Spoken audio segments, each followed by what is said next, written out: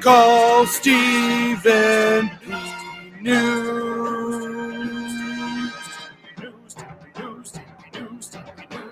If you need to sue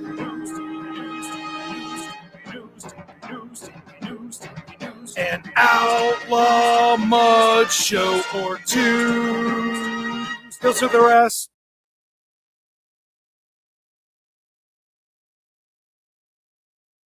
More暖かくなるエアコンに変えてください。細長だから快適ゾーン4倍。 What's your next desire? すぐ暖かくなるエアコンがいい。細長だからファジー速暖。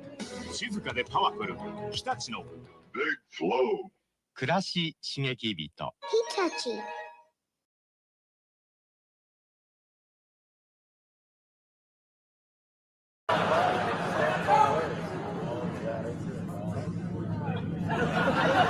And now to the man of the hour. Can someone get him a vodka with Metamucil? Blonde, great in-ring wrestler, great on the mic, a womanizer, 16-time champion, but enough about Kurt Hennig. Ric Flair has been paid millions and millions and millions of dollars by Vince McMahon, and he didn't have to fuck him.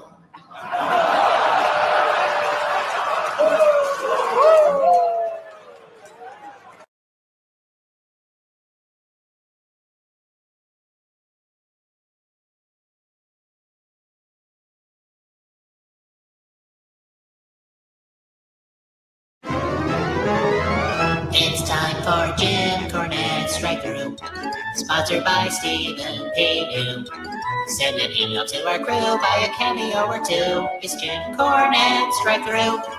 Come and pull up to the window and we'll open up the screen. Watch his corny cuts a promo on the pitch at Dairy Queen. Hear a tale of Smoky Mountain and some stories from the South. Then make like Vince McMahon and shove a sandwich in your mouth. It's Jim Cornette's podcast. Taking questions you will ask. Talking wrestling from the past with his co-host Brian Last. It's Jim Cornette's podcast. Come see Nero, Kevin Pockets, Dino, Douche, and Chuckle Fuck. Felix, Riho, Baldwin, Buck, and Harpo, Finger Fuck. And then there's Endless Twerking from good old Sunny Gifts. And then there's Maki Ito, she's the god of love and piss. It's Jim Cornette straight through, knocking AEW.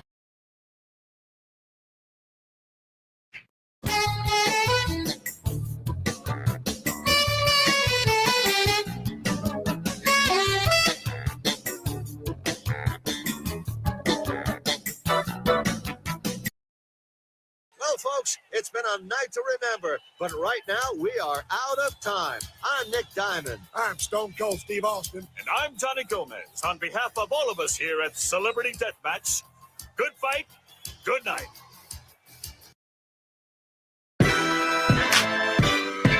It's Becca, bitch. You're about to get vile.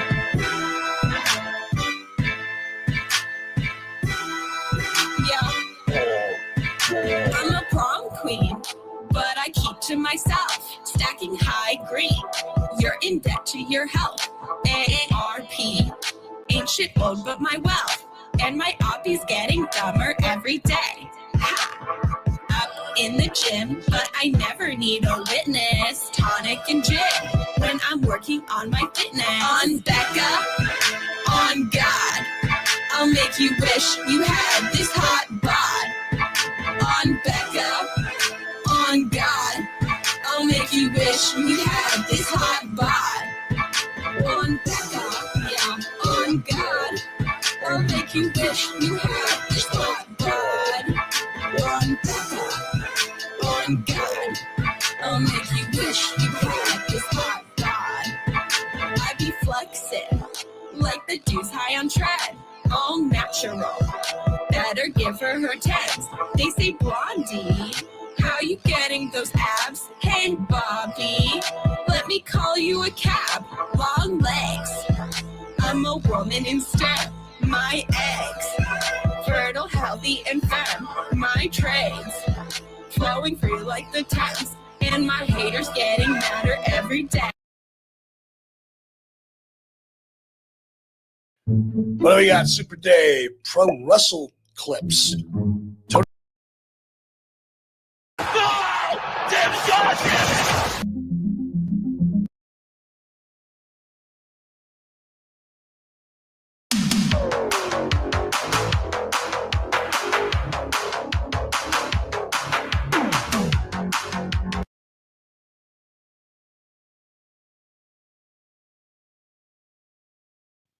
Sunday, Monday, Tuesday, Wednesday, Thursday, Thursday, Friday, Saturday, Sunday comes again. 毎日 Sunday, 毎 Monday, 日 Tuesday, 日立の Wednesday, 細長 Thursday, 静 Friday, か Saturday, サラサ Sunday ラ comes again. きれいな空気体には細長が気持ちいいんです日立のビッグフローウェルネス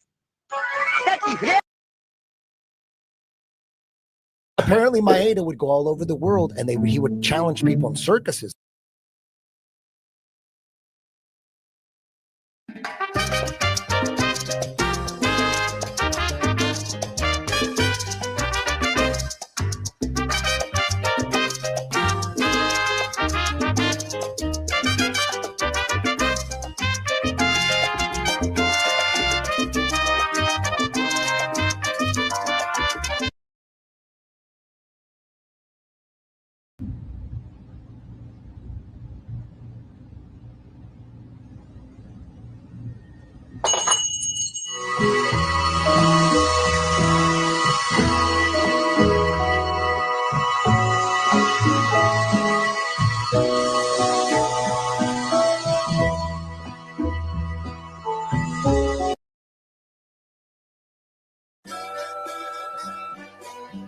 Can you give me a beat?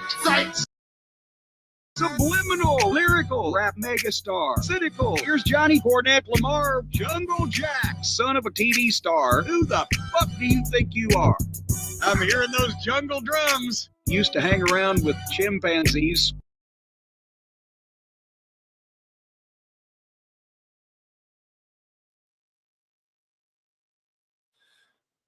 Used to swing around with chimpanzees. Ooh, what's happening, folks? Welcome to another eclectic edition of PWT Live Show. Yeah, I'm all disorganized here today, folks. Yeah, I am your live host, your host, the infallible Phil Marks. Yeah. And yeah, I think I sent it out. Georgie Porgy Grandpa Pa's here with me playing producer George again, laying in the cut. George, did I post the link everywhere? It's in Discord. It's on X and everything, I believe, right? I fucking sent the show out there, I believe. No? Yeah? I don't know if George is okay. Well, he will. I mean, it's a failure. We're messing up already. You fucked up. You fucked up. Welcome to PWT Live Show. I'm your host, the infallible Phil Marks, and tonight we have a lot to get to, as seems to be the case as of late. And I've been digging up really good stuff and semi-obscure stuff, and a lot of funny sicko stuff and topical sicko stuff. Join the Discord. And yeah, I hope I started early again because I thought that was cool. Last time we had I think 600 people watching us, minus the max numbers, though. We don't know the max numbers on PWT yet, so could have been way more. It was in the millions, right? So yeah, we have a lot to get to. As the I don't know why I put this photograph we will look at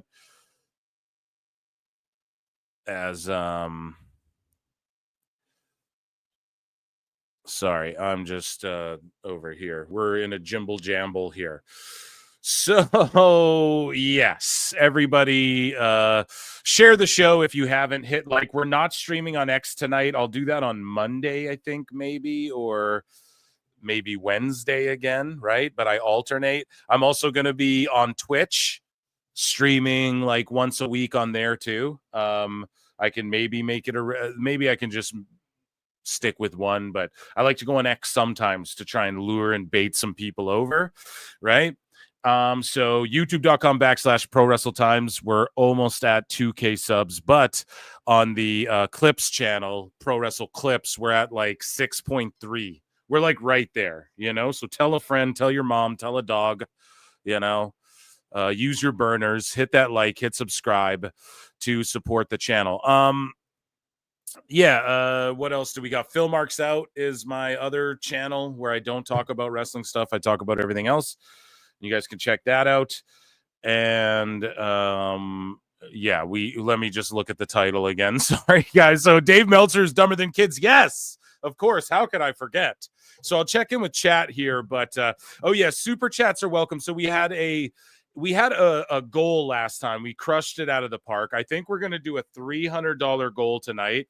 And then what this is going to do is you're going to see right away like a GM mode with some people and stuff like that. You know, I'm going to jump into the gaming thing. So I was challenged to do this. So we are going to do this.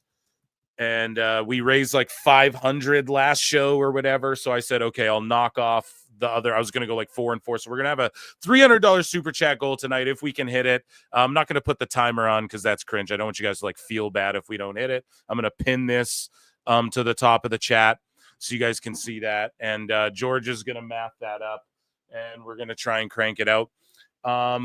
But yeah, we're going to start doing I'm going to do commentary over like universe mode. I'm just going to tap in and do live streams where I'm gaming on Twitch and that, but also my pod will be on Twitch. So if you're like, I like Twitch more, I'm going to do once a week over there as well and on X.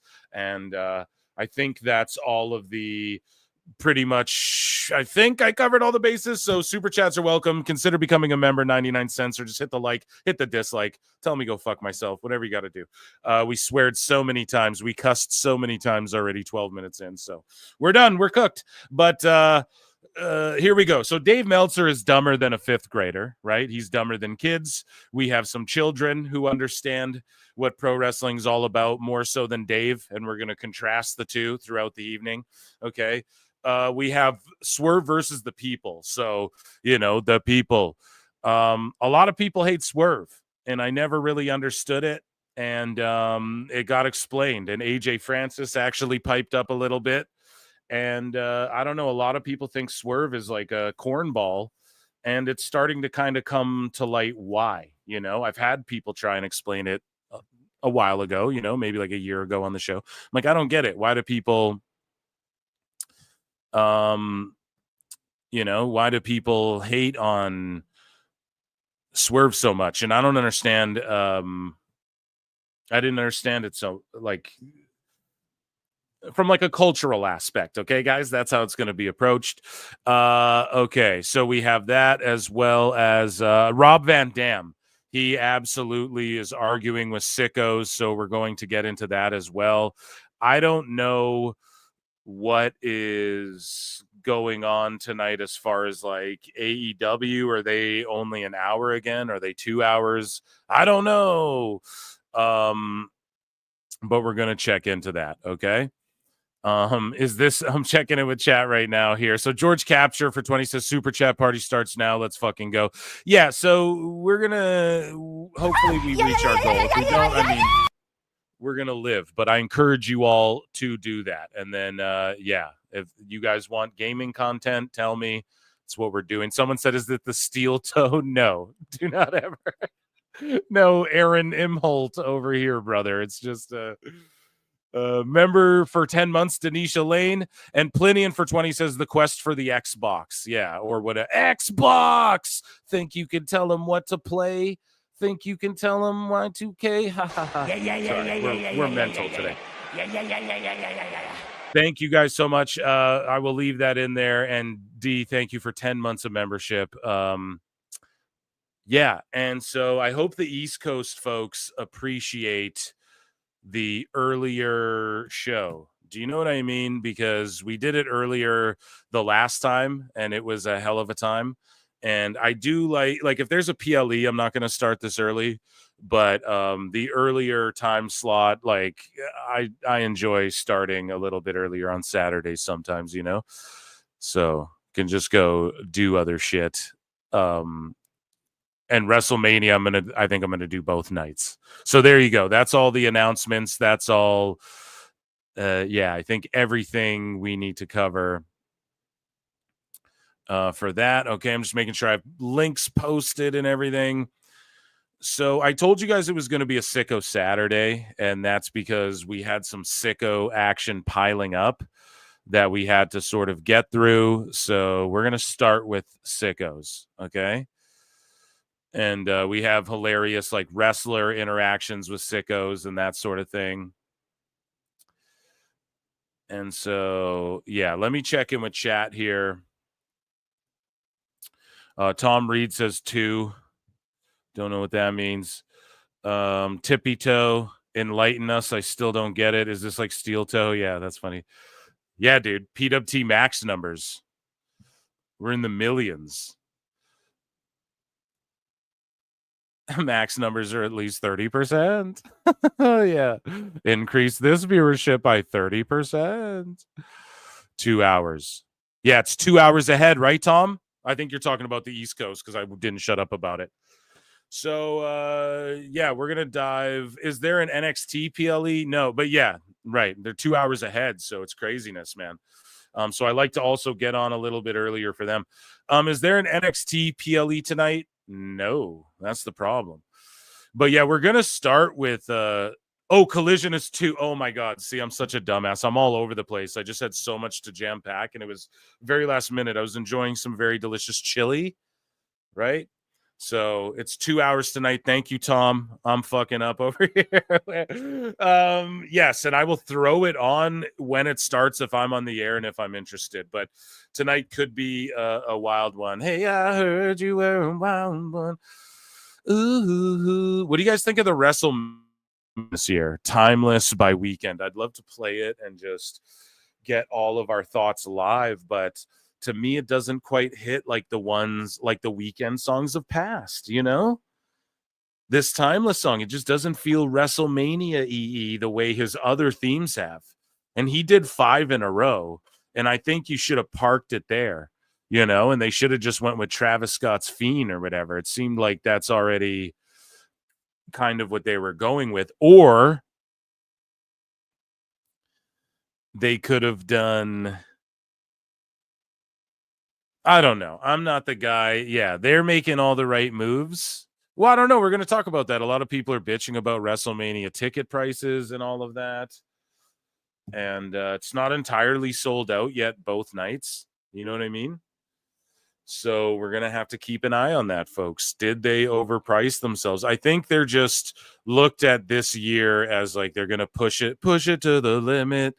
Because they were able to, and they know they have such a, like they just made such crazy deals. This is like a spend money year for all of TKO, right? So I think this was just like charge up the ass, spend as much as we can. We're white hot. That's when you do this, so that when things average out and cool off a little bit, you can, you know, you can bank on, well, literally it's bank, you know, you've banked up and people know that, yeah, they have good faith in you that you can bring it together at Mania.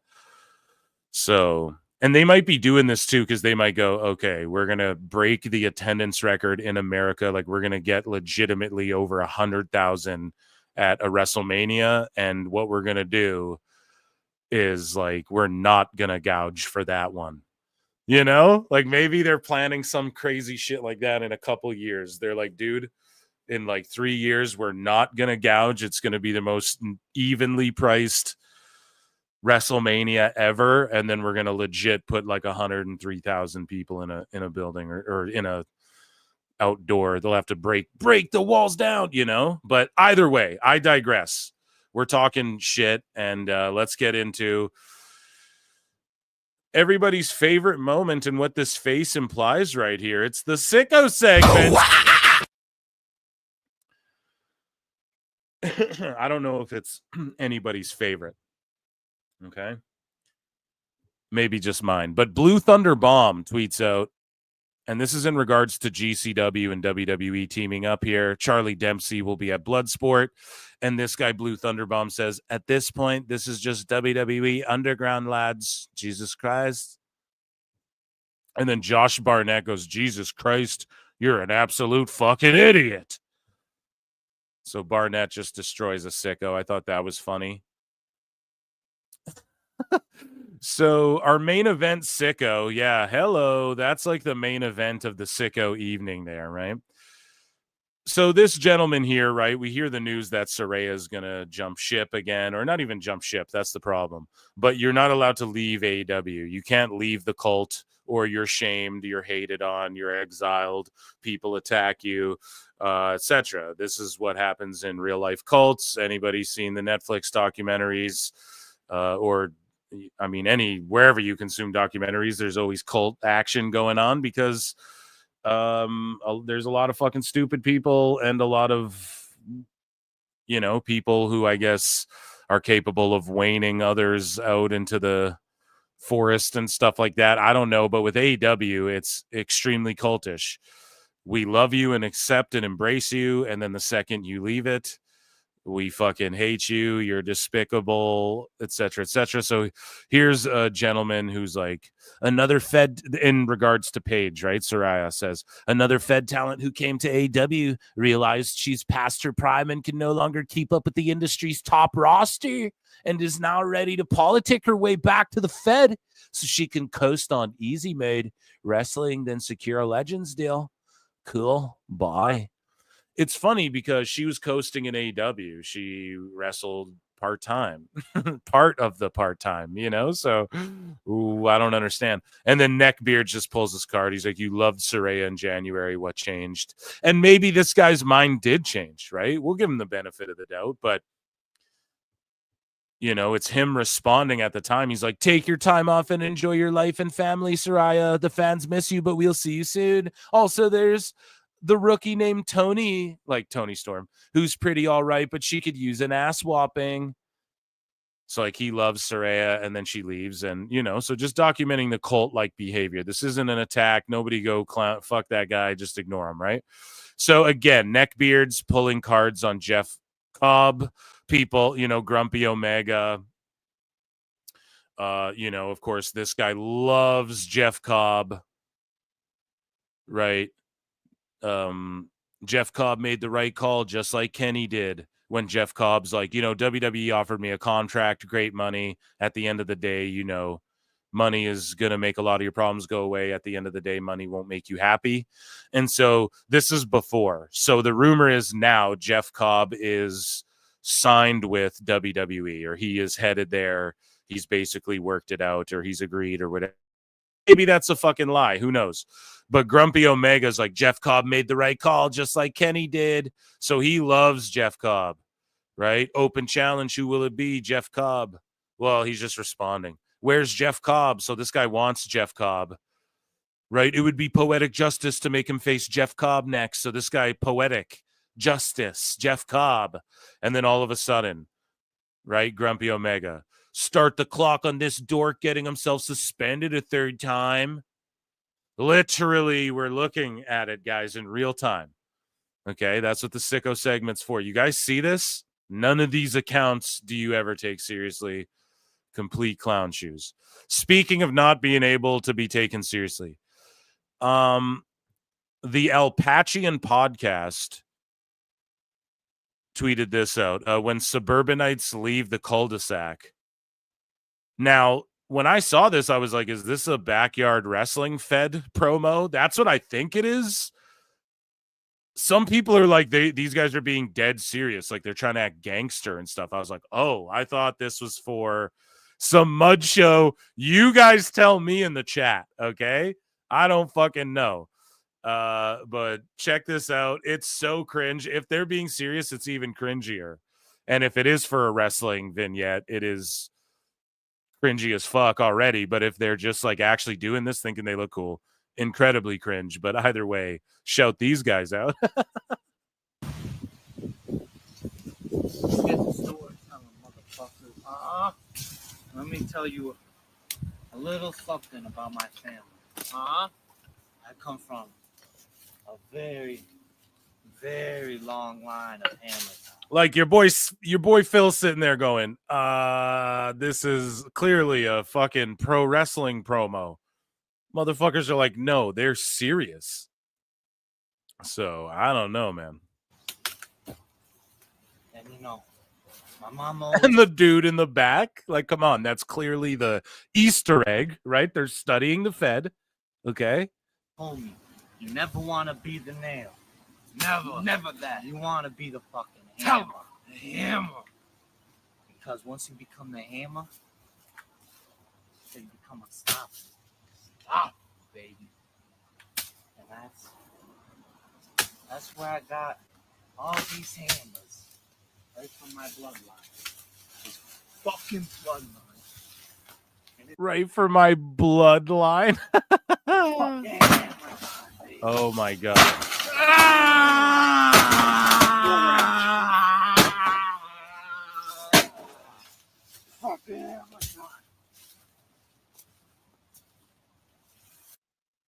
I don't understand. Like, what are they doing? So that's not them pretending to be pro wrestlers.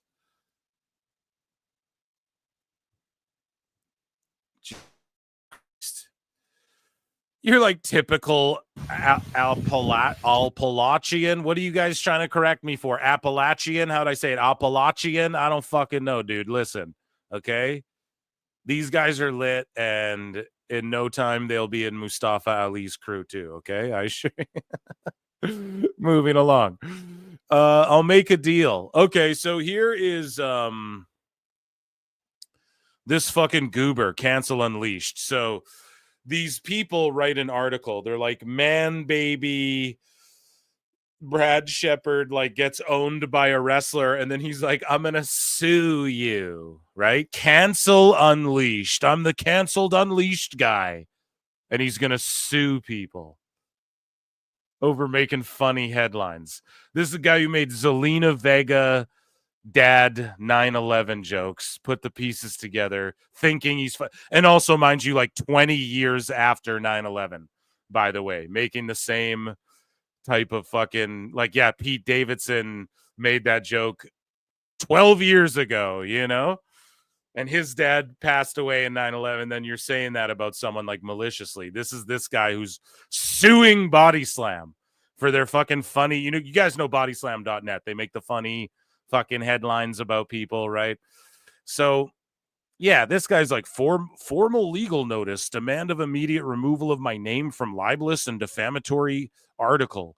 Is this so? Like, is someone posting a screen grab, or is this a tweet? And if this was a DM, no, this looks like, did he tweet this out? What the fuck, man? So he's like, Dear Cassidy and Nick, I'm writing to formally demand the immediate removal. Oh, this is what it is. The article titled WWE NXT star Jordan Grace claps back at perennial pear-shaped douchebag Brad Shepard. And he's suing them, bro. Suing them. Emotional damage. Canceled and Unleashed, bro.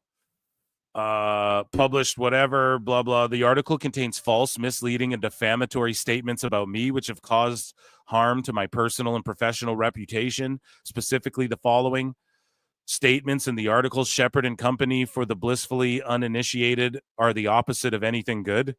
Right, but that's all subjective, right? So if it's an op-ed, Brad, then yeah, what are you even talking about? Cancel Unleashed. Can't take a joke. Crazy.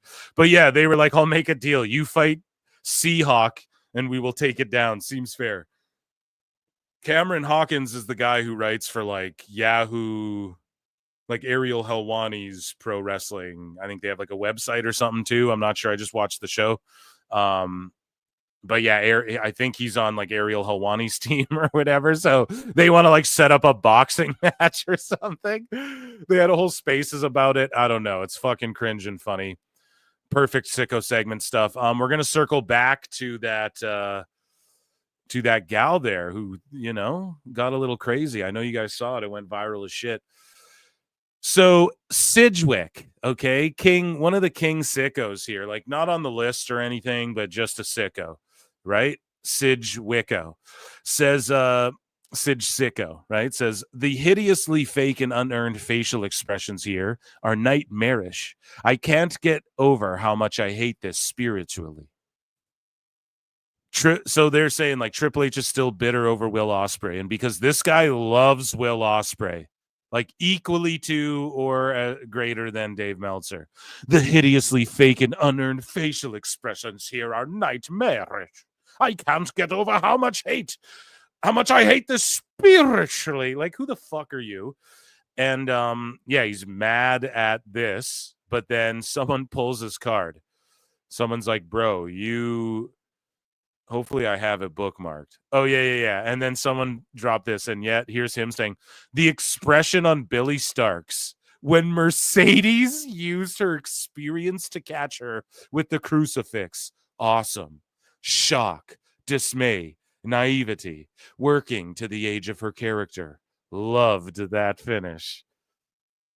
Right? Absolutely craziness, man. I don't know. It's just the pomposity of it, and then to go and say Billy Starks' facials, and then he like attributes it working to the age of her character. And it's like, what, being green? What, you mean like not being as good as these vets down here that you were talking shit just because it's WWE? And someone said Will Ospreay and your fucking brain went, oh, what? You know, craziness, man. So, someone posted this. So FTR Follow the Revolution. I don't know. We've never just made the list. We've never said officially, you know, but the guy posts like he puts out like press statements for AEW. He doesn't work there or anything, right? And he writes like love letters to some of these guys. And like he posted this. And he's like, attending AEW shows has many perks, but one thing that stands out is discussing AEW with some incredibly knowledgeable young fans. I'm honored to call them my friends, fellow sickos. So he's like scoping out the kids, and he's like, hey, can I take a picture with you, my fellow sicko? Like, what's going on here, bro? What the fuck? And then, yeah, this guy's like, nah, but if Blood was a WWE guy, they'd be calling him and the fans P3Dios. Yeah, obviously, but I don't know. Like, I hope their parents aren't far away, but yeah, I'm not saying nothing, right? But I mean, the optics, boys, right? My fellow sickos, don't go up to children and call them sickos, okay? I implore everyone in this chat, do not do that.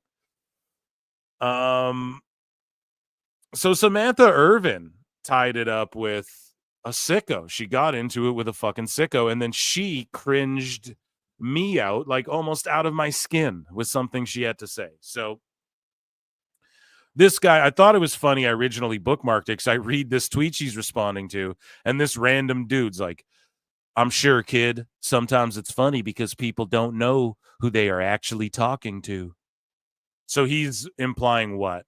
He's like a billionaire on a burner, or he's Ric Flair on a burner, and she should be listening to him or something. I don't know. Right?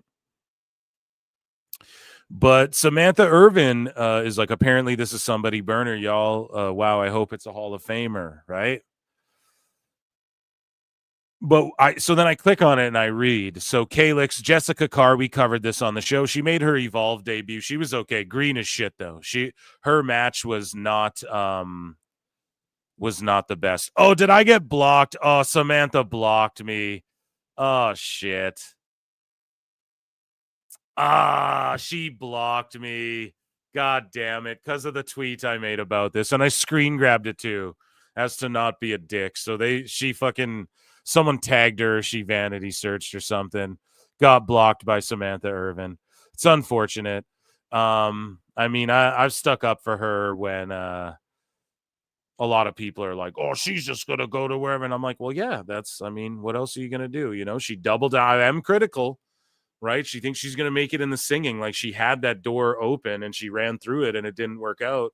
America's Got Talent and all that. And now you had this other door, and you and Ricochet are going to go off, and you just want to like make a shitload of money and like make songs, and she wants to be a manager and all that shit. That's great. That's amazing. And AEW will let you do that. I think they came in the wrong time where Tony's not actually going to let them do that. And I don't know. Here's more of Samantha's, like, does she have main character syndrome? Like, we had covered that on the show multiple times. So, okay, she blocked me as of like yesterday or today or something. Okay, guys. So live here at PWT. But shout her out. I'm not a hater, and I'm not upset. You know, I'm gonna still support. I just want her to come back to WWE and fucking ring announce. You know what I'm saying? So I don't, but as a fan, but as her doing her own life, again, no one is here to explain to her or tell her what her life path is or should be, right? Like, that's nobody's job to do that, and I'll always maintain that. So, anyways, so this guy goes, wait, she can do this, but Samantha Irvin couldn't be a manager. No, it's not that. It's because she gets to go be with her husband. And then what it is like Tony Khan has all these other entertainment world connects as well, right? And you guys, Samantha wants to get in the ring and do all this shit. They just didn't see that for her, like, period, point blank, you know? Or she wants to manage. She thinks she can book and stuff. Well, we're about to read. Jessica Carr is allowed to do this Evolve shit, and she didn't look good at all. I'm going to be honest. And the fact it's leaked, and I'm not trying to trash Jessica Carr. You guys know I put Jessica Carr over. She's a great referee. Watch me get blocked here too. But all I'm saying is, like, it was so clunky and bad, you know? And the girls she was working with, working against, were really good, but it was just clunky on like this Calix and her partner's end, right? So they shouldn't have done this, and I'll criticize it as I don't think they should have did this with Jessica Carr, just my opinion. And I bet Samantha Irvin could have wrestled, but they wanted her to go down and start down here. She doesn't want to do that. She wants to skip the line and just be on TV as a manager, as a character right away, main roster. So that's the difference here as well. Jessica Carr is like, yes, I want this bad enough. I will go do Evolve, wear a mask. You know what I mean? And start from zero and work my way again. Samantha does not want to do that. She tried out as a wrestler. They didn't want her in that role. They found the perfect role for her. She didn't want to be in that role. Okay, then don't do that role. Go to AEW, try your best. And maybe her and Ricochet cook. Like, I'm going to check if Ricochet blocked me too. Because you guys know I've been putting over the Ricochet stuff as well. So I'm actually going to check, and let's see if it was a couples blocking, right? A couples blocking. Wouldn't that be cute? Let me see. Let's scroll down. No, Ricochet still has not blocked me. So that's cool. It wasn't a couples thing. They don't run to each other and like block this guy, you know, which would be okay if they did, by the way. Right. However, let's continue. So this guy says, bro, she don't know what she wants. She said she wanted to wrestle, then said she never said that. I mean, I'm pretty sure that's true. And wanted to be a manager, yes. And now recently she said she wants to be a booker. And then Samantha Irvin's like, never said I wanted to wrestle. I said I wanted to manage. And Michael Hayes said I could be a good booker. Michael Hayes said I'd be a good booker. And I wasn't trying to be shitty, but You what? I fucking screen grabbed it too, because I want the whole conversation so it's in context. So nobody thought I was just like ripping on Samantha. I was like, if she's serious, I'm cringing out of my skin. I was like, because he's just being nice. Clearly, like if Michael P.S. fucking Hayes ever said to Samantha Irvin, oh, you'd make a great booker, doll, he's fucking Joe. How would they know? You don't. Here's the thing with booking, guys. You don't know till you know, till you do it, till you jump in, put your feet in the fire and do the goddamn thing. You do not know if you'd be a good booker. I don't care how many video games. I don't care if you wrote shit down. I don't care if you spitball your creative ideas over a cocktail to Michael P.S. Hayes. He was being nice to you. Period. Period, dude. He was just being nice. And I'm sorry if that offends. I'm sorry if that's not what you want to hear. I'm sorry that you had to block me over that. I don't hate you. But Michael Hayes said I could be a good booker. Whoa. Whoa, dude. That's like your ex saying it's the biggest she's ever seen. Am I right, ladies? No? Where's my but-umts, right? I got jokes too. Even though we're cringing here a little bit. I got jokes. So Obi-Wan goes, yet didn't want to put, so this is where it's like, no, I like don't start trashing her work ethic and shit. You don't know that, right? So here's where I'd defend Samantha and she'd be like, word, thanks for having my back. But because my tweet was about you are cringy, if you think Michael Hayes was serious and wasn't like, yeah, Toots, you could you definitely be a great book. You can do anything, you know. But anyways, didn't want to put the work in. Everyone before had to put in. Paul Heyman was treated like shit by the WWE for years before they let off him. Everyone there now had to endure Vince for decades before getting a shot. And then she's like, bro, you will never know more about the company or the business than I do. Yeah, I agree with Samantha. And you'll never put in as much effort and work as I have. And you'll never learn what I'm currently learning. I'll be back and you'll still be tweeting about it. Yeah, I think her and Ricochet together in AEW could be like a really good heel thing. And they should pull the trigger on that. But yeah, I'm sure, kids, sometimes it's funny because people don't know who they're actually talking to. So who is this? Right? So she's name dropping Michael Hayes. Like, who's this over here? Right? This is fucking Dutch Mantel's burner. Like, what is this? You know? So yeah, sicko wars with the wrestlers, man. They're starting to pipe up more on these fucking sickos. It is what it is, you know? So Joey Janela and JD, they go at it some more. Yeah, here's my tweet, actually. Sorry. So I go, Michael Hayes was just being nice. There's no way to determine that she thought he was serious. Not even trying to be a dick, but unless she's being sarcastic here, this is cringing me out of my skin. So she blocked me. She wasn't being sarcastic. Be gone. Oh, chat. Oh, no. Oh, no.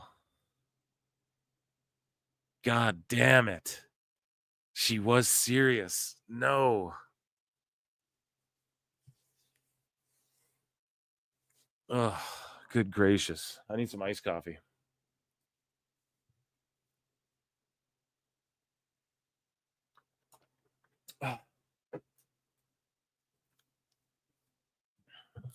Yeah, I don't know.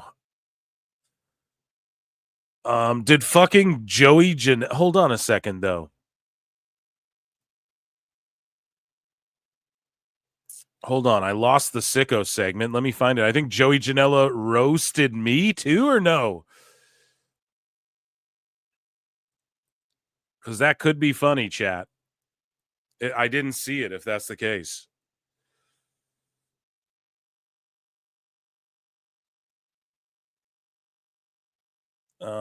Here, I'm trying to bring it up. X is like, do you want to boost the visibility? No, he didn't. Okay.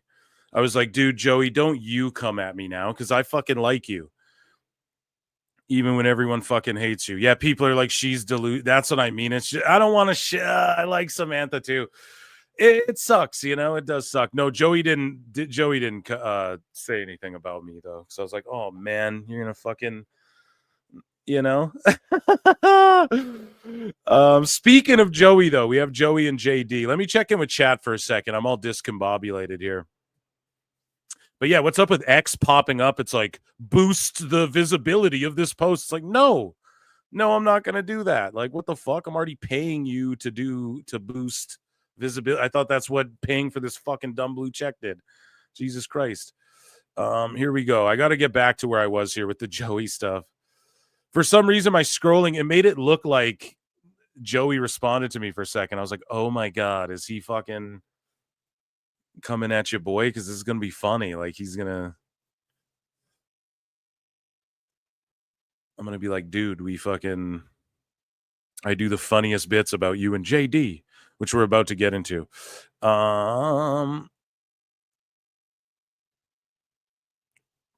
So here we have sicko stuff. Where were we? We were with here. I'm going to start. Okay, we're going to start anew here. Share with this tab. What's going on with chat here? Let me check in with chat. Oh, come on now, Phil. That ain't right. Hey, Phil, took my RHS exam this morning at 8 a.m. I have to wait 1 to 3 business days for results. You got this. You fucking got this. Eskimos live in Alaska. Yeah, I think some people get offended by that term now. I'm not too sure. Can we call, like, I know Edmonton, I'm pretty sure changed their name in the CFL. Can we call the Bane and Ford tag team Eskimo sisters? Oh, yeah, because Eskimo brothers, yeah. Joey, you don't want none of Phil. No, it's not even that. It's like, but like, he would laugh if he heard, because I give him the benefit of the doubt. I know a lot of people fucking hate the dude, but I'm like, come on, man. You know, just JD's crossed the line with him to where it's like they're gonna throw down. So I'm not, just because I also do the voice like this and shit. I'm not. Him and Mox are close, you know, and everyone basically just does Brian Last's Moxley, right? Hey, Miss Oh, haha, Hayes just trying to bang. Oh my god, okay, that's not very fair. Okay. So moving along here, we have our sicko action. We're gonna start JD and Joey Janela coming up in a little bit. Oh, so you know the Moxley spike bat spot. This guy's like AEW is still trending past. This is the FTR Follow the Revolution guy, right? AEW is still trending past 7 this morning. This is why I feel the reason why they did it was to fuel the flames and set the internet on fire. It could be good or bad, but my brother said it best. It's getting the eyes on the product, even if it's something in poor taste that people will still talk about for a while. What a fucking idiot, man. This is that guy taking pictures with people's kids, calling them sickos in front of the AEW shows. Right? So wrestlers getting into more sicko wars, right? We have Taya Valkyrie getting into it with some of these fucking sickos. Okay? So AO Productions is like, yo, what he's saying, basically every promotion she's wrestled at. He's saying like Taya's wrestled in every promotion in the world almost that's like prominent right now. And then Taya quote tweets this and says, I'm a record-holding former world champion in not 1 but 2 companies. I'm exhausted having to educate everyone on the fact I've literally worked everywhere and accomplished things that nobody has, but here we are. Well, let your work talk. Ignore these fucking people. But yeah, Taya is a legend where she's on that AEW shit, and it's like good. Her and Johnny TV, Johnny Mundo, Johnny Elite, they deserve that, right? Like those are guys where, okay, they're just down to hang it. It's not like we're clamoring for them to get these huge pushes and they're not in a stage of their career where they can't just like help get other people over and stuff like that. You know, they booked Johnny TV against Big Boom AJ. It's like, all right, that's who you know, he was on Survivor or whatever, right? Like that's who you book it against. That makes sense. But this huge glittery goof, it's a great name though, says here we go again, another wrestler crying on X because nobody's don't know who you are. That's your legacy. Meanwhile, you're cashing daddy's checks. What is her dad rich or something? Prancing around like a Timu Gwen Stefani. How is it Timu Gwen? Maybe her hairstyle and her makeup? On ROH's rotting corpse. Total joke, sad. Yeah, just a sicko. And then she's like, Timu Gwen Stefani, oh my God, thank you. Ha ha ha. Now you got a reaction. Crawl back in your hole and disappear until I feel like making your day again. Someone come get your child. He's acting out again. Yeah, some people's kids, man. I don't know, just a little jousting, but ROH's rotting corpse just goes savage. Yeah, but why is it tap dancing, right? I mean, this is the kind of person. It's like, what do you do with Taya? Push her and Johnny Mundo like at this stage in their careers? I don't know. Like to me, that seems like they're at the point where they just need to make their money and chill. But yeah, this guy's like, oh look, someone's bored. I guess nobody's paying you to actually wrestle. You've got to find something to do. Might as well pretend you're relevant. And then Taya's like, someone come get your man. Oh wait, you're eating Cheetos in your grandmother's basement alone. Okay, bye. Done doing charity for today. It's always Cheeto finger mother's basements.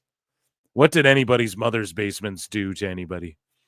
So Ringside News has another fucking Steve Carrier has another sicko meltdown, right? And he's like, let's stop the pretending. No married guy travels from Chicago to Florida on his day off just to play daddy. Or does he? And this is he's referring to Cora Jade and CM Punk. Okay, so we have more of that as we go along here.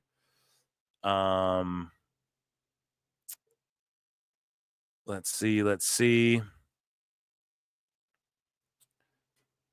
Yeah, I got blocked, the ultimate sicko thing. So there will be more of that. You guys will see. But either way, this Rockarito guy is like, WWE deserves everything wrong happening to them. It's like, what wrong is happening to them? You people are fucking nuts. Rob Van Dam, though, speaking of wrestlers mixing it up with sickos, Rob Van Dam starts just owning all of these AEW sickos. Someone in chat's like, you did RVD dirty on the thumbnail. Hey, he made the face, not me. I googled Rob Van Dam funny, and that's what came up. Shout out Shawn. Rob Van Dam did the Shawn Michaels impression, not me, bro. Not me.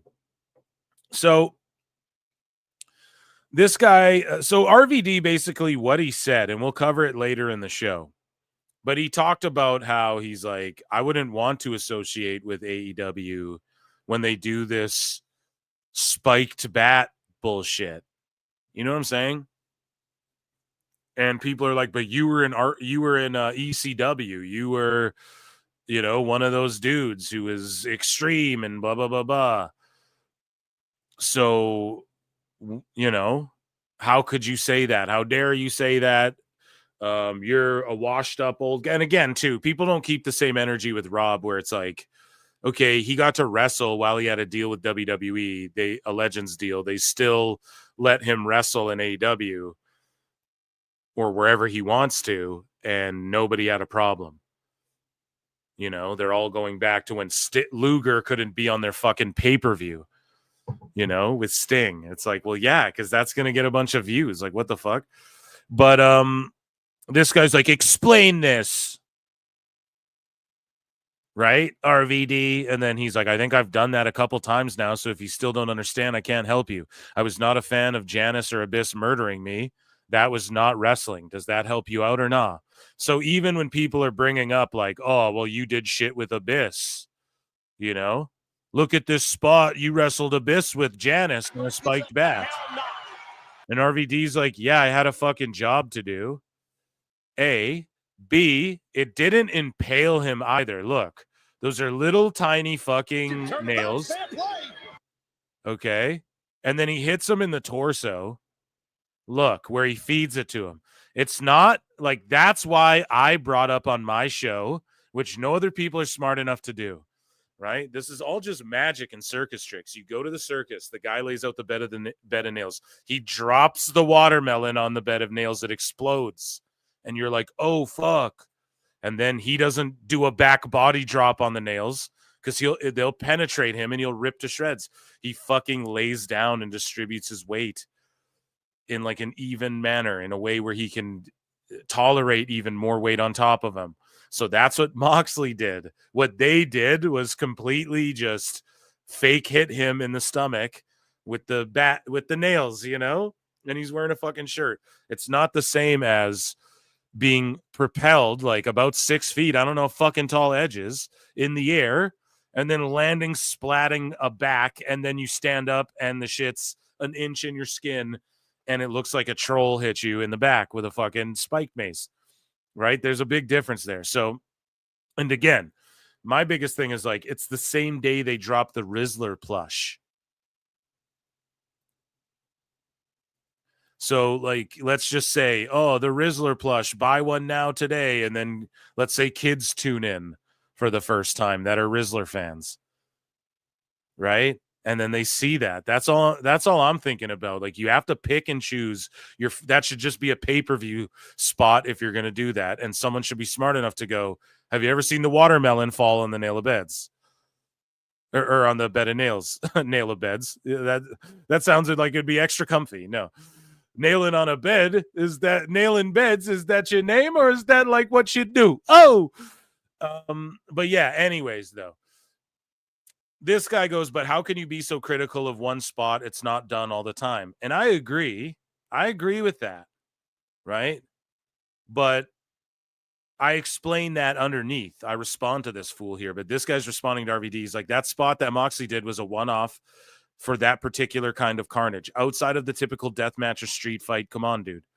WWE is brainwashed that their style is the only way. It's not. God damn it. So I was just like, dude, car crashes don't happen all the time either. We all stop and look, but it's morbid and cringe, and you don't want your children seeing it. If he chopped his arm off, it wouldn't have been done before either.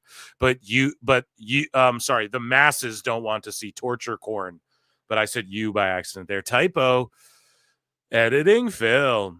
And then I'm like, I don't know why you sickos don't get that you're fucking wacky and think everyone else is brainwashed. We aren't, bro. It's y'all. You are a group of don't be that guy guys. Don't be that guy, guys. But you guys, you know what I mean? The sickos don't get it. Like, you remember the old joke, don't be that guy. It's all don't be that guy, guys. Do you know what I'm saying? So, RVD responds and says, the WWE brainwashing that you're referring to produces the style that draws the biggest crowds. And again, now what? Is RVD an old podcasting grifter? Is he an old 90s podcasting grifter who doesn't study the business, bro? RVD is Van Damme's wet dream. RVD is Van Damme's. RVD is Dave Meltzer's wet dream, rather. Okay? So, no, bro. Like, especially in his prime. So it's not grifting. Look at all the greats, all the goats from prior years before. They understand that the whole purpose of what they're doing is to draw a goddamn crowd, because that's what wrestling fucking is at the end of the day. That's literally, especially pro wrestling. Okay, the art of pro wrestling. You mean you want to watch NCAA amateur wrestling then? If you want the art of if you want the art of the entertainment side, which is where it became pro wrestling, where the two split off. Pro wrestling became pro wrestling because the pro catch wrestlers were like, fuck, we got to make more money and get crazy and more. How do we do that? We work shit.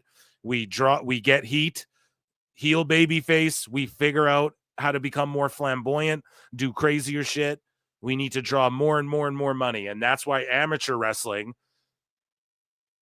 stayed what the fuck it was, and it's still called amateurs, even though that's the legit style. The pro shit, the pros, where it's split off, where the delineation happened, okay, and you get the fucking timeline split in wrestling, is where the entertainment aspect came into it, and just we have to draw fucking crowds, period.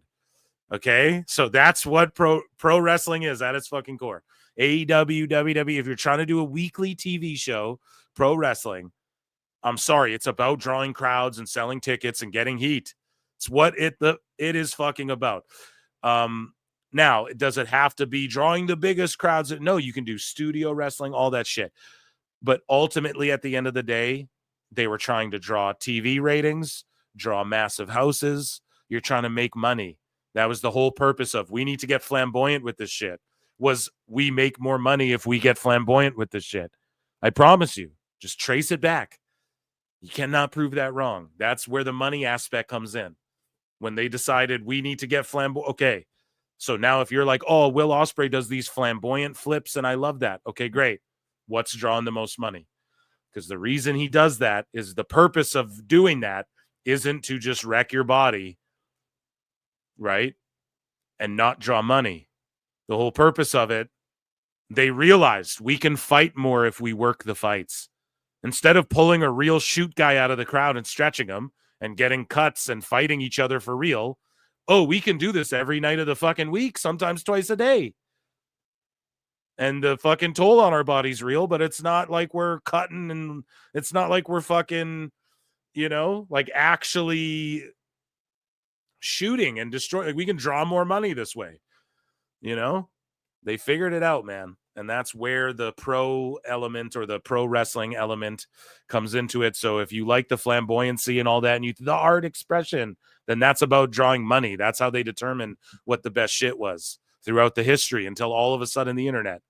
when fucking Jericho's responding back to reviews of his matches online and shit. That's what fucked wrestling up right there. The curtain call. Fuck all that, you know? Anyways, though, Van Dam gets it. People get it. So AEW WWE movie fan says, you had your day in the sun. Cool. I don't think we should be listening to old heads trying to say what they think isn't wrestling. There's a very different perspective when you actually are a deathmatch wrestler. I hate the fucking old head thing too. People hijack that. No, bro. Van Dam's not an old head, bro. Okay? He's still very much in touch. He still understands. He was ahead of the curve on a lot of things in his time, in his style, in his way of thinking about the world, right? So yeah, I just don't know what you're telling. He's not an old head.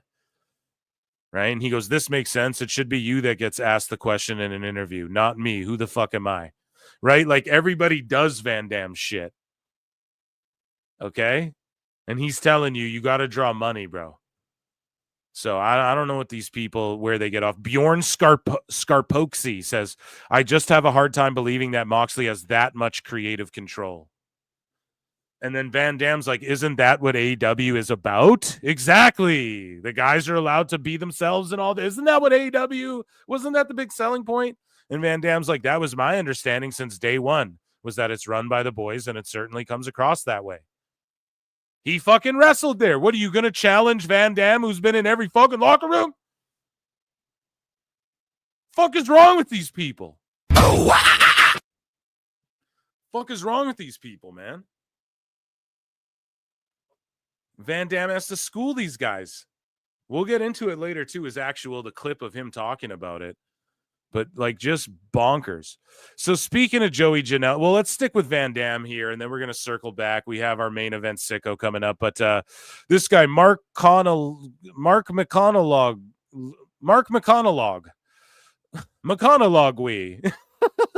So the real RVD says that John Moxley's spike spot was not wrestling to him. Meanwhile, back in TNA in the year 2010, he did a spot with Janice, blah, blah, blah, blah. Just the same fish-brained. And he even says it. That wasn't wrestling. And I didn't like it. So Van Dam's like, are you saying I love this? It was my idea, or just that I did it? Someone who was wrestling wrote this, and someone who wasn't wrestling rather wrote this. And I always said it was stupid. Okay, what do you have now? Do you think Moxley did what he was told, or it was his idea and he loved it? When fans remind me how stupid they are, it makes me want to be a heel. But I ridiculous point. I think he meant to say, what a ridiculous point. Let's see. So this guy here, RVD, I respect you for your wrestling career, but saying you don't like the John Moxley spike spot is laughable for someone who was working for ECW. Was that wrestling back then? The violence things that you do and others did, Barbara. These people don't have fucking like proper grammar or punctuation. Flaming tables, a tie-pie death match, still got DVD. And then Van Dam's like, some fans on here are another level of ignorant. 1, concussions are a part of my past, not my present or my future, no matter how much you don't know. 2, I've always said that the Abyss spot when he murdered me with Janice was stupid. I've always said back in ECW, the garbage matches took the place of wrestling because they didn't have wrestling in them. 3, do you think a writer gave Moxley that spot and he thought it was stupid? I don't. Boom! Boom! Me neither.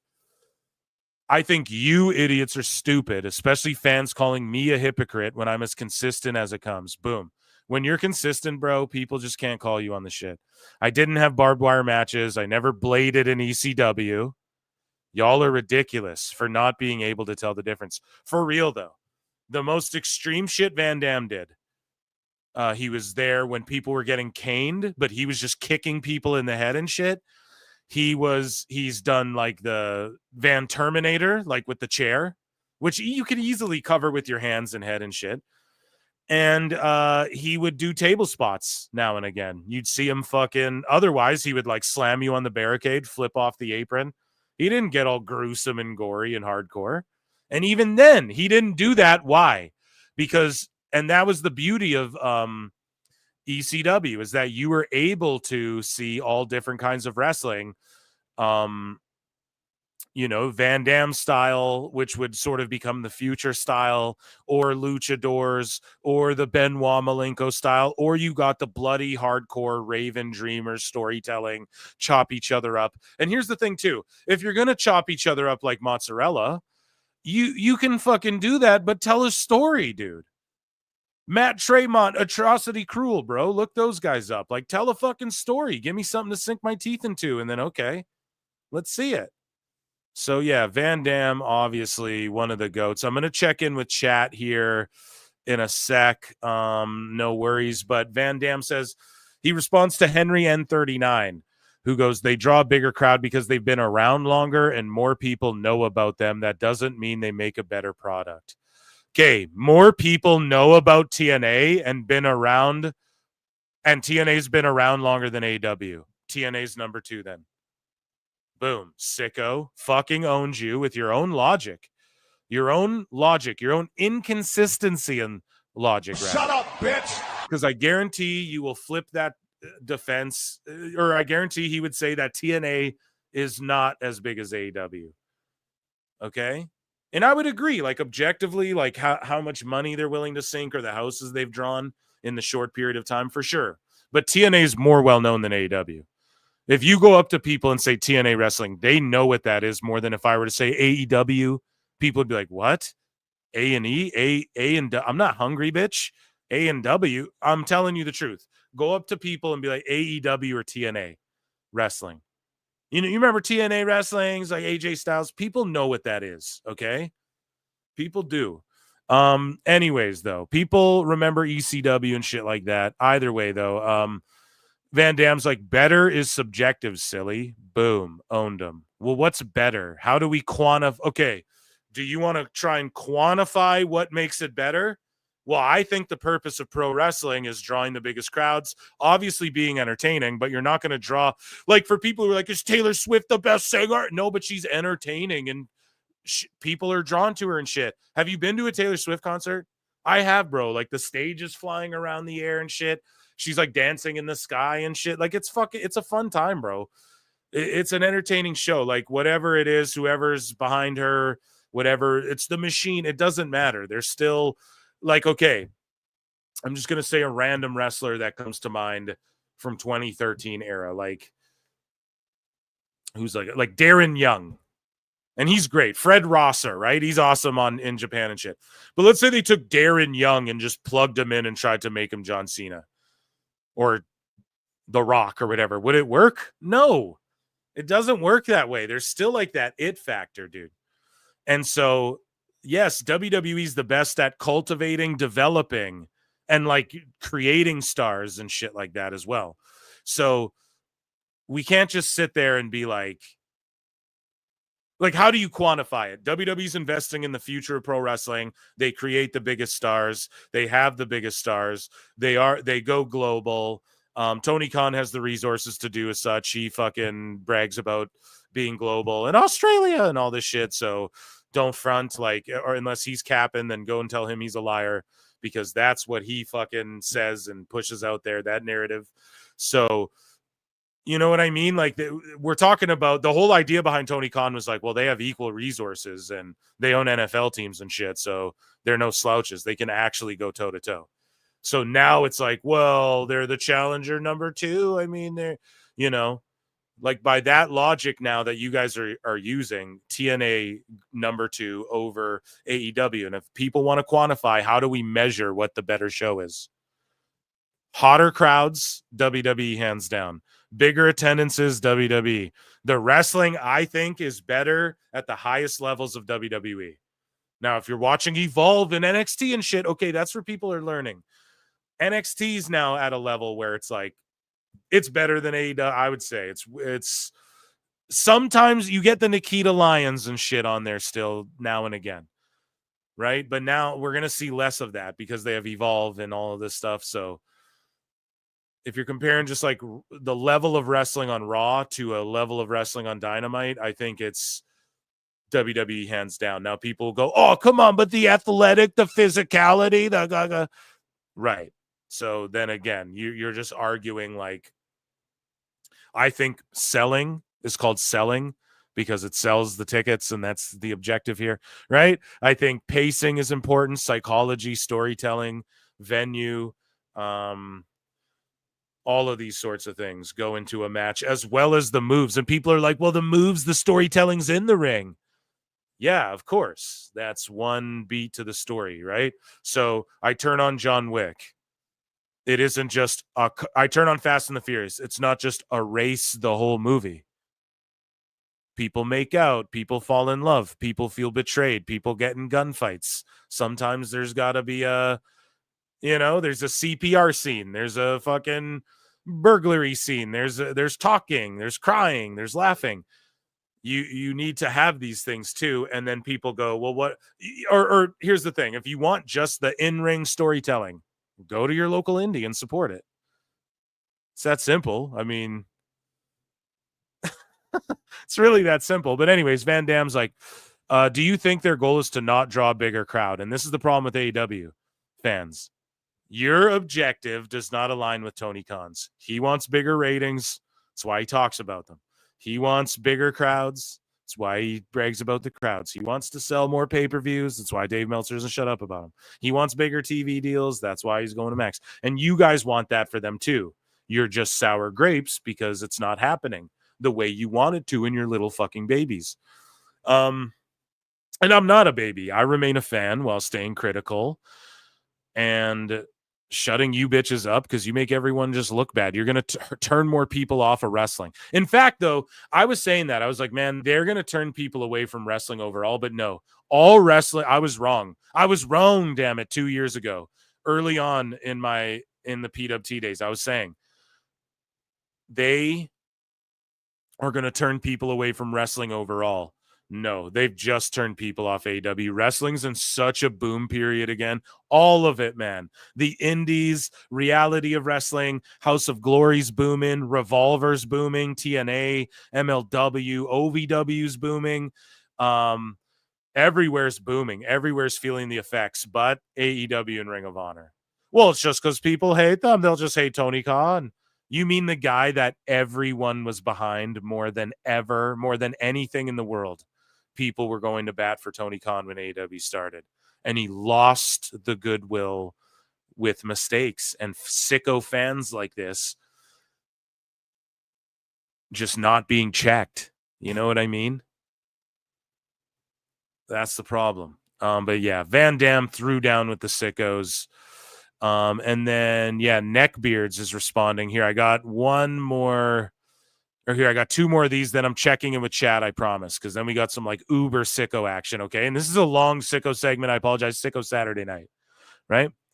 So let's see.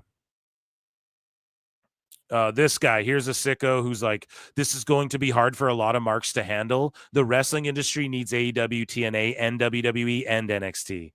These are critical companies that the entire industry needs, et cetera, David.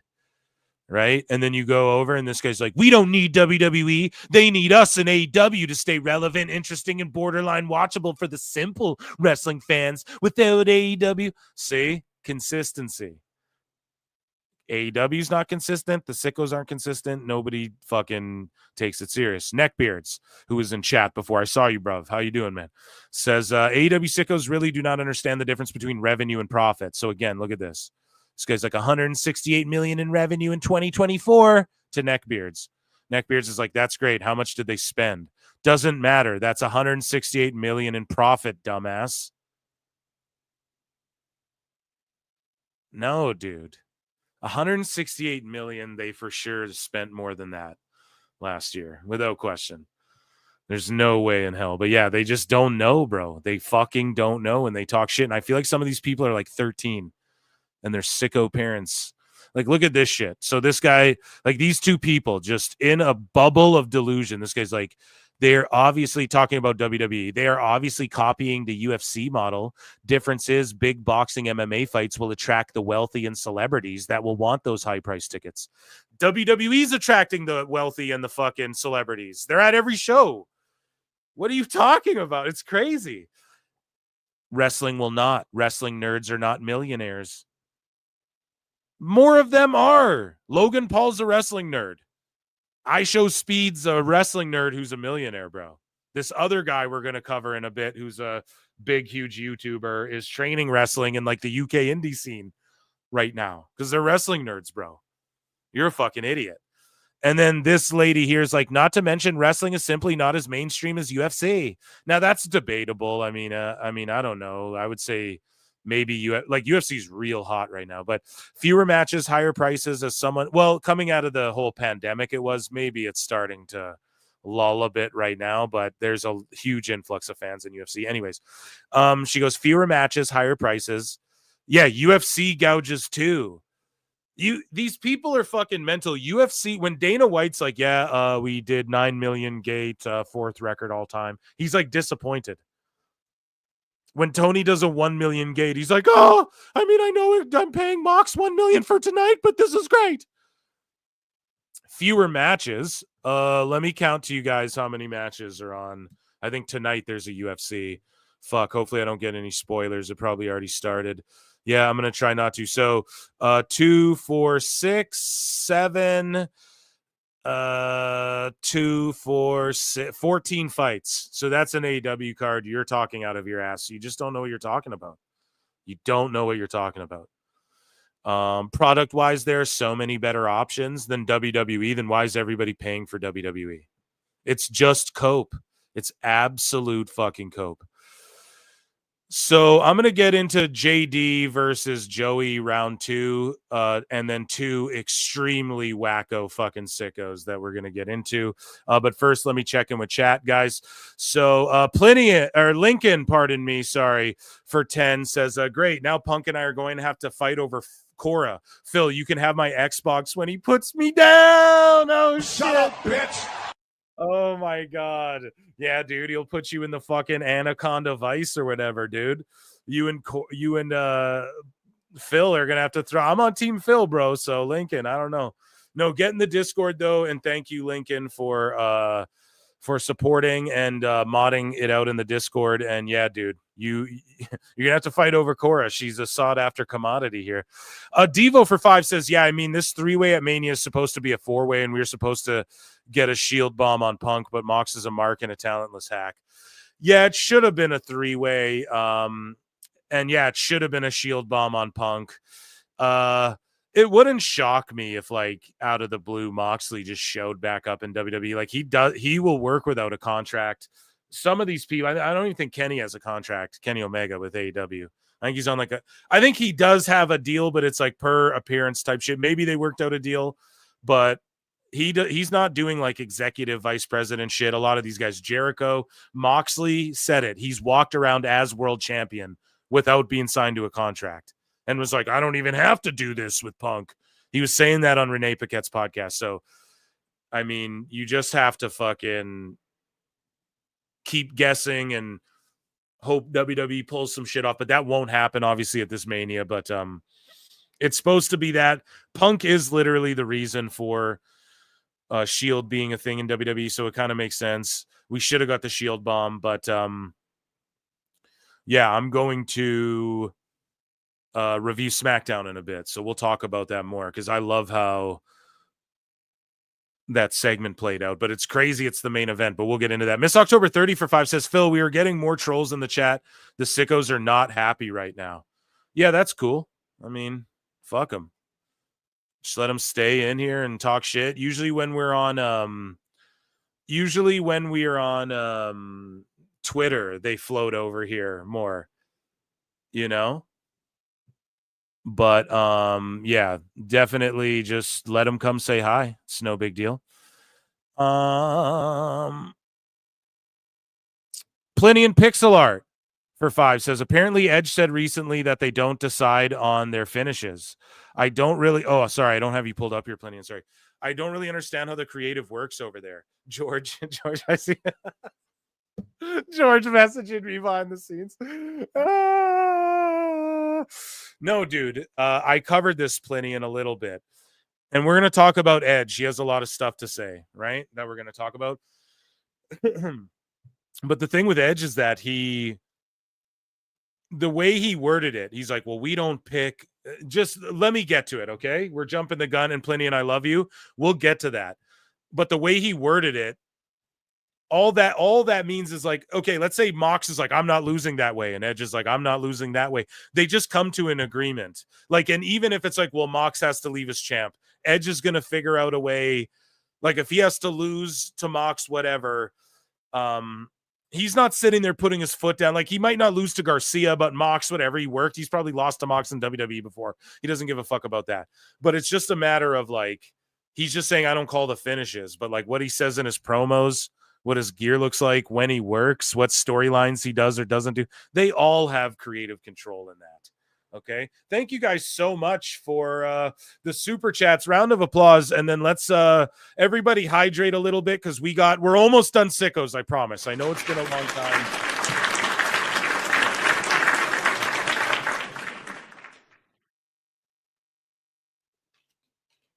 Been a long segment, but we got some really good ones here, okay?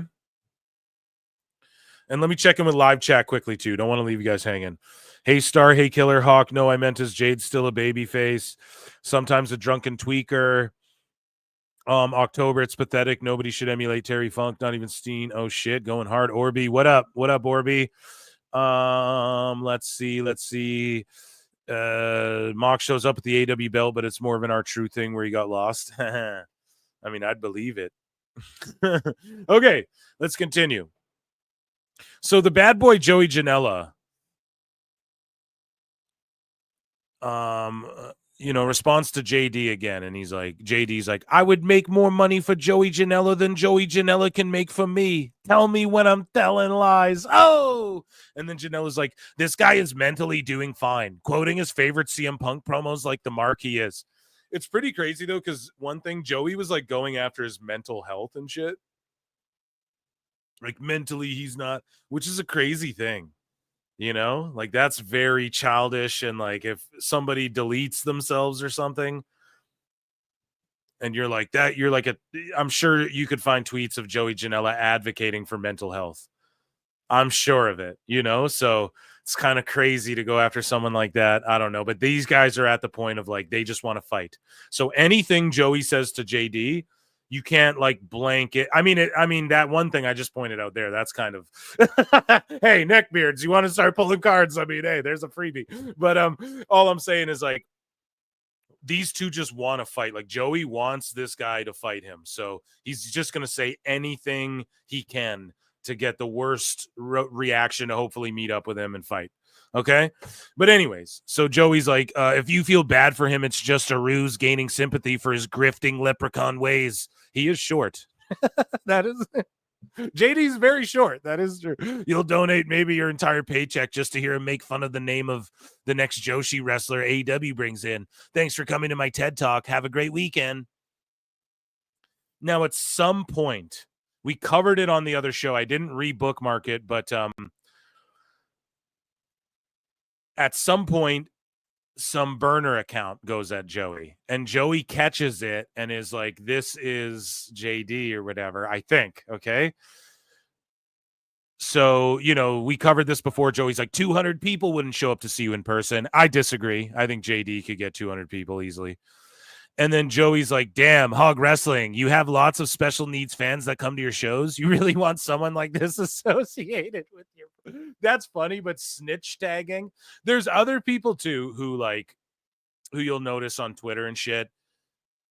You'll be like, yo, that Ricochet segment was cringe. And then they'll go under your shit and tag Ricochet, and not even in a snitch tag way. They'll do it like, yeah, at Ricochet, you fucking idiot. You're done. It's like, whoa, guys, I'd tag him if I wanted him to see it, or like, I don't care if he sees it, but it's like, why you got to do all that? You just, but anyways, so dude goes, I just wrestled Joe Hendry there a few months back, was a regular a while back, had a belt there. I would love to wrestle there more, but my schedule is busy. So then JD goes, he wrestled Joe Hendry and I made him look like $1 million. Oh, and that was pretty funny. So we covered on the other show, though, like, Joey Janela's like, oh, it's burner. And I'm like, stooge it or I don't believe you. That's what I was saying on the show. So Joey posted it, man. Joey Janela listens to PWT.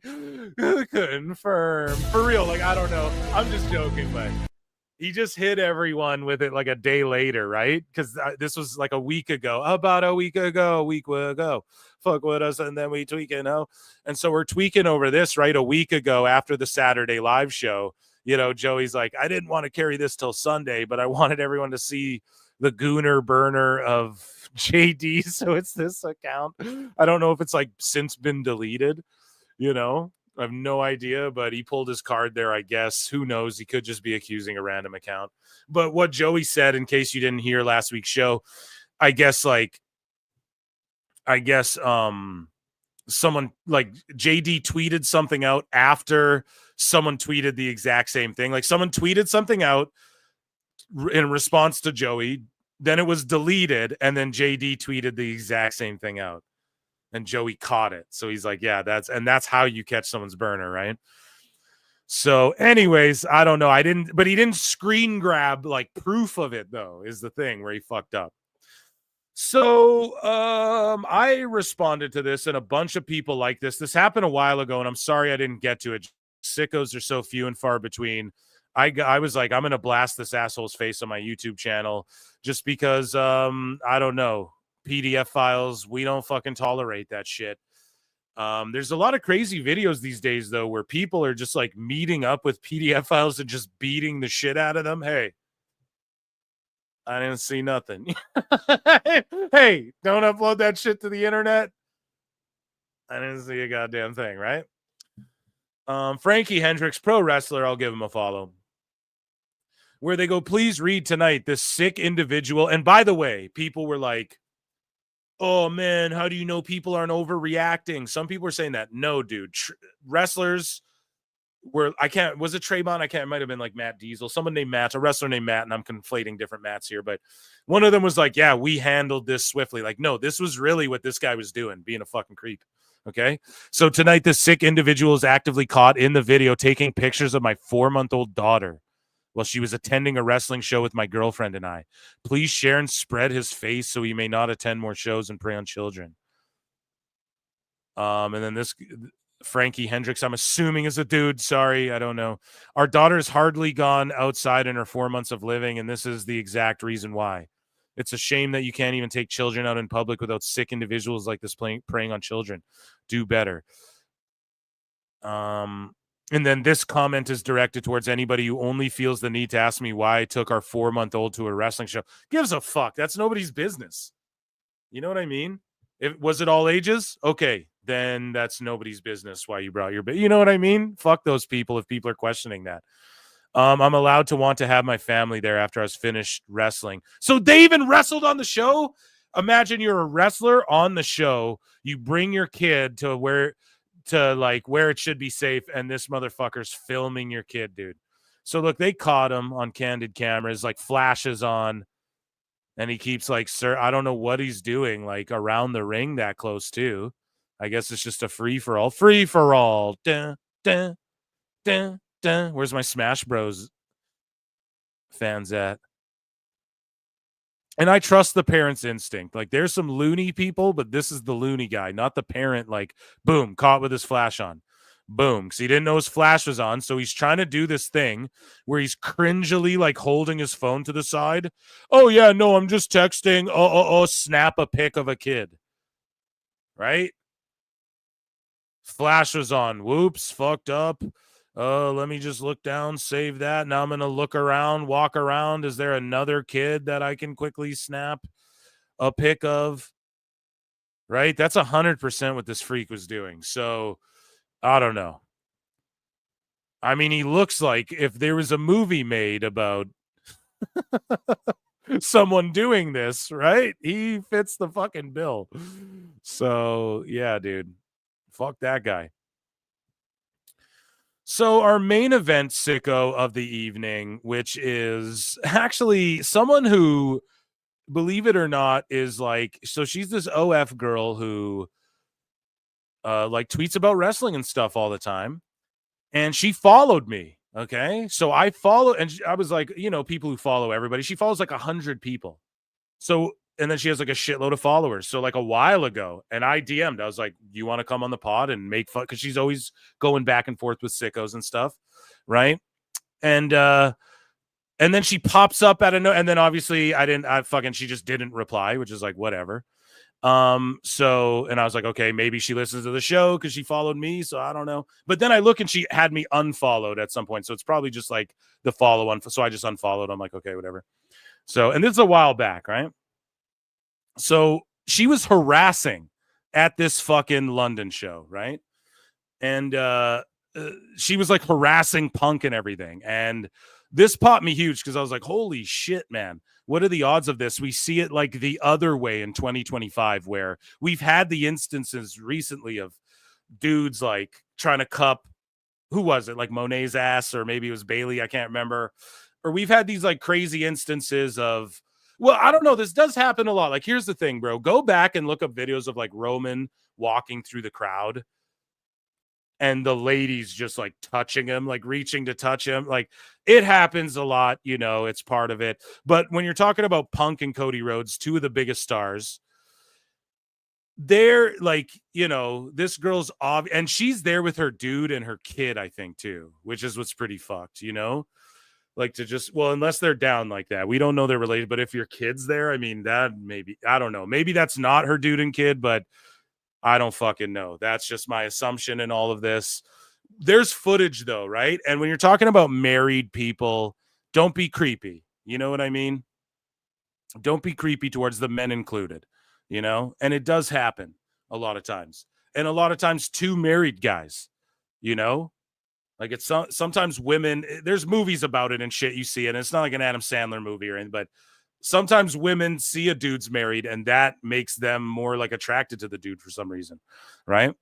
And so I don't know if it's any of that. Obviously, Cody Rhodes and CM Punk are like two of the biggest fucking stars in the industry. Do you know what I'm saying? So, but for her to like take it this far, like imagine if like a dude grabbed her this way or grabbed one of the female wrestlers this way, there'd be way more outrage than there was. But people do roast this lady, right? Imagine the DM she gets if sickos and simps are fucking paying for her OF all day, right? Imagine the type of messages she gets. I bet she doesn't like that shit, but then or maybe she, I don't fucking know. I'm not going to say, but she, you know what I mean? Because she treats other people like this, and who knows what's going on. But when this came up, I popped. I was like, oh shit, like a top sicko here. You know, I don't know. I just thought this was funny. So the footage comes out. This is her doing it to Punk. More footage of her doing it to Cody as well, which we'll get to. Okay. And let's just see this. And here's the thing. Again, these dudes are married. I get it. They're the biggest stars in the biz. Right. And it's hard out here for a pimp, right? A CM pimp. Or the American pimp mirror, right? It's got to be hard out there. But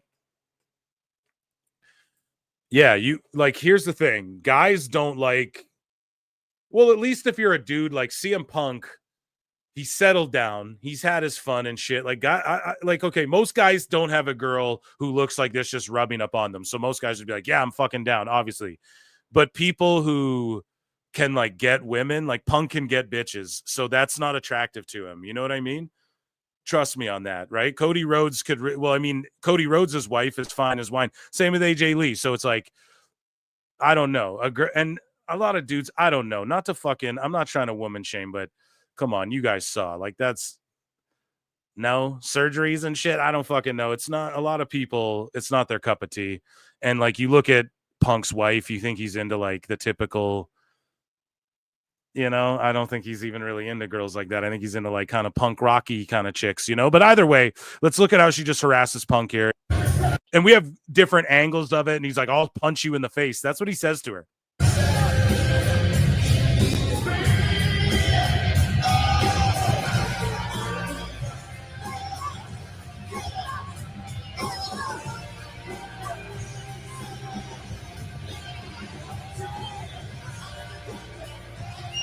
So like she's touching him. He still takes the picture, right? And he's like, what the fuck? Look at that. She like grabbed his ass, dude.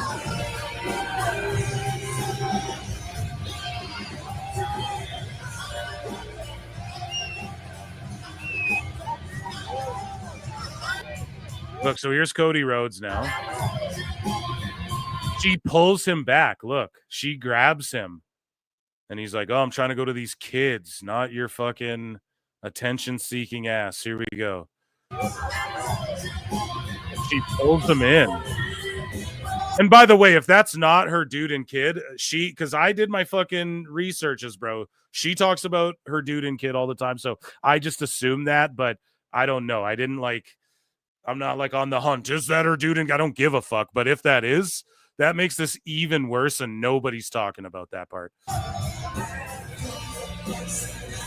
In my opinion, like showing your son like that fucking, I don't know. That's fucking.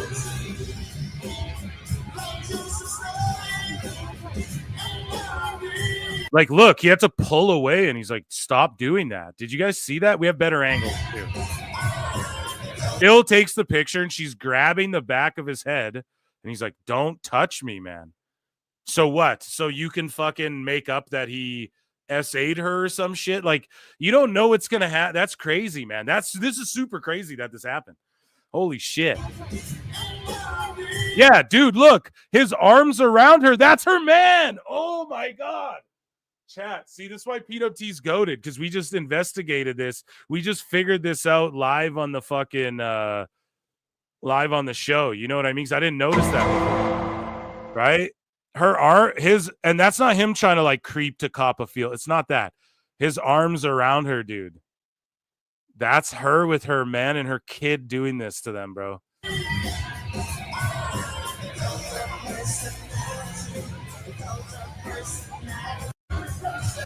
Bro, oh my God. See, I didn't notice that part till now. Christ in heaven, man. I mean, great looking lady, but there's more. We have more angles and stuff. Pause. Yeah. Right? So let's see. Here's like Medusa had this to say. And this popped me. She's like, a thirst bucket bitch. A thirst bucket bitch. Oh my God. Fucking cooked her, dude. A thirst bucket bitch trying to cause problems, can't read a room and don't know what signals are. Good for these men, respect, bad for her. Let's just say some of the men in pro wrestling in the past would have been writing their hotel room number on her tits. Yeah, so fucking Ric Flair would be like, oh, the room. You know?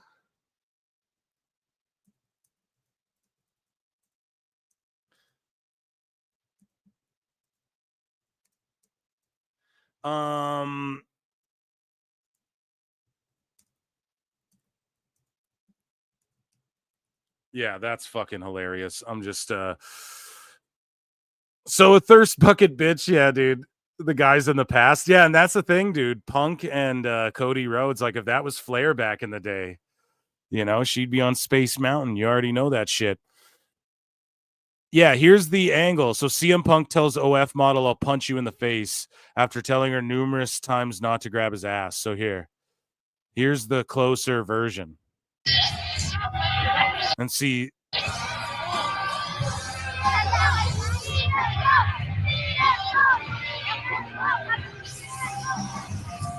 So that's the dude with his kid filming his girl doing that? That's pretty nuts, man. Grabbing his ass. Could you imagine? A dude put his hand, he pretended to spank Mercedes or Bailey or whatever, and everyone fucking melted down. Takes a Lundra Blaze to come up and be like, yeah, this is fucked. No one else and no outrage. You know? Because it's just that, it's that old thing, like fucking, I don't know. I'm not going to make this like, well, when it happens to men and shit, but for real, it's like, Jesus Christ, man, where's the same energy? Nobody's consistent enough. And that, ladies and gentlemen, was our fucking Sicko segment. A very long one. let's get into some other news here. I'll check in with chat. As I do. Let me get lined up. We have, lots of light news. That was just the intro to PWT, ladies and gentlemen. Round of applause for the intro to PWT. The actual show is starting just now.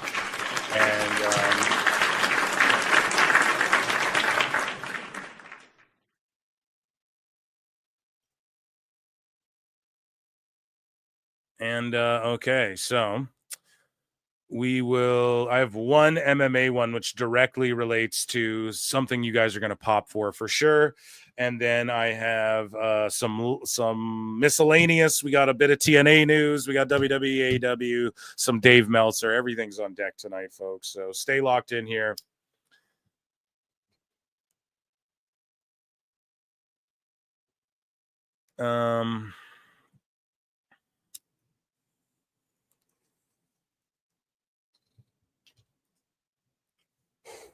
Is Collision on? I don't think it's on yet, is it? You guys tell me. Where's Jericho at? Well, it depends. How many likes are we at, chat? We also have a $300 super chat goal. So what's been going on is basically Lincoln and George and some other people talked me into basically chat, and everyone was like, yeah, we want 2K25 content. So I was like, okay, we'll do 400 on Wednesday and 400 on Saturday. We did and then I'll start dropping. Like, I have to convince Mrs. Marks here that it's worth it for me to fucking, get an Xbox and spend time gaming. We can do it if it's for content, So I was like, what's up? You guys let me know. And the chat spoke. We raised 500 on Wednesday. So it was like another 300 tonight. And that'll get us to that mark or whatever. And I didn't put the timer on because I don't know. Then it's like you guys failed or some shit. I don't know. I feel weird even about doing them. But yeah, we have a super chat goal tonight. So consider contributing, hitting the like, subscribe, all that good shit. Leave a comment, all the YouTube stuff. You guys know the good stuff to do. Everybody hydrate, take a deep breath. We're done with the sickos. We're going to get into some light news, stuff that's a little more fun. I'm going to review Smackdown just quickly, just a quick freestyle, Phil's freestyle review. Okay. And check out my @PhilMarkso channel if you like superhero and movie and pop culture and YouTube drama and stuff.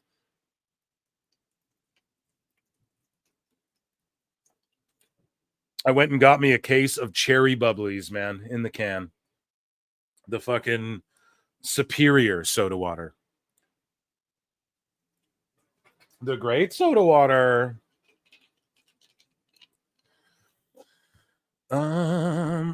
Okay, let's see.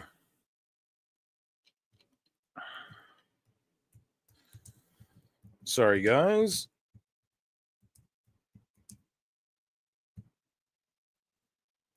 Okay, let me check with chat again real quick here. I just want to make sure. So Monkey Balls, sorry. I have them all saved here, so I didn't want to skip past any super chats that came in. Monkey Balls for 5 says, Moneza, spiritual advisor, determines the finisher of matches. And it's a fucking, you have a Mercedes Hogan picture as your thing.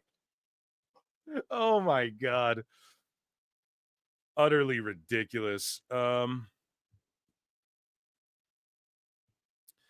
I worked at a bottling plant where when we first start selling bubbly, we had to QA that nasty stuff. Okay. Well, it's good now, bro. Here's the thing, right? Like, stuff's different. If you look at the ingredients of like fucking Fruit Loops in Canada and the Fruit Loops in America, it's way different, bro. We have like much more stringent regulations. Right? Like, we just literally, not joking, banned like Delicious Pizza or whatever, DiGiorno or whatever that shit is. It got like banned in Canada recently. Like, they don't sell it anymore because just there's something in it that's like bad that Americans are like, fuck it, will you? You know what I mean? Anyways, okay, let's get into some light news. Light news. Everybody likes light news. So UFC MMA news, NXT's first ever women's double champ Steph Vaquer is at the UFC Performance Institute in Mexico, okay, demonstrating her finisher inside the octagon. Okay, wearing her own Venom gear that they made her, which is fucking awesome. Her own fight kit. Let's see. She's literally showing the ins and outs of how to fucking do it like a shoot. This is the UFC PI. They are, what did I tell you guys? That no one else talks about, god damn it. Acknowledge me. I told you guys, don't be shocked if we see some WWE talent down in that UFC PI. And if WWE starts fucking around in Vegas and they're going to build an extension, and then they start talking about residencies, and then we're talking about in Mexico, there's a PC in Mexico and NXT Mexico, like Triple H had planned and shit. Don't be shocked if any of that happens. She's already there at the PI doing shit. Already, okay? Phil, don't miss, man. Lo más importante de este movimiento es hacer la fuerza con la pierna. Aquí, asegurarlo a subir.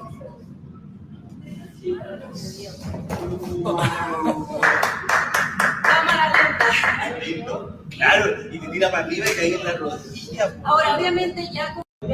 But wait, though, do you know what he's saying? He's like, dude, if they're in a sprawl, and she's like, no, it could work. She's explaining, like, look, if you're in what she's saying there, and this guy's like, dude, if you could jack someone up and get your knee under it, because what people will do is you sprawl on someone, you pick them up rampage style. A lot of times people bail out, or the idea is you pile drive them, right? For instance, see like Nogueira, Bob Sapp is a good example. There's numerous examples. You try and pile drive them, and basically they're sitting there saying, like, if you got the knee under, that's not illegal, in MMA, it's not. I mean, I don't think anybody's ever going to pull it off, right? Wishful thinking here. We're fantasy mark booking, right? But a boy can dream, Either way, it's just really cool. And I told you guys this shit was going to start happening. And yeah, this people's elbow, the Phantom bookmark opera's back, living through this clip. It will not leave my bookmarks, no matter how many times I click it, dude. It is fucked. So just enjoy that people's elbow as, I switch bookmarks here because we're going to head into miscellaneous news, right? And we don't have a whole shitload for miscellaneous, but it's a good one, no less. We have juice, though. We have tons of juice in here. So let's head over here and let's talk about it. So this is why the episode's titled Dave Meltzer is Dumber Than Kids. Dave Meltzer, are you smarter than a fifth grader? He's not.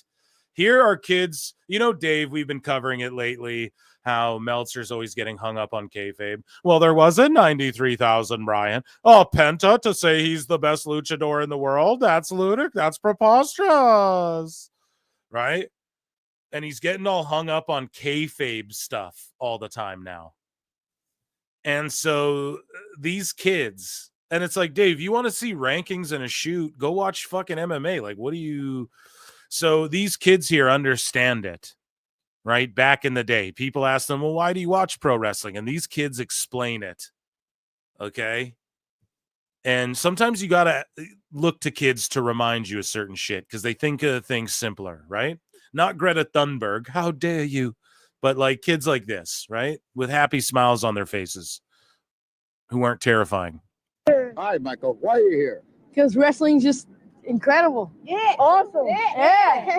Michael, is this really wrestling or is this fake? Nah, it's wrestling. How do you know, Michael? You don't know, but it's just fun to watch. It's just a show. Yeah. That's why you go to Broadway. It's a show. Okay, good answer. Hey, Frank, why are you legit a great answer here? What's the big deal here? To see wrestling. What's such a big deal about wrestling? It's great. Why? It's great. That's why. It's great. Oh, you're a future AW fan. This is Colt Cabana. He's like, yeah, it's great, Tony. This is Colt when he was a kid. Is this wrestling or is this acting? You can tell me. If it was acting, then why are you doing this and not in there wrestling? Oh, fucking called you out, news guy. Because I don't wrestle. I don't wrestle. So, if it was fake, you wouldn't have to wrestle, right? I guess. Yo, this kid just fucking... Hold on, man. This kid... dismantled fucking dismantled this reporter. Thanks a lot, Frank. Whatever that was. Okay, what's your name? Herb Tannenbaum. All right, Herb, why are you here? I'm here because this is the best entertainment around in the city of New York, the United States of America. You don't look very excited, though, Herb. Well, I'm excited about it. When I'm inside there at 1 o'clock, we are going to see wrestling at its all-time pinnacle. You're going to see Mr. T and Hulk Hogan against Rowdy Piper and Mr. Wonderful Paul Orndorff.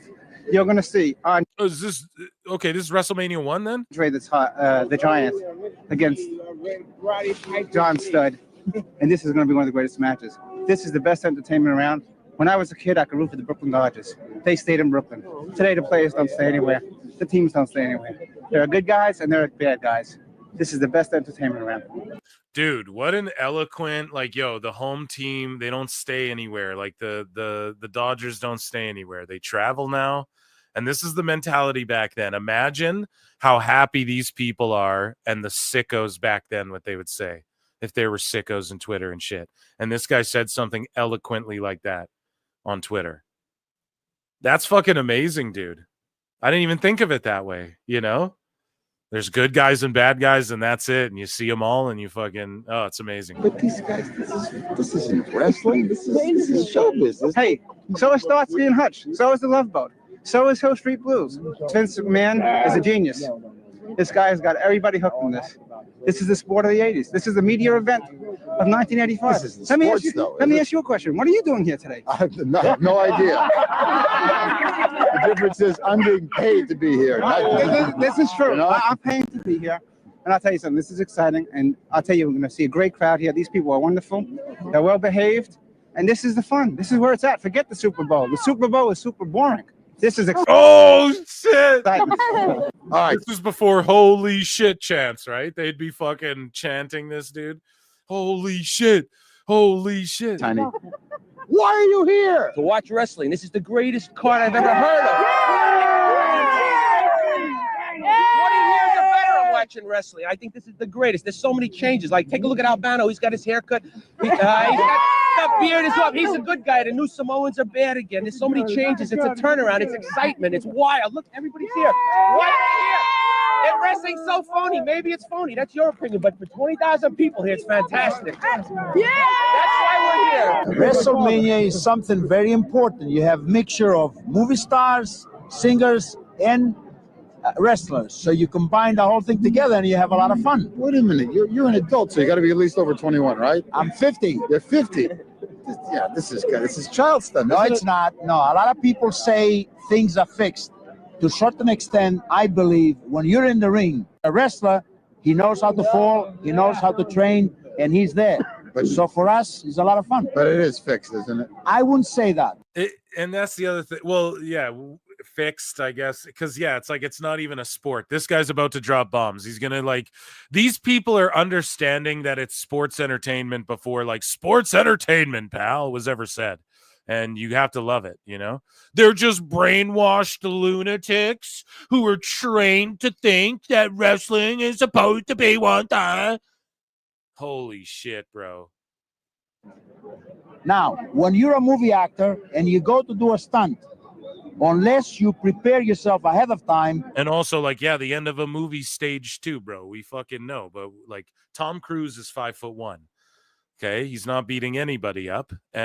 But I'll go watch a movie where it's like Mission Impossible, and they hire people shorter than him, and he does kung fu kicks or his stunt double does or whatever. Actually, I don't even think Tom Cruise uses stunt double, but all I'm saying is that you guys get the point, right? Like we know, dude. There's no dragons. I like Lord of the Rings. Otherwise, what happens when you go to do the stunt, you're gonna fall apart and you're gonna break your head. Yeah, you gotta love that. I just love bringing stuff like that to the show. Now from something awesome to a horrifying, no, it is not Halloween, ladies and gentlemen. Hold on. Joining us on the show, Linda Hogan.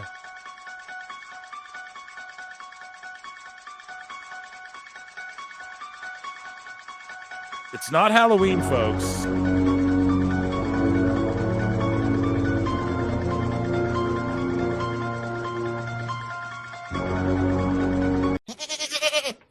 Fucking terrifying, I know. Linda Hogan blames Hulk Hogan for her family being in the worst mess.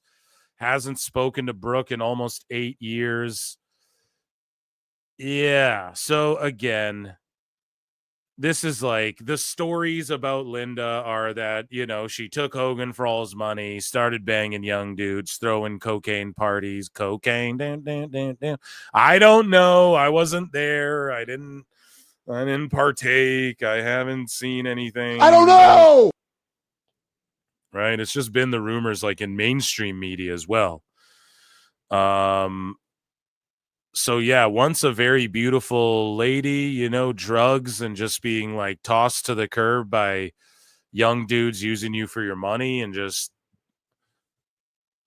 banging you because you're a cougar and stuff. Yeah, this will do this to you, you know, and I feel bad, but then Brooke Hogan responds and I think shuts her mom down here. And let's take a look, man. Hulk Hogan is definitely, he's like more relevant now than he has been in a long time, right? I mean, since maybe WrestleMania 18, around that time. He's like, I'm not saying he's in that sphere of like where the crowd would go crazy for him, but as far as like in the news and popularity and like something that's like Hulk Hogan's sort of, we hear about him almost every show, every other show. There's something to do with him again. So, pretty crazy to think about in 2025, no? But either way, here's Linda Hogan here. Melting down, I guess. Your face out there and know that all these horrible things are going on behind the scenes. Yet he marches on. He marches on like, yeah, oh, I'm promoting my own beer, real American beer. Yeah, look at me. Woo! Yeah, but here's the thing. He has to do that to pay for everything, to pay for the divorce, to pay for his kid who gets in DUIs, to pay, you know, Brooke Hogan how much did he sink into her trying to get her music career going and all of that stuff. And you're like, he's parading around there. Do you think he wants to do that? The man can barely walk. And yeah, maybe he wants the attention. Maybe if it was up to him though, he would just show up at WWE shows and everyone would, you know, or he'd be like hired to be an Expendables 5 as like just a dude who's like, okay, brother, he just like shoots a rocket launcher one time or something. But Hogan's like, the man can barely walk. He doesn't want to be out there, I don't think. Maybe he does. Like there's a thing where he does want the attention for sure. Absolutely. But there's another aspect where it's all he knows. And there's something to be said too. They say it about these workaholic dudes all the time. Like they stop working and then they just go and pass away. Right? It happens all the time. These dudes like work. They finally retire. They're like, they go play golf. They go and lay down for a nap. They fucking just pass away after their work's done, quote unquote. So Hogan, it's just in his nature. It's in his blood. Ric Flair does it. And I mean, Hogan, he has his past. People hate him, but he's not getting in altercations. Like to this day, Ric Flair's melting down on podcasts and like cursing out pizza chefs and shit like that, right? Hogan's just like showing up and getting booed and not taking accountability and spreading more lies, dude. I'm just making stuff up now, Jack. So, you know, and she's like, oh, his beer, woohoo. She's like, clearly, why would that even be a thing to attack him about? Why isn't she like, oh, he's out there parading, oh, the Hulk Hogan Thunder Mixer or whatever, the blender or whatever other thing, because she's looking at like a monetary thing. That's at least my assessment. Like she's looking at that as his success right now. That's got him like mainstream again. And like, dude, I know he's showing up at the Trump stuff, but let's be honest here. He was just on Impulsive like not too terribly long ago. And he's a guy who has like a resurgence right now. And even though wrestling fans are like, nah, fuck out of here, we're always talking about him lately. And like the mainstream, he's sort of around again. Right. And so her being like, oh, he's parading around his beer. Look at me. Woohoo. It's like, he also has to do that. He lives in a mansion. Where do you live? Does he still pay you alimony? You know what I mean? Like come on. I don't know. It's just it's like a low thing to attack the man for his work or whatever. It's just like when Seth Rollins like, yeah, I grew up as a Hulkamaniac. Fuck him now. Fuck the dude who hasn't taken accountability for shit. But in the ring, as you know, when Hulkamania was running wild, like That was his hard work, bro. You're not gonna. I don't know what, you know, you don't like undercut that. You can't be like, well, he wasn't the top draw, one of the biggest names of all time. You know, you can't like take that away. So she's trying to like strip away this mild success he has that, let's be honest, like what is he still paying for her fucking mansion? Like where does she live? I have no clue, but you have to assume, right?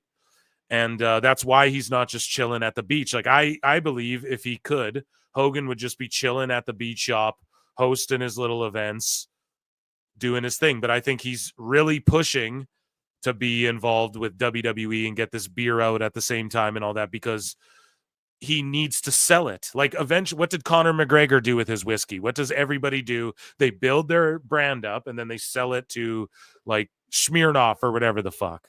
So Hogan's just going to try and sell this thing for some money because God damn it. Like, does he have grandkids? I don't know. Right?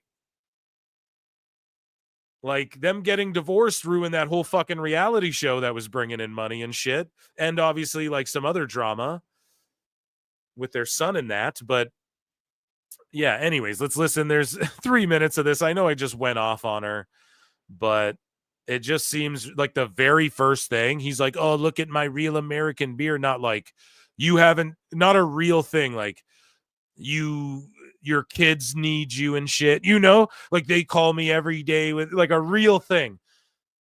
Not that like I wish it was something like that, but the first thing she's just like crying and mad because why? Because now he's having a resurgence again and like you don't get alimony anymore or something. Like I don't know what the situation is. I'm just talking shit. This is all a satire. This is a comedy show. I don't know anything. Allegedly. Like legit. So I don't, because who knows? This unhinged woman might be like, PWT pod, pull a Brad Shepard or something. Who knows? But anyways, let's listen to Linda here. Yeah, he's such a hero, right? Not. Nope, everyone booed his ass. So no, I don't. Okay, I'm gonna give you my thumbs down. I've given him. I'm gonna give you my thungs, THUNGS, my thungs down. More opportunities to come back and make us a family, and he's married to another woman. You left him and started and fucking dated your daughter's friend. And try to I'm sorry, it's so sad. And she's got like an annoying ass bird pet just driving her crazy in the back of her mind. Like, how do you deal with that? If I had that thing going, wait, all day, holy shit, dude. Oh my goodness. I would lose my mind. And it's been 20 years and I'm still this sad. Oh, I feel so bad. See, she should have just stayed married to Hulk Hogan, not fucked off on him. Because now all these years later, she's alone and she's like, oh, fuck. Was the party worth it? No, it never is. The party ends. Be a good person, you know? The people who love you, hold them tight. Tell them you love them, you know? Don't be afraid. You get one go at this shit. And now I feel bad now. I was making fun of her before. I fucking feel bad after she just said that. Can you please explain that? I don't know. It just doesn't get better. I do love living alone.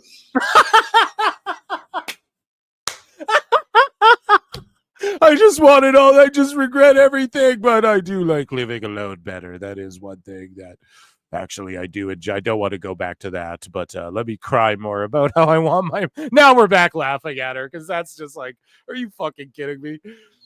I don't ever want to be married again after him. Trust me. But I love my animals, and they're all like, kill me. Her birds are like, kill me. They see she turns the camera on. They're all intelligent enough now. They're like, save me. They're all crying for help. Kill me, feed me. This bitch is crazy. My lawyers were in cahoots with his lawyers. They had everything set up where they were cashing in on me. Yeah. Lawyers cash in on everybody. They cashed in on Hulkster too. That's why he's selling beer now. Half of my settlement went to lawyers. That's how that works all the time, because you fucking dragged it out and wanted every little inch. You wanted every little penny you fucking could, and you were ruthless about it and let them act ruthlessly. And now you're like, they're in cahoots, so they all got the most money. Well, that's what lawyers do all the time. And they all know each other. That's just like a standard thing. Okay. And back into the lawyer pot. And I ended up with hardly anything. I worked for 25 years for free, basically. Worked for 25 years, like being married to Hulk Hogan and getting the millions of dollars that he made and being his wife was work. Yes, he was a drunk guy and I had to fucking fly around the world and I had to fucking clean up after him and this and this and that. Okay. And there's some people who have to walk like 8 miles into water that cows are shitting in to get water for the week or whatever. And there's some moms who have to carry pots on their head and fucking walk 8 miles to a water ditch. You know what I mean? Like, you fucking, I don't understand, man. I really don't get it sometimes. People complain, like, some people say, like, comfortability has made people like so much more complacent and fickle and just able to complain about, like, you had it on Easy Street. There's people who'd give a leg to not have to go. I'm sure Miss October 30 doesn't want to have to write her FHA or whatever the fuck it is, QRS TUV or whatever. But yeah, you know, I don't know. It's a wild thing. She's like, I worked 25 years for free, but it's like, well, what happened though? You got half the money from the divorce, and then you also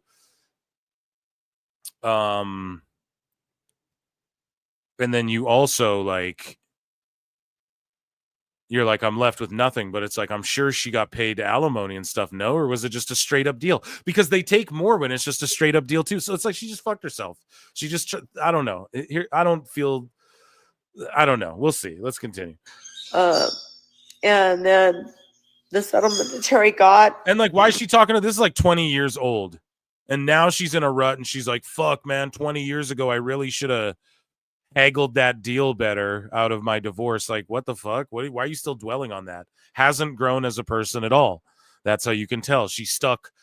It's like Triple H said, if you're the same person you were 10 years ago, like, you're fucked. You know, if you're the same person you were 3 years ago, man. So.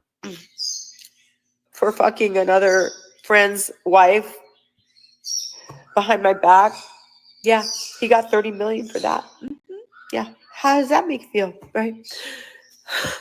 Yeah, but he had to sue people, and now everyone hates him because of what happened. And I mean, they hate him because of his true intentions, like what he was saying behind the scenes, you know, what he felt comfortable saying. However, you know what I mean? He had to suffer greatly for that too, like to the point where he's not welcome in the WWE. And you're not welcome in AEW, according to Tony Khan. It's really just not about the money. She's just focused on, it's really just not about the money. Then why did you bring up the beer, the divorce settlement, and then the $30 million he got from Gawker? And people had to see his little pud, you know? His anti-fucking abilities. You know what I mean? Yeah, right. It's really just not about the money, though. It's that I've given him the opportunity to try to make things right with my daughter and try to make things right with my son and help him. But yet he's just like, here's a little bone, here's this little chip, here's a little something for you. He treats everybody like there is here's a little bone, here's a little chip. Are you dating Drake? I was looking for any sound. Are you dating Drake?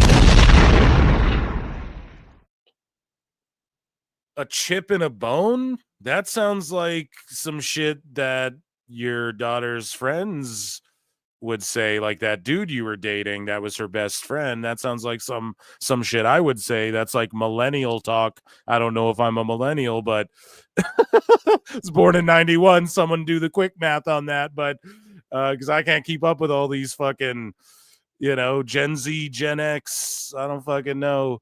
I don't know, but that's a chip and a bone. I don't know. I don't know, man. Ex-wife, here's a little cookie for you. Here's a little son. What does Drake say in that song? He's like, here's a little 10-piece. Oh, fuck. I love it. Here's a 10-piece. She picked that up hanging out. She heard that in Drake's songs hanging out with her daughter's friends. Okay. You know what I mean? Like that, she dated multiple of them or whatever. I think Brooke pipes in actually and has a response to all this. Here's a little cookie for you. Like, we mean nothing to him. Here's a cookie. Here's a little 10-piece for just a little 10-piece for just to throw it in. What's that song? I can't remember. Oh, fuck. Still going bad on him anyway. Oh my God, Meek Mill. Oh my God. So good, dude. I meant nothing to him, even though I earned a $20 million empire with him.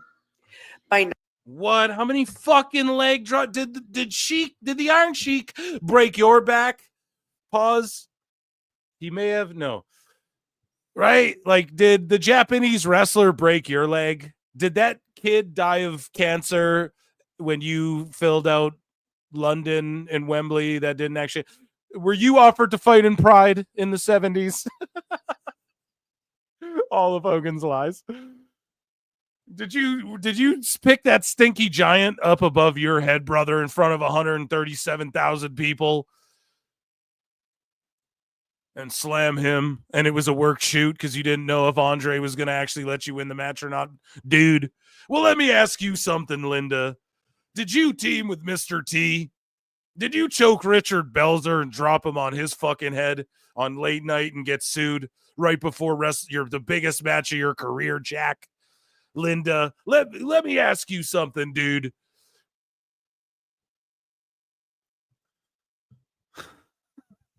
Did you wrestle The Rock and in the main event have to, on the fly, switch a babyface heel turn? A double switch?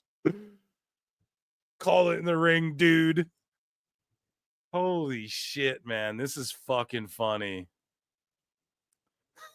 Well, let me ask you something, Linda, brother. Did you get in a jet ski accident and get a black eye and show up and fuck Bret Hart out of his title at the end of WrestleMania 10?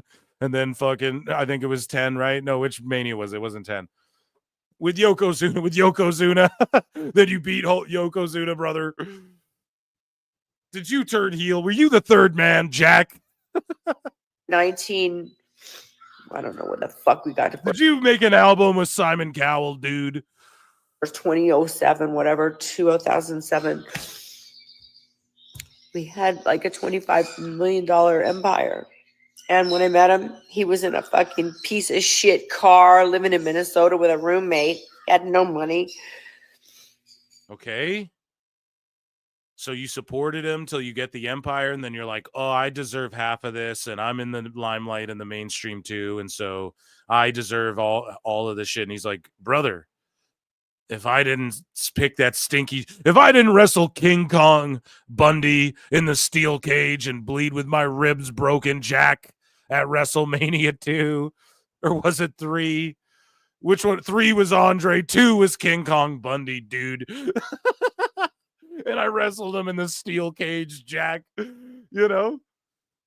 If I didn't do that, we wouldn't have a reality show. There'd be no Linda Hogan. That's not your name. That's not my name. That's not my name, right? That's not even your name, Linda Balea or whatever the fuck, right? So you're still literally living off the Hogan name, bruv. It's crazy. This is insanity. Okay, yeah, he was in the Rocky movie. Who knew where that would go? Who knew where that would go? Who knew? But yeah, we hooked up before that, and then all of a sudden it just ignited, right? So it wasn't after that, it was before that. But man, that is sad. That's one of the funniest bits ever, I think, in PWT. So Brooke Alexi says she suffered mental and physical abuse since childhood. And yeah, I don't know if she was in support of her mother, though. That's what I'm. So here we go. Brooke says, I try very hard to ignore issues surrounding my family in hopes I might have peace in my life. Sadly, I've intentionally made myself smaller in my professional career in music and TV simply to dodge the public negativity surrounding my family that has continuously and relentlessly overshadowed anything I do. If it were just me, I would continue to take the hits and shrink even smaller to avoid the dangers of speaking publicly. But I have my own family now, and it's affecting more than just me at this point. There was a recent video posted by my mother that was concerning enough for people to send to me that has made me feel the need to address the tip of a very large iceberg that is my immediate family. What little I am addressing does not even scratch the surface of what I've dealt with my entire life. I will start by saying this video is mild compared to behavior I've witnessed for the greater portion of my life. This also comes in addition to false claims that she's previously posted. Okay. Hulk always helped his daughter, like, as much as he could, man, for real. Like, put her on TNA TV and everything. Like, tried to beat everyone over the head with his daughter as much as he could because that's what she wanted, you know? And then now she's like, fuck, I fucked up. Because if she could go back in time, she wouldn't have been Hogan. She would have just been like Brooke Olexi or whatever and tried to make it. Anyways, okay. I will start by saying, okay, this portion of my life, this also comes in addition to false claims that she previously posted, then deleted. That being said, she has been through a lot of trauma and pain. Okay. My heart breaks for her. You can't control how others treat you, but you can control how you treat others and cope with things. So she's saying, yes, you were treated poorly. However, you have to be better too. That's what she's sort of saying there without being like overly critical of her own mother, you know? Too many times I've ignored things said about me and haven't spoken my truths.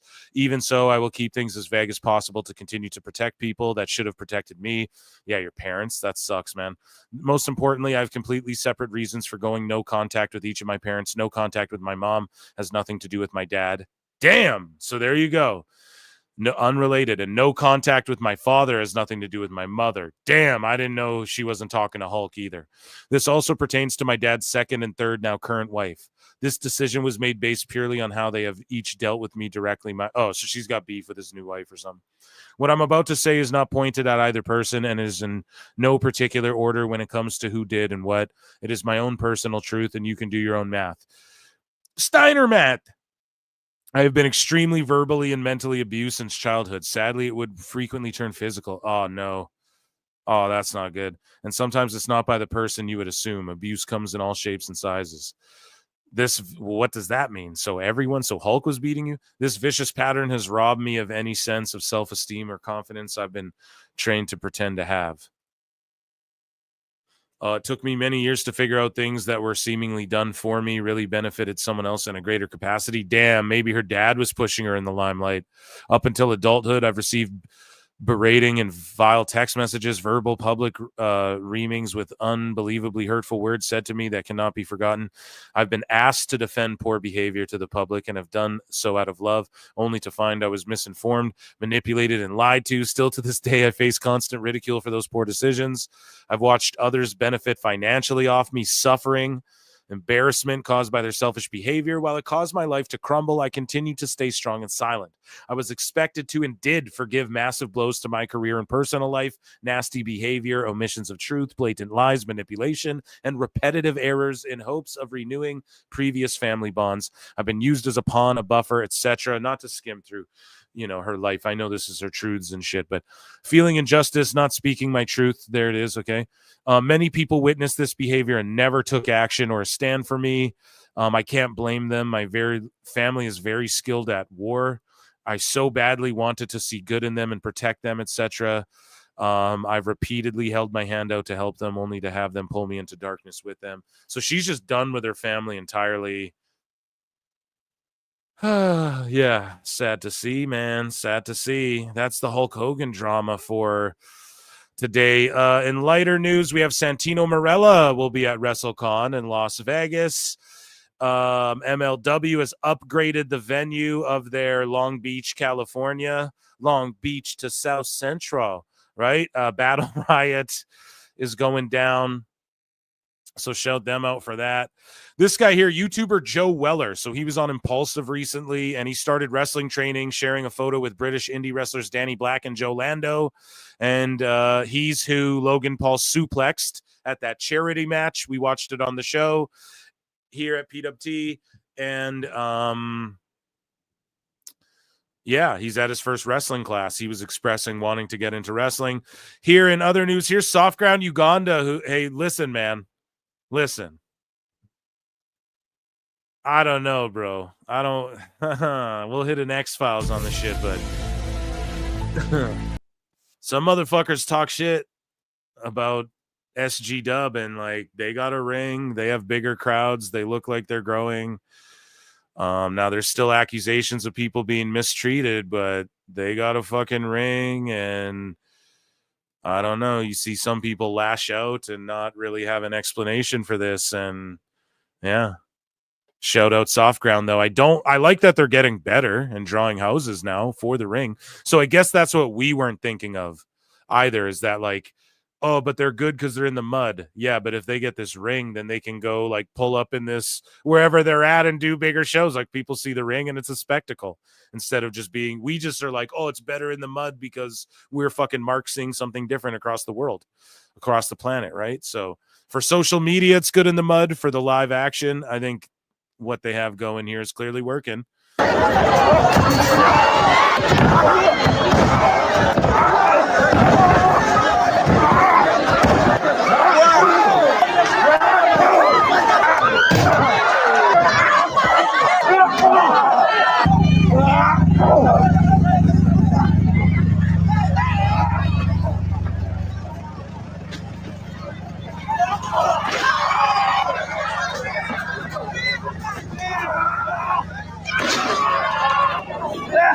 Oh, he's got color, dude.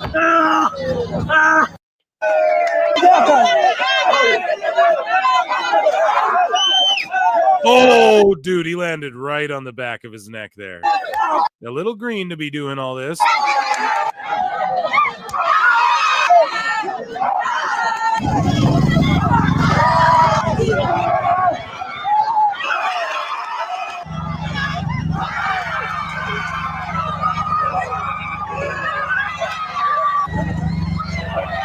Why would the ref count the pin for the guy who super kicked him? It's so funny.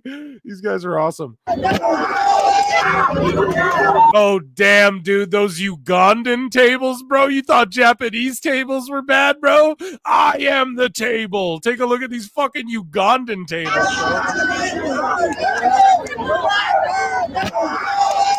bro. Damn.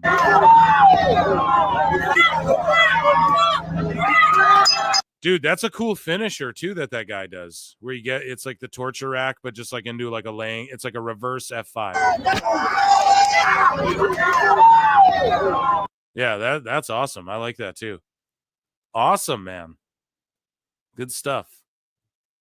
And that, ladies and gentlemen, was light news. Round of applause. And are we being joined by Jericho this show? I don't know. It's round of applause for light news.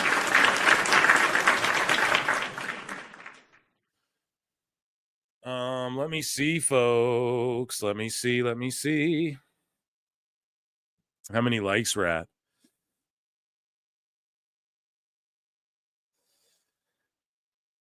$94. Okay.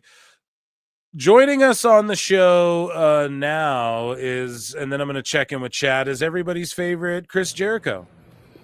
I look and see it's not just me. So many others have stood where I stand.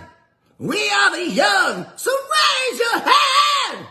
They call us problem child. We spent our lives on trial. We walk an endless mile. We are the youth gone wild. We stand and we won't fall. We're one and one for all. The writing's on the wall. We are the youth gone wild. Let me get wild. Yay!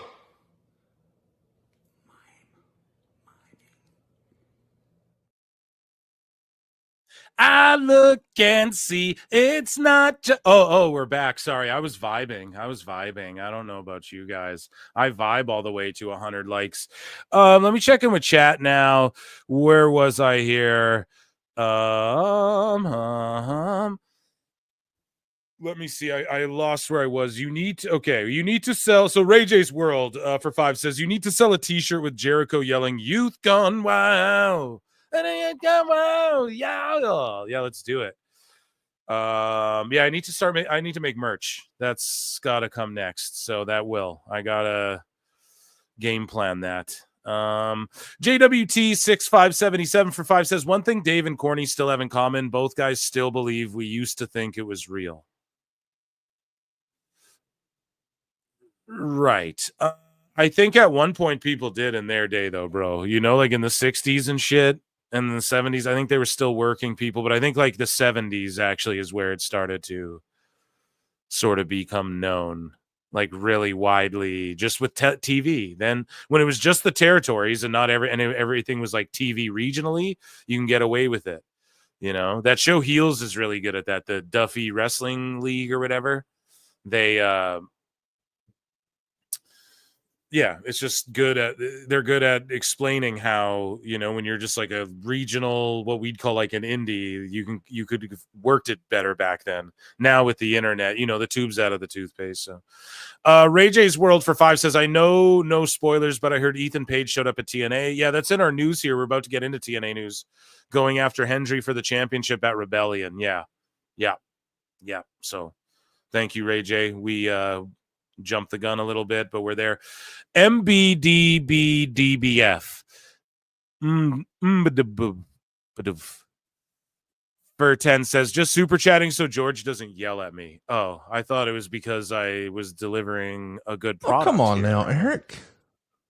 But suit yourself there. Thank you. I acknowledge all of you. Thank you very much for super chatting. You're all goated. Absolutely.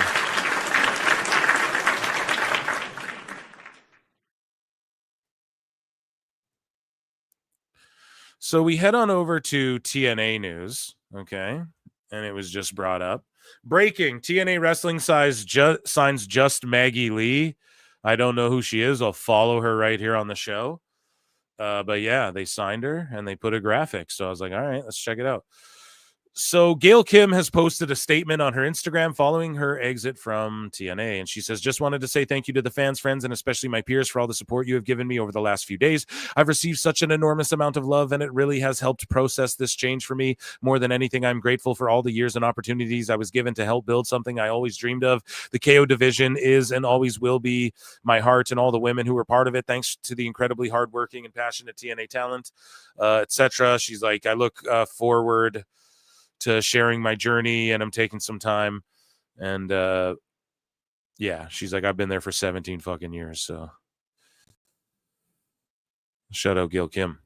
Ethan Page showed up at the TNA tapings in St. Joseph. We all know about it. We all heard about it. So yeah, he's going to go after Joe Hendry, which is pretty fucking crazy. But I'm here for it, Eric. And that, ladies and gentlemen, was TNA News. Round of applause.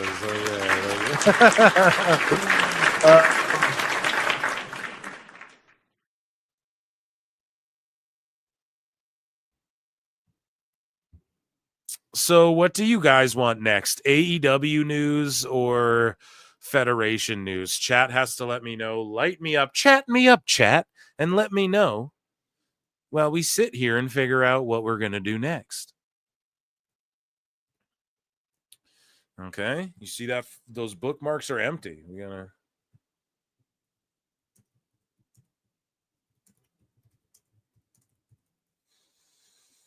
Let me know. I'm giving chat a minute here in case there's a delay. You guys let me know. AEW or WWE? Or I can choose too. Or we'll let Jericho choose. I'll bring him back in if you guys want.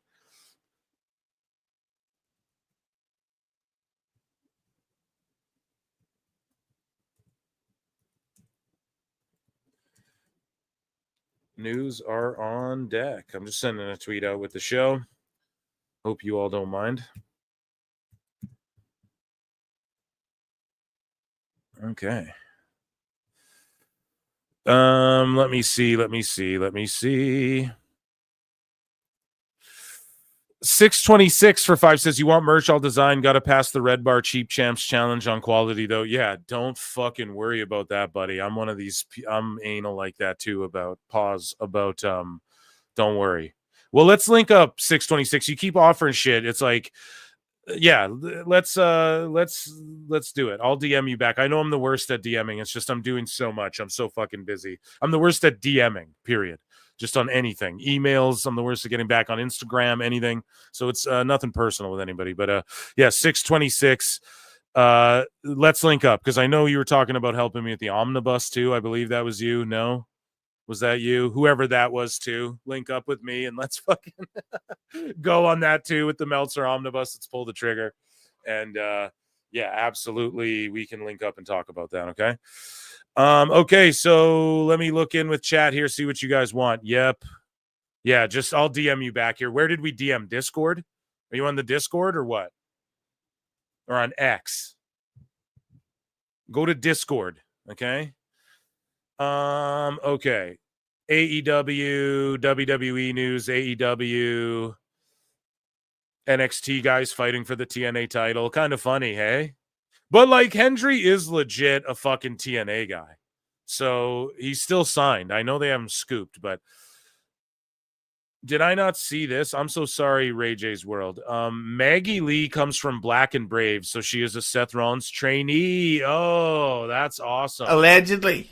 No, it's for reals, but thank you so much for that insight there as well. Yeah, he sent one of his guys out to Uganda as well, which we were just covering. So thank you, Ray J's World. You guys haven't determined AEW, Twitter, and Discord. Okay. Yeah, we'll link. I will message you back on Discord. Safe now. Jericho's gone. AEW. Let's do AEW news. We're into AEW news. It's on deck. Let's see. And we'll get into why people don't really like Swerve Strickland, which has been a big thing as of late, which for what reason we're about to find out. Marty McFlyer, than you, our friend of the show, Grammy winner, won more Grammys this year. He tried to explain it, but he didn't convey it the best way. We have a better explanation, I guess. So we'll get into it, but yeah, let's head over to AEW news and give it an Ichi ni Sanda, Brian. Ichi ni Sanda. And let's Best get guys, Tony Khan.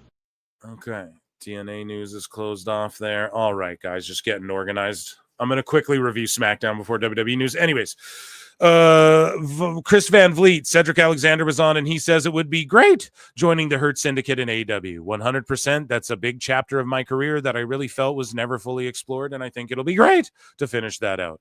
He's just saying it'll be great to finish that out. It's going to happen, so shout out Cedric. Here we go. So look at this drop off here. 1.74 or 24. I'm blind. 1.74 million. And then a 1.24 the night before. Million. Look at the drop offs both times from wrestling. And then there's an overrun too. And motherfuckers, I'm not going to sit down like what happened. Daniel Garcia. Yeah, that kills the fucking ratings. Right? And then they go down to like 300. So when Dave Meltzer's sitting there, they had a 576K fucking, it's just bullshit. Chop off the fucking lead-in and the overrun. That's your average, okay? They average like 400,000 fucking people. Get out of here with that bullshit. Now, I don't care, but they try to play these fucking games all the time. Okay? But look at those huge lead-ins from these shows, and then they switch it off. Why? They're not wrestling fans. Why? Because they've seen AEW come on after, and they're like, fuck this. Okay? Look at the 22 one. They retain more of the people. The 23 one, they're like, fuck this. And they lose. Well, maybe they lost more here near the end. They had more on the second one. So that's actually good for them. So they retain more on the second one. So maybe some people were watching wrestling. Who fucking knows? All I'm saying is that And this isn't like a haha AEW, but it's just when you see these inflated Meltzer's like, oh, there's a huge increase. It's just inflated bullshit. Okay. And if any show dipped like this other than AEW, it would be a huge problem. If WWE did this, it'd be no avail. You wouldn't hear the end of it, you know? So congratulations to Samantha Irvin, who blocked me, and Ricochet on getting married. So congrats to them. Let's give them some fucking air horns here for their wedding, because that is amazing. And it was a shoot on Dynamite. They were really getting married in Vegas. Karrion Kross was there with Scarlett. And good for them. I'm incredibly proud and happy for them. And she looks wonderful. He looks awesome too with that. So I was like, he's actually looking fly. And it's cool he sent the video in to Dynamite being like, yeah, I'm at my wedding right now. I thought that was a good touch as well. So shout out Ricochet, man. Edge, who has me blocked, still one of the GOATs. He goes cope rather on his approach to storytelling in AEW. And he responds to people who thinks he books his own finishes. Now, this is where you have to get careful with the vernacular, chat. I don't book my own finishes, because think about how dumb that even sounds. Do you book your own finishes? And he's talking to fucking TV Insider. So they're like the most surface level normie casuals ever. Do you book your own finishes? Yeah, dude. Against Andre, we didn't book the finish till we were in the ring, Jack. You know?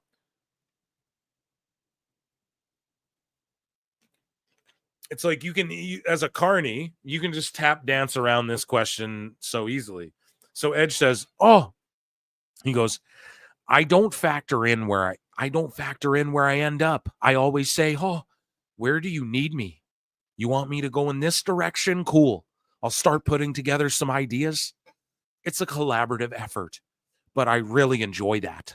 Contrary to popular belief, we don't come up with the finishes. Yeah, we know Tony comes up with the finishes, but as far as we're going to do this spot, we're going to do that spot. I'm going to wear this. I'm going to cut this vignette. I'm going to say this. Well, how do we get to the match where Tony booked the finish?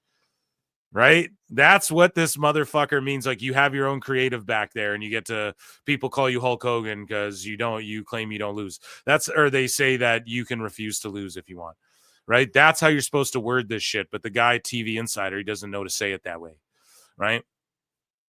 So he's like, I just always ask, where do you need me? Point me in whatever direction you need me, and I'll get to work. But that doesn't mean he can't flex his own creative shit. You know what I mean? That doesn't mean he can't be like, well, I'm not doing that, or I am doing this, or I'll put that guy over, but I won't put this guy over, but I'll, it doesn't mean none of that is true as well. So he just tiptoed, tap danced around that one quite succinctly there. Moving along. Here, share this one because I fucked up and accidentally lost my spot. So RVD says the more AEW does stuff like the Spike spot in Mox versus Cope, the more he'd rather be associated with WWE than AEW. And RVD says that's not wrestling to me. Obviously, it's sacrificing a lot for the business. I mean, that could be said about it. But the more AEW has been doing stuff like that, the more personally I feel like I would rather be associated with WWE than AEW. There you go. Why hasn't RVD been back? There you go. A couple of years ago, it was like, man, they're growing. They're trying things to get up there. And then there's a feel that the inmates are running the prison. And that's what it is. And he would know, bro. He would know firsthand. And he's just sitting there saying, like, at the start, it was like, hey, they're trying something different. And I can be a part of this because the FTW title, and okay, it might be a little more extreme, but But then it's like, oh no, it's just people doing shit. And Moxley did this because he has some weird thing with fucking pain fetish. He wants to like stab himself with stuff and then be bleeding in a hotel room, smoking a cigarette, calling in the Sports Illustrated, Like, that's what he thinks is, like, cool. He thinks that's, like, badass, or, like, Terry Funk would do that or something. It's bullshit. But, yeah, RVD, we covered that earlier, too. Then he just went to war with sickos for being fucking idiots. Adam Copeland has responded to criticism of his booking in AEW. He's like, I don't factor in where I end up. I always say, where do you need me? Where do you want to go in this direction? Cool. I'll start putting together some ideas. It's a collaborative effort, but I really do enjoy that. I enjoy piecing together stories. Contrary to popular belief, we don't come up with the finishes. I always just ask, where do you need me?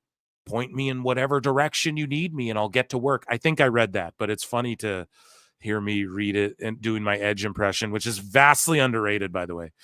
Cope says he hasn't regretted joining AEW. So again, Edge just coping, but again, they did ask him for a single second, mentioning how much he's enjoyed the variety of matches he's been able. So he's just happy he gets to like have random stipulation matches and just like work who he wants to, basically, and make millions of dollars and work part-time. And I would be happy too. I don't knock Edge for that shit, you know? But Cope says he hasn't regretted joining. Okay, I've not regretted it for a single second. I've had fun. It's been able to get in with a completely different mixed bag of talent, running the gamut all over the place. What? Running the gamut? The gamut? What? I'm a dummy. That's a really fun place to navigate because it's entirely different types of matches. I had a street fight with Brody King in Edmonton, and 2 days later, had a technical match in Vancouver against Kyle O'Reilly, and it was heaven. Oh, that juxtaposition. It's like going from the enemy to suplexing Moxley on a spike. That was 5 days apart. It's strange on the surface, but so much fun to wear a suit and be all dolled up for the Emmys and then be suplexing a man onto nails during a blizzard in Omaha. That's a fun life. So yeah, I don't fucking know, man. Edge is just into the shit, I guess. Yeah. Can't blame him. He's making his money. Do you, as they say, right? Do you? So we talked about RVD. Here is him vocalizing the quote I read. So let's just hear it. One of a kind. Hey. Not my thing. Not my kind of thing. That's not wrestling to me. But obviously it's to me. Dun, dun, dun, dun. Mama just killed a man. Sorry. that it's sacrificing a lot for the business. I mean, that could be said about it. Moxley just killed a man. No, or it would have been Cope, I guess. Copeland just killed Moxley. Put a spike bat in his back. 1 week later, he's already back. Too late, everybody. Tony's killed this shit. Here we go. But the more AEW has been doing stuff like that, the more personally I feel like I would rather be associated with WWE than AEW. You know, like, you know, a couple years ago, you know, it was like, man, they're growing, they're trying things, you know, to get up there, and then there's a feel that like the inmates are running the prison, which there always has been, for better or worse. I mean, that was used as a good point at first, you know, like, hey, the boys are running it, cool. But for me, this serves as an example of why that might not be a good idea.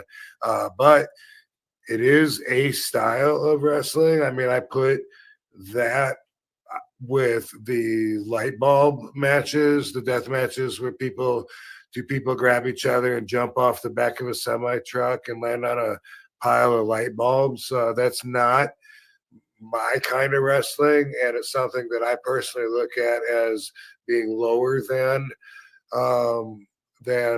the standard, substandard. Well, substandard. You heard it from one of a kind. One of a kind. Okay, let's scroll back down. We have charts galore too. Do you guys want the charts, or do we need someone? I'm trying to do a pod. You know, the smart people are busy, go figure, busy making money and stuff. So yeah. We might save the charts for like a show where I can present it in a way where, you know, makes more sense, and it's not just me stupidly bumblefucking through it. But either way, Soraya says the podcast is here. 2 brand new episodes with and one with my beautiful friend Harley Cameron. And I'm like, oh no, they're gonna fucking they'll blackball her from AW, who is one of the very funniest and very best episodes we did. So yeah, she launched her own show. Good for her. And I'm sure Harley Cameron was a wonderful guest. She fucking is hilarious. Okay, so former TNA and WWE ring announcer Josh Matthews was backstage at last night's Dynamite event in Minnesota. His wife, Madison Rain, works for the company. Remember, she got hired and then just sort of disappeared. You're a coach. And then she's just gone. Former WWE, WCW, and ECW star Perry Saturn was also backstage visiting talent. So Josh Matthews, maybe he works in AEW eventually. Speaking of working in AEW, Bobby Cruz announced that his AEW ROH contract expires on Sunday.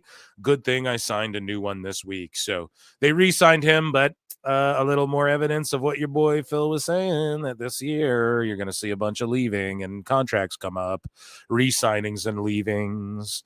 And I said it, that the free agency is going to be fun from the AEW side for once, you know? So called that shit too. And then 2026, I think there might be like one big one or something like that. Because I think maybe because there's some people who get hurt, man, and then you get your contract frozen, right? So there's going to be folks who are on that odd year, right? And then even though it's even, but it's odd from the 2-year. 2027, I think will be another like, holy shit, a bunch of people from WWE and AEW. I think that'll be a big like, whoa, where are people going again type thing. But not that it matters, because again, the argument will be in 2 years' time. Well, they're just going to go and get Tony Khan's money. So it's not as intriguing as it was back in the day, for sure.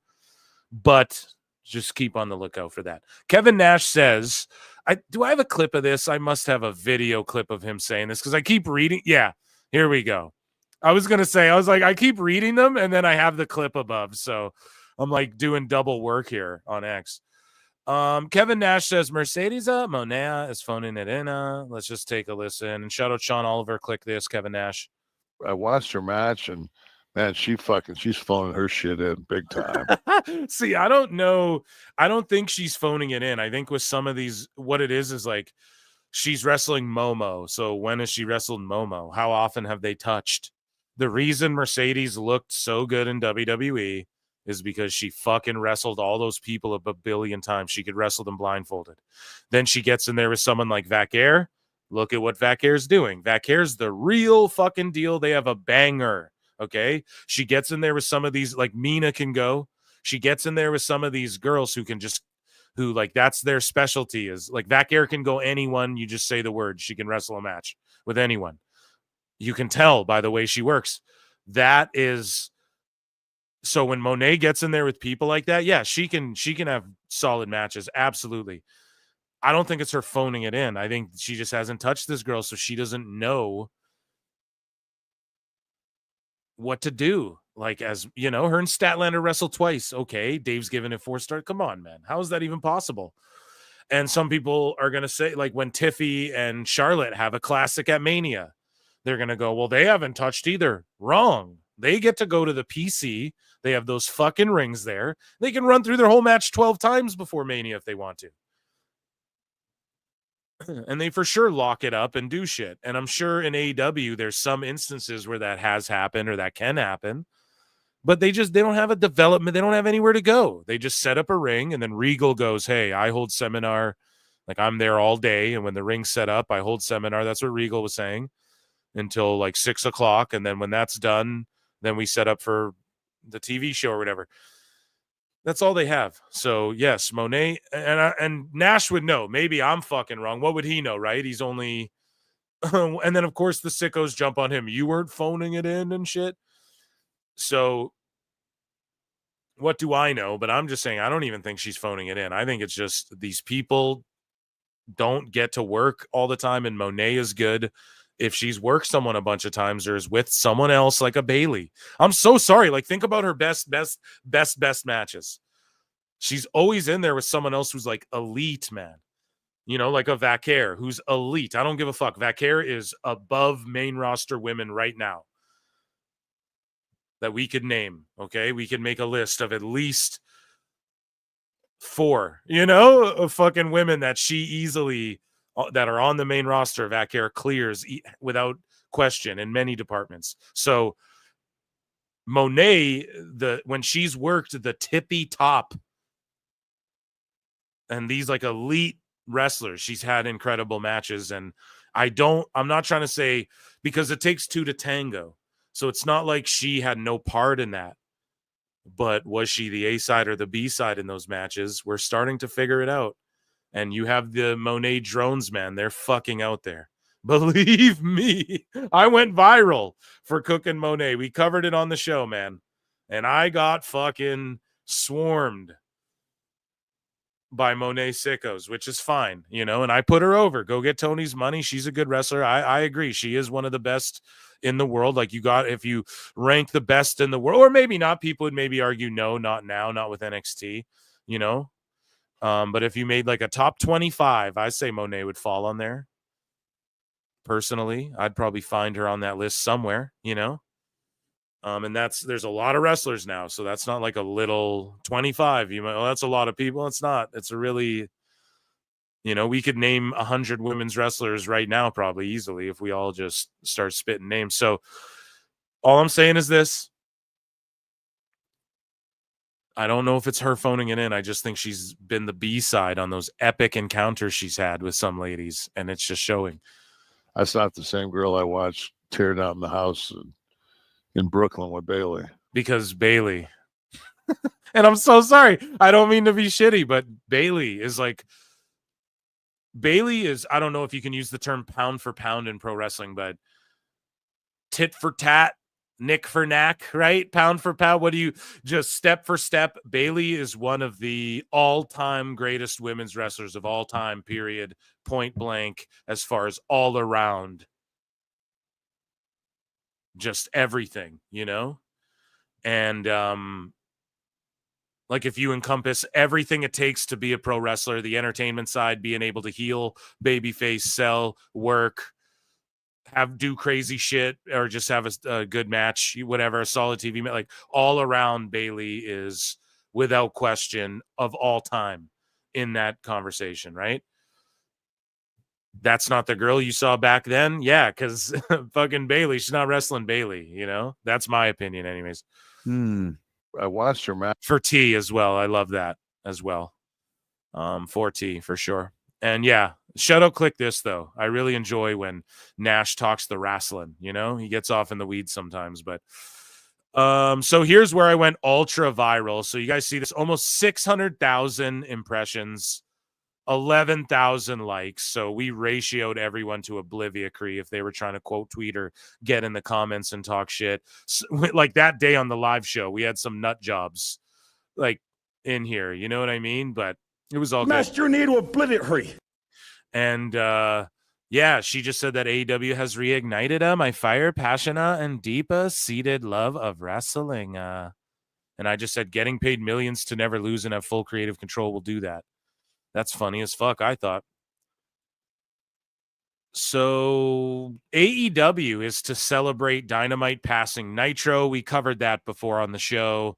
And what I discovered is that it's AEW as a whole. So the Collision is airing on Thursday, and it's like the spring break special.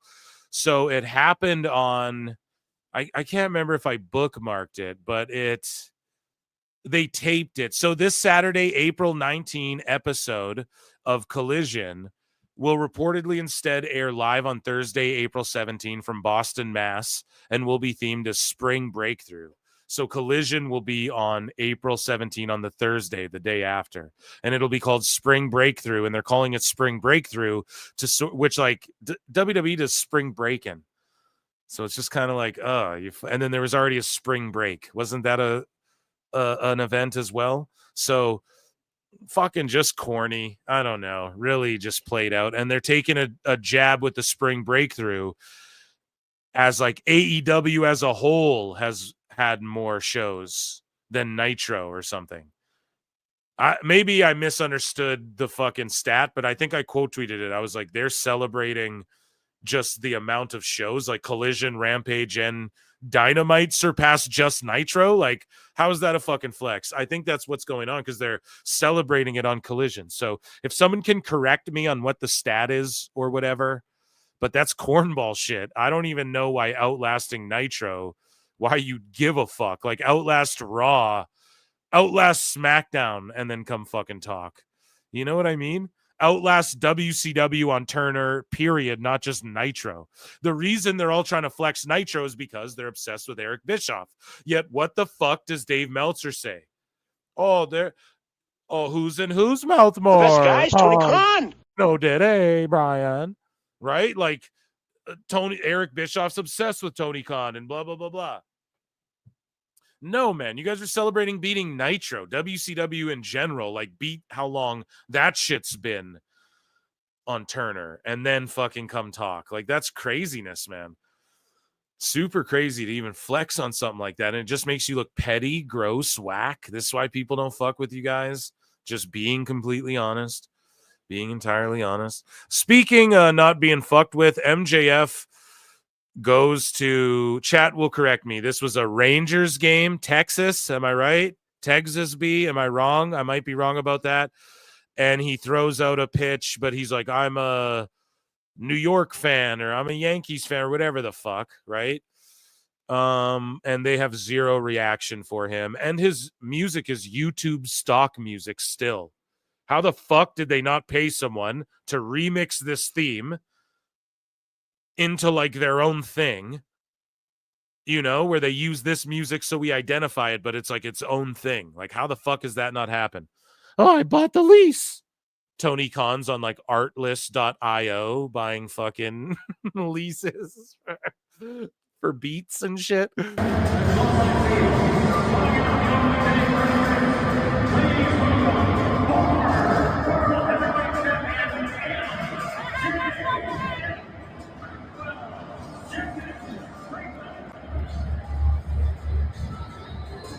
Zero pop, and they're just like, your former world champion, and he's as tall as her, as the girl filming him, you know, taking pictures of him, and it's like, okay, not to even be a hater, I like MJF, but it's like, fuck, man. And he's not even in New York. Like, just what's the point of sending him here?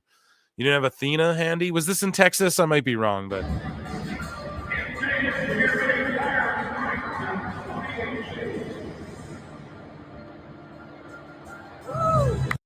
and he was off the mound. He wasn't even on the mound. He was like 4 feet off the mound. Fuck. Ryan Nemeth says AEW countersuit served in pathetic attempt to humiliate and intimidate. And he was also served like as he was about to be on stage at his off-Broadway musical. Right? So he's pissed. Report, WBD don't care about online discourse and AEW ratings. Of course they don't, because Tony Khan's paying for it all. But Ryan Nemeth said on Rai Nem Substack, so I guess he has a Substack, and he said, I was on the receiving end of some pretty insane abuse from my former employer. I did all the things you're supposed to do. I communicated. I spoke to HR. I spoke to legal. I spoke to my bosses. I kept records. I have witnesses. I was even offered a settlement. Then, instead of those terms being honored in a very bizarre pseudo U-turn of events, I was offered a new contract with AEW in lieu of pursuing legal action. For those of you wondering, I said no thanks. Oddly enough, I was also told the lawyer who offered me the original settlement had no authority to do so. That sounds like serious organizational dysfunction, but who am I to say? Well, bro, you're being messy now and saying this shit on Substack because fucking everybody's got Twitter fingers and you can't wait 2 minutes to say this shit, right? You can't wait 2 minutes to fucking keep this shit in court, and you're like voicing it out like that's going to help you. And now they're just going to use all this shit against you in court. You got to chill, bro. Let your lawyers handle the shit. Yeah, I don't know. This guy wrote a fucking letter to Max. Like, hi, Christopher, I'm Janeth, your Max customer advocate on the Max support team. I understand. So this is what Max had to say about AEW. So this person's like, so out of curiosity, I sent an email to Max about how disgusting I thought the moment was when John Moxley got the spikes. So this is a Karen, right? Stuck in his back. Like, I'm just going to make fun of it. I'm not going to write an email to Max, bro. And then he's like, this was their response, which came rather quickly. At least they know AEW is unique. And so they're like, hi, Christopher, I'm Janeth, your Max customer advocate on the Max support team. I understand your thoughts and feelings on AEW Dynamite last March 19, 2025. I'd be more than happy to assist you with this. Thank you for reaching out and sharing your concerns regarding the recent episode of Dynamite. We understand that certain content may not appeal to all viewers, and we appreciate your feedback. AEW is known for its unique style of professional wrestling, which sometimes includes intense and extreme elements. We encourage viewers to make use of available parental controls and content. So again, like, put parental. So then who are they selling the Rizzler dolls to? That fucking Fear the Revolution guy who's meeting your kids and calling them sickos and taking pictures with them in front of the AEW shows? Like, who the fuck are they selling the Rizzler doll things to? You have people at Max saying, use your parental controls, and then they run an ad for Rizzler dolls on the same show. Rizzler Orange Cassidy dolls. So who are those for? Grown men? Chat, do you guys understand where I'm coming from with this? Am I the only one pointing this shit out? I don't fucking understand. They have an identity crisis going on here. ECW wasn't like, hey, we teamed up with fucking Macaulay Culkin to bring you Kinder Surprises or whatever, or to bring you Macaulay Culkin dolls with ECW. They didn't do that. They were showing tits, they were showing ass, they were showing blood, they were showing RVD doing flips, talking about 420. They were showing fucking flaming table spots and all that shit. So you understood what it was. What is your guys's identity here? I just don't understand. I really don't understand. Okay. So we have Edge. I'm going to get through the Edge stuff, and then I'm checking with chat. Don't worry. I'm doing this in order here. So Cope didn't regret signing to AEW. We talked about that. He's not thinking about retirement storylines. Cope says, not really. That will be more of where do you need me? He just keeps saying, where do you need me? I then sit down with Tony Khan and think about what he wants and what the company needs and what the show ends. That always supersedes to me what you have in mind for this retirement. I know I want to work with Swerve Strickland's, Hangman Page's, Jay White's, and the Kyle Fletchers, and Will Ospreay's, Kenny Omega's, and Samoa Joe's. I haven't worked with any of those people and would really like to do that before I hang them up. Then this is all you do. You get the fucking TNT title or the world title, and you go, this is my retirement run, like Danielson, maybe, or you just say, here, I'm going to defend this title, open challenge, everyone comes, you fucking beat them, or whatever happen, or you and Christian go on a tag title run against. Like, I just don't know what to tell you. Edge, you're not going to get to wrestle all these people. Everyone says this. Everyone, Mercedes says it. Oh, I can't wait to go to AEW so I can wrestle. She names all the AEW people. Then she's wrestling Momo Watanabe. And then she's wrestling fucking, like, she's not wrestling any of these names that she names. Same with Edge. I want to wrestle Joe, Jay White, Hangman. You're not going to wrestle any of these people. And if you do, it'll be because Tony Khan's listening to this and wants to prove me wrong, or it'll be because you decide that that's going to happen. But so far, they're sticking you in there with the Yutas and the Garcias and fucking Christian, who you've teamed with for 20 years of your fucking life. And, you're in there with Mox, who you already wrestled in WWE. So it's just like, fuck it, man. Like, it's ridiculous. So I know you want all that shit. That would be ideal. It sucks that you have to tell dirt sheets this or tell people this in interviews, and you're not allowed to fucking say this stuff to your boss because he won't listen to it. That's the biggest problem. Big Bill said this on Dynamite. He said, I was once a tag team champion, but I was never pinned or submitted. My partner was pinned by Sting, and he retired before I could get my rematch. Referring to Ricky Starks. So out of nowhere, Big Bill and Brian Keith are a team, and they're baby faces. Hey, dumb fucks, why don't you just bring Enzo Amore back and make money? And make boatloads of money and just bring Enzo back and have Brian Keith and Jericho. So now they're just baby faces and Jericho's gone. Yeah, I'm on a tour with Fozzy, Judas in my mind. Right? Like, what are you fucking doing? They're all of a sudden cutting babyface shit.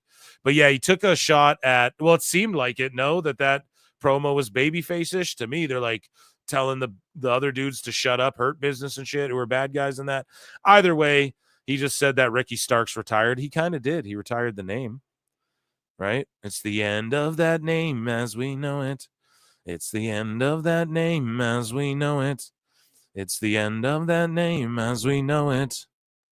But he'll be fine. Okay, so yeah, we got some juicy AW news. I'm checking in with chat right now, though, okay? So chat, where was I? Ray J's World for 5 says, Phil, do your Tony Khan impression expressing why you did not want to compete with Wrestlemania and even have events in Vegas. Well, there's better gambling in Atlantic City, actually. In the desert, it's like international waters. You can do whatever you want. Yeah, dude. He doesn't want the smoke. He wanted smoke till the smoke came. That's my favorite saying. Which, yeah, it's amazing. Thank you, Ray J's World. I unstarred that, though, by accident, which I did not mean to do. George, you're keeping track, right, George? Because I'm unstarring everything in here because I keep fucking overlooking stuff and stuff like that. So just you do it. I'll leave it in there long enough for you to tally it up, but I'm unstarring everything that isn't new, okay? And then you just continue doing what you're doing. And then, yeah, here, Kyle Huckins for 5 says, Athena's going to be on Collision. She's getting job to Mercedesburg soon. Mercedesburg. Here's the thing, right? It's going to happen. It's crazy that now, just like weeks before All In, mere weeks, they're going to just have her on randomly to be like, oh, I'm the longest reigning. And then she's going to get a big pop and everyone's going to go, look. But then it's going to die off. And she's just going to lose her title reign to Mercedes. Mercedes is going to be the one to take it off her. And yeah, all these fucking morons saying they built to it. How, man? They talked about Billy Stark's mentor on Dynamite. Okay, only if you're a fucking sicko mark like me do you know that. Do you know what I'm saying? Like, only if you're a sick freak like me who watches all this shit do you understand that Athena's been training Billy Starks. She gets a television title match without having one match on AEW television. It's the dumbest shit ever. Thank you all who super chatted. I'll give you a go. And I'm going to check in with chat. Phil, you have ruined Mickey Mouse for me. One thing I can say in AEW favor, they got Cake City. Remember when Bray Wyatt died, Edge had to make it about himself and put out that I'm not going anywhere video. No, I don't remember that, but that I don't know. I don't remember that. The best guys, Mickey Mouse. Yo, you were in Canada. I'll guarantee that Matt and Nick hate Enzo, so they won't hire him. D says, Phil, Enzo is saved for WWE and Big Bill. Yeah, the pop when they come back together. Ooh, that'll be fucking good. Tony just wants hugs. My Rizzler doll is on its way. Oh my god. Dunn did what now? You did a 10-minute Linda Hogan segment. You gave into the Doc's hide. Dude, it was amazing. I thought that was a really great segment. I don't know. People might hate on that, but I think I got some funny lines out of there riffing as Hulkster. If Joey Numbers or someone was here, I'll get him on Wednesday for you guys. How about that? And yeah, George is gonna chill with me. I think because there's no Saturday night main event, so maybe. Oh yeah. On Monday, I got 2 or 3 folks coming on to watch Raw I'm gonna do the news shit like I do, and then then there'll be some news throughout Raw possibly, but Cena's gonna be there as well, so that'll be fun. So I got 2 or 3 people joining me for that, and then I got yeah, Wednesday's gonna be fun as well. Wednesday's gonna be a really good one. Did Phil see Brooks' response to Linda? Yeah, I read it. And okay, let's move along here with I went far enough back in chat, I think, if we're talking about the Rizzler again. So yeah, these charts and graphs, I got a pod coming soon. So people hate Swerve Strickland, okay? And AJ Francis responds to rumors here. And shout out Adrian Hernandez. He does good work on Likely Pod or whatever the fuck it's called. I'm so sorry. I don't know anyone's names of anyone's pods. But AJ Francis responds to rumors that have been circulating, including his aggressiveness. And then Julian Weeks sort of adds some context, and we get further explanation. So let's hear what AJ has to say. And this aggressiveness, this sort of well, I don't know. We'll let other people explain it here. But I think some of it stems from Swerve a little bit as well. But here we go. I'm aggressive. I'm aggressive because I stand up for my people. Come on, man. That's some bullshit. That should be pissing me off. Because it's like, to me, it's like, ain't that what you want? Ain't that what you want? You'd want your friends to help you out. Like, yeah, you want your friends to help you, but also, like, he's a pro wrestler. You don't want an aggressive pro wrestler? Hold you down. Yeah. Y'all wanted me to see B-Fab get fired and then be like, chalk it up to the game. No, that's corny as fuck. That's corny. I'm not a corny ass nigga. I'm not a lame. That's corny. When me and B-Fab and Tahuti was in them trenches. And here's the other thing too. When he got released, he still did work with WWE. And when Hit Row originally got released, AJ Francis did, and then this is what people call it, I guess. Okay, is the OG3 Hit Row. Okay, so there's a section of fans, like Hit Row fans, who are like, no, the OG3. It's Top Dollar, Ashanti, and B-Fab, and they don't fuck with Swerve. Marty McFlyer, my Grammy Award-winning friend, my good friend, he comes on the show. I think he's coming back on soon, actually, guys. So that's been a while. It's been a while, but he actually has a bit of a break there after winning more Grammys and shit for songwriting. But anyways, he's gonna come back on. But he would always like shit on Swerve. I never understood it. I'm like, someone explain this shit.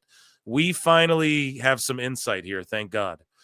And yeah, the OG3, I guess, which I don't know if he drops that here or we'll see in some comments because we're gonna look at a couple comments. This OG3, I guess, does not include Swerve. They don't fuck with Swerve, a lot of these Hit Row fans, you know?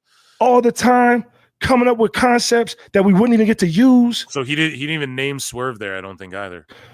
Storyline ideas that were ignored. Hours upon hours on the road. Come on, man.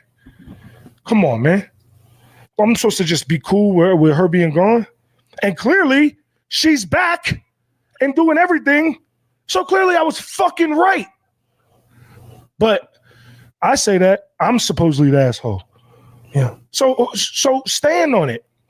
If you are the person that said I was aggressive or I was stand on it.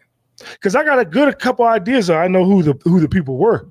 I've never been confirmed. But if it's exactly who I think it is, which I think it is. He's talking about Swerve. Talking about Swerve and all that shit. Swerve talked about, oh, you can talk to my people or whatever. Instead, like, they contacted my lawyer trying to sign me, but whatever. And there was like rumors about, yeah, AJ being aggressive and all of that. So I'm pretty sure he's talking about Swerve here. And Julian Weeks, I believe that's who I was saying. He fucking just flat out says it. And yeah, I don't know. Let's continue along here. Oh, I got some shit to say about them too. This is all new to me too, so I'm not like, I haven't broken this down. I haven't thought about this really until now. So I'm like, I don't got no jokes to crack because this is like, I don't know. We're discovering something together here as we do at PWT because I didn't get the Swerve hate forever, but I don't know. I guess behind the scenes he's like a little. And here's the thing. Then some of this stuff, which I have psychoanalyzed a little bit, which I'll break down as Phil does. Dr. Phil does. Oh, come on now, Dr. Phil. Some of this stuff makes sense that I'm going to point out, right? Like why the rest of Hit Row went back to WWE. Swerve is like, fuck all that.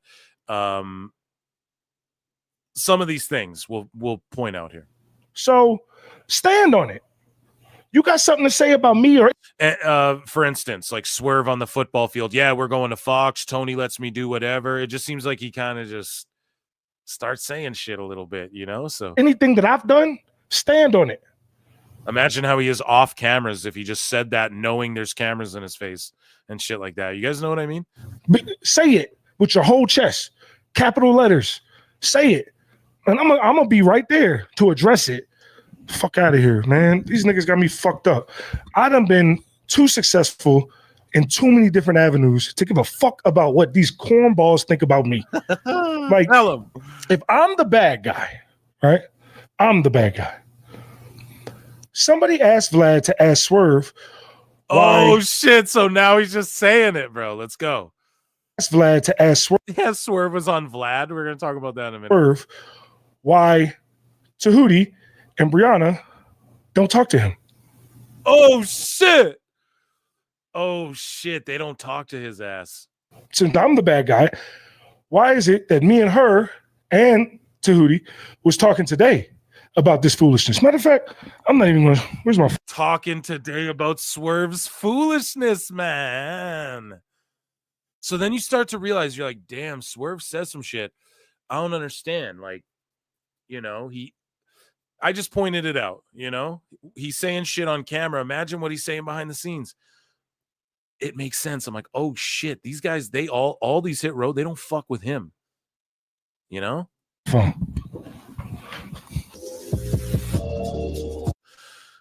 Crazy. He's like, we were just talking about this today. And when he's saying Tahuti, someone correct me if I'm wrong. I believe he means Ashanti the Adonis, if I'm not mistaken.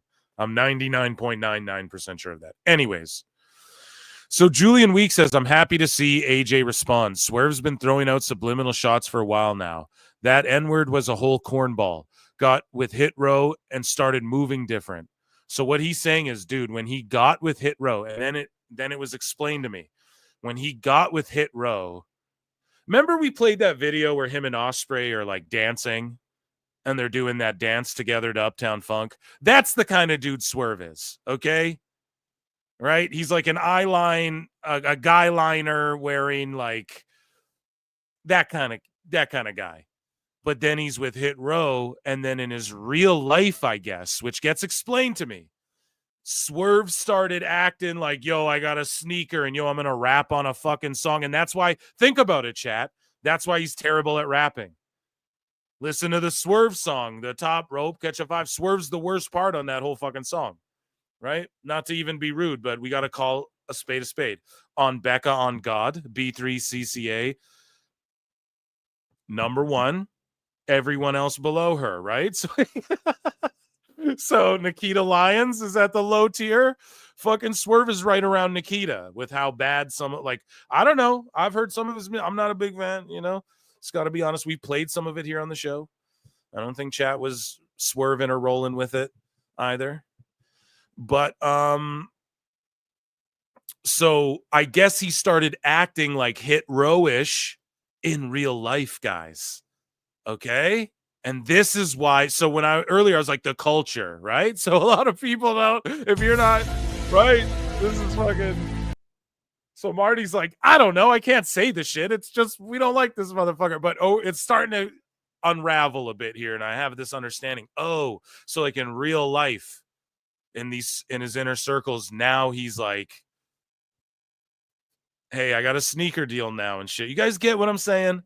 Get what they're getting at. Like, this is what other people, I guess, are throwing out there. And AJ Francis just flat out said he's a cornball, like right there. So, I mean, TNA versus AEW wars, right? I don't know what to tell you. So I asked, I thanked him. I was just like, thank you for explaining this. Or he says, like, it's okay to, oh, sorry, we didn't even finish what Julian said. He's like, he doesn't talk like that. He doesn't move like that. Real ones see through that gimmick. Then he goes like, it's okay to stay true to gimmick, but he took it too far and started acting like that outside of TV. You are not that guy. That's why most don't support him. Oh, and fuck Vlad TV. Stop boosting that informant. I had to like that because Vlad infamously, anybody, if you watch his shit, he is like, he's clearly a fed, you know, or whatever. But I was like, thank you for explaining this. I don't know where I said it. It should be under here. I don't know what happened. It was deleted. I was like, thank you for just explaining this sort of, because he had like a follow-up thing and he was like, look, you know, just he's not, I don't know. He's just not the dude he portrays, you know, type shit. And so I was like, I was like, thank you, finally, for clarifying that. And then Swerve was on Vlad TV, right? So I didn't watch this. I don't watch, like, sometimes I'll see clips of Vlad, so I don't watch full Vlad interviews. He had Maven Huffman on as well, so he's expanding into wrestling. Everybody is, because wrestling's hot. And so Swerve on this thing called out WWE's treatment of black talent. He disagreed with Booker T. We covered it on the show before. And yeah, he blasts the Vince McMahon N-word incident, you know, with Booker T and Cena standing right there. And it's one of the just cringiest fucking moments in the history of WWE. I forget, was that on a pay-per-view too? Like, why did he do that? I don't understand why the fuck he would do that. Like, Vince is just weird. With Vince, it's like a power thing. You have all the money, you know, you can bang all these divas, you control you can travel the world, everything. What does it become about? Power. Oh, I'm just not going to pay this fucking paralegal that, like, I hired under this, like, you know, I'm just not going to pay her. Fuck it. Because that's what it is. It's not about the money. It's about the power. So him doing that, always felt like was just a power move. Like, I'll just do this in front of Cena and Booker. And I think, was Booker's wife standing right there too? God damn, that was just terrible. I forget, was that on like a Smackdown or was that like a pay-per-view? I really don't remember, but so fucked. But yeah, so Swerve, but he like kind of went at Booker too for like defending it. Or not defending. Booker didn't defend that, but Booker was like, dude, I've worked here for so long, and just defending the company, his own team, you know? But yeah, Swerve is getting a lot of resentment for acting, I guess, high and mighty here. But basically, here's some posts about Swerve. So on Wrestling Observer, the Swerve Strickland and John Moxley promo battle, Swerve tweeted out, sorry, this is a tweet from him, where he's just flexing how, like, the coverage he's gotten. So Swerve and Moxley promo battle was Dynamite's highest rated segment in the key demo, and the biggest segment saw the biggest gain in an overall viewership on the night. But that's for AEW, bruv. That's Dave Meltzer. I quote tweeted this and was like, the Observer, bro. Swerve Strickland's in-ring promo was the peak viewership and rating for last Saturday's Collision. When was that? So recently. Good for him. That's like legit good for him. That's 3 in less than a year for those counting. Another pay-per-view headliner. He headlined all these pay-per-views. So, you know, that's good for him. You know, the AEW fan base went nuts on them about, like, we need a black champion kind of thing. That did happen too. And then Tony finally pulled the trigger on Swerve. And man, I put him over huge. I still am not like the biggest Swerve hater. Okay, if other people hate him for those reasons, that's not going to make me change my tune on Swerve. I always just look at what he does in the ring and what I see on TV. And can he cut a promo? Yes. Does he have that aura? Yes. Did WWE create that for him, though, now that we're starting to learn? Yes, they created that for him. So again, when people are like, oh, Swerve is this guy, I don't know, man. Seems as though WWE sort of gave him this gimmick and he lived it in real life and parlayed it into what he's doing now on AEW. So I would say Moxley's much different than Dean Ambrose. And I would say this version of Swerve is much closely connected to the version of Swerve or Isaiah Swerve Scott, I believe his name was, that we saw in Hit Row, you know? So I don't know. That would just be my assessment. However, I like Swerve, man. People criticize him for thigh slap and he cuts it out. They criticize him for being too small. He bulks up 20, 30 pounds. He's doing the damn thing. I'll give him that. As far as like the personal, people are like, he started moving like this in real life outside of wrestling. I don't know. I don't run in those circles, but at least I could add some and provide some context, hopefully, for people, because it was context for me, you know, like, where does that hate come from? Like, I get it. You hate him for the hypodermic needle. That's one thing. I can even look past that a little bit because it's like, it's one thing, you know, and it's like the dumbest thing he's done.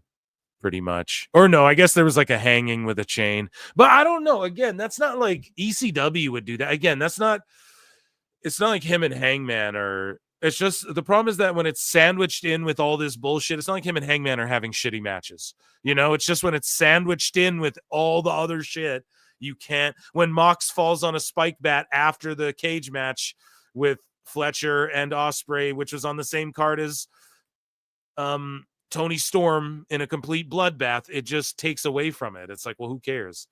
It's like, who cares in effect? I don't know. My criticism's been, you guys are selling Rizzler dolls. Like, what's going on here? Right? I don't think anyone else has approached it from that angle, but again, I'll reiterate on my behalf because to me, it's not like the most gruesome shit ever in deathmatch wrestling. But either way, we're not talking about that. We're talking about Swerve. I don't know. Swerve is cool. Prince Nana's cool. Is the storytelling great in AEW? No. So it's not like I'm sitting here saying he gets all the stars from me, the best wrestler in the world. But and people kind of shit on him. They're like, oh, the lowest ratings and shit were under Swerve, and it'll kill their audience more and stuff. I don't know about all that. I think it's the storytelling, you know? Like, I don't think Swerve is going to do any worse than Moxley's fucking doing as the world champ. There's not even a world title on TV. It's sort of like the bidding war of 2024. Like, are they trying to work this to a point where we all legit think there's no belt? Like, they actually lost the belt. Mox legit lost it. It would have turned up somewhere. Someone would be selling it. Or maybe not. Maybe someone just stole it and was like, fuck it. But I think they're trying to work people into thinking it's really a stolen belt or something. And it's like, you guys already did that. Like, Tony Khan's so bad at fucking booking. He's like rebooking his own old shit now. Like, Jericho did that. So, yeah, that was the Swerve stuff. I believe that was all the Swerve stuff. We have a couple more here for AEW news. I hope these are some really compelling segments today here on PWT, I think, in my own opinion. I think we've dove deep into a lot of this stuff. How long has the show been going for? 3.5 already. Amazing. We haven't even got to WWE news yet. So, former WWE star, speaking of WWE, Von Wagner is making his AEW debut as security for Mark Davis and Powerhouse Hobbs's brawl. I don't think you could be more like humiliating than that. Why the fuck are they doing this? Like, he went to AEW, he's on TV, and then Tony Khan is like, well, you're below what we do here.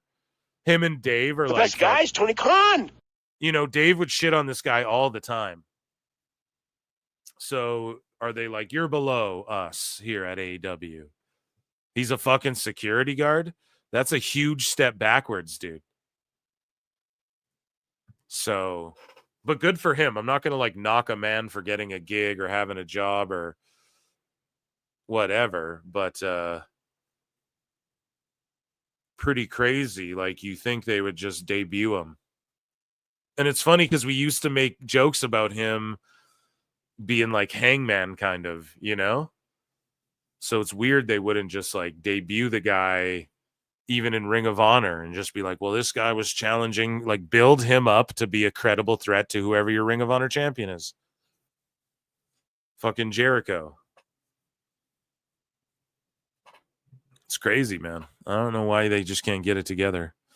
But yeah, pretty nuts to see him there just like as a security.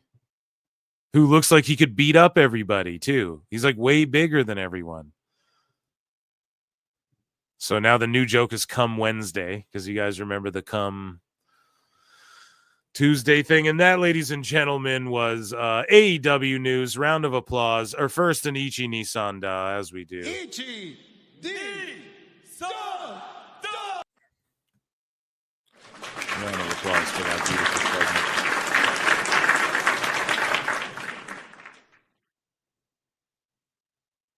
In other AEW news, Kevin Knight is all elite. Okay. So we will share this tab. Kevin Knight just announced is all elite. So there you go. WWE or TNA are going to make away with man like Doris, who's got the cool glasses and shit, right? And he was wearing purple, I think, as well. So they got Kevin Knight here. Solid hand, bud. Okay, we got WWE news. We got Dave Meltzer. My God. So much to get to, you guys. Who's with me, chat? I need to hydrate. I need to hydrate and check in with chat and see what you guys think about this brilliant signing here.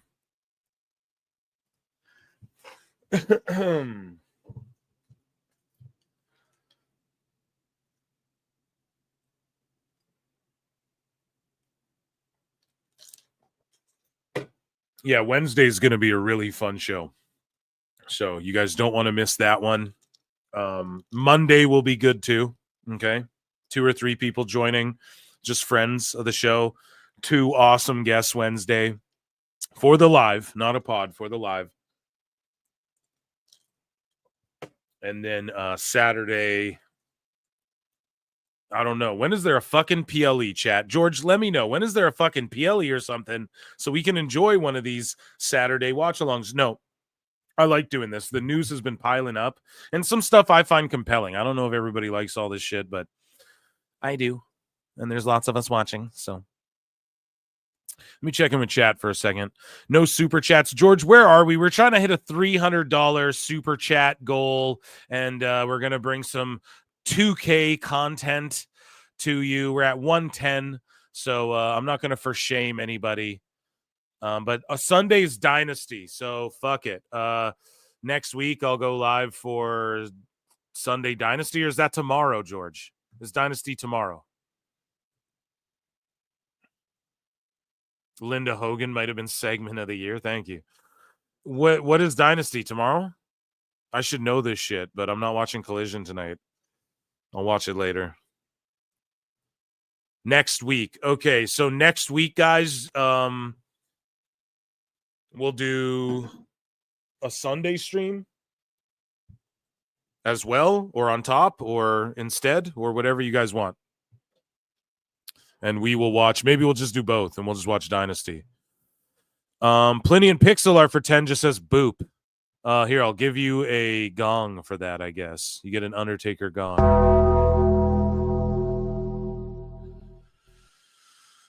Thank you so much, Plinian.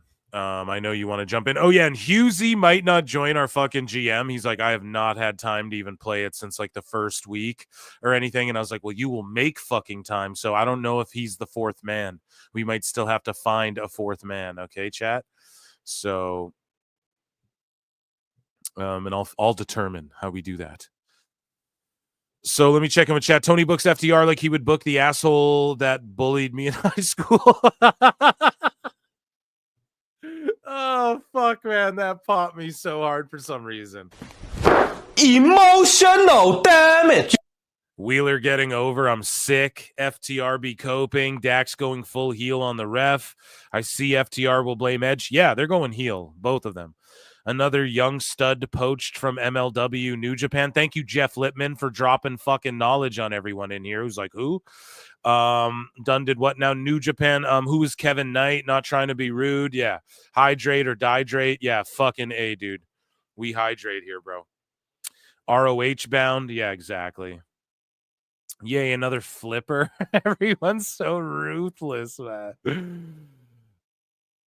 Swanman Hunter. Swanman. Is it Swanman or Swanman? Cody over Cena flex for 5. Oh, shit. I don't know. So we're going to talk about that. So I'm going to review SmackDown before we get into WWE news here. Just a super quick off the top of the dome recap. Really just recapping the main event fucking segment, because that's really the takeaway from all of this here, you know? So thank you for that super chat, which was the perfect fucking transition for the SmackDown review. I am going to pull up little notes here just so I don't fuck up entirely, you know what I'm saying?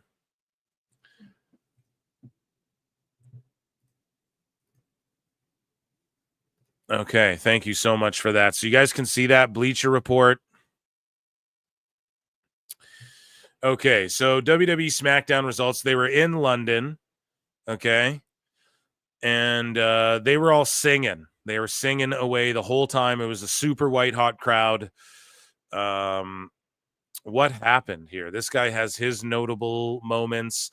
The Street Profits versus Pretty Deadly. Pretty Deadly got huge fucking pops. I was so into this match. I thought it was obvious the Street Profits were going to win, but goddamn, I can't wait. Pretty Deadly are going to get their due one day. And it was an awesome match, an amazing match. KC2 came back, and they're sort of hanging with Zelina, who hit the ring and got zero reaction, even from this white hot crowd. They took on PNA, as Chelsea Green called them, the Secret Hervis, which is just a fucking brilliant faction, and they do great work. LA Knight and Braun Strowman, crowd was so hot for LA Knight. It's crazy. They have LA Knight, and it looks like, again, it's going to be a multi-man match. So everyone's like, oh, come on now, Phil. Why do you care so much about the multi-man matches? Because I tweeted out, I was like, oh, more multi-man bullshit for Mania with the IC. And this is why, because the US is going to be like Jacob versus LA versus Braun or whatever.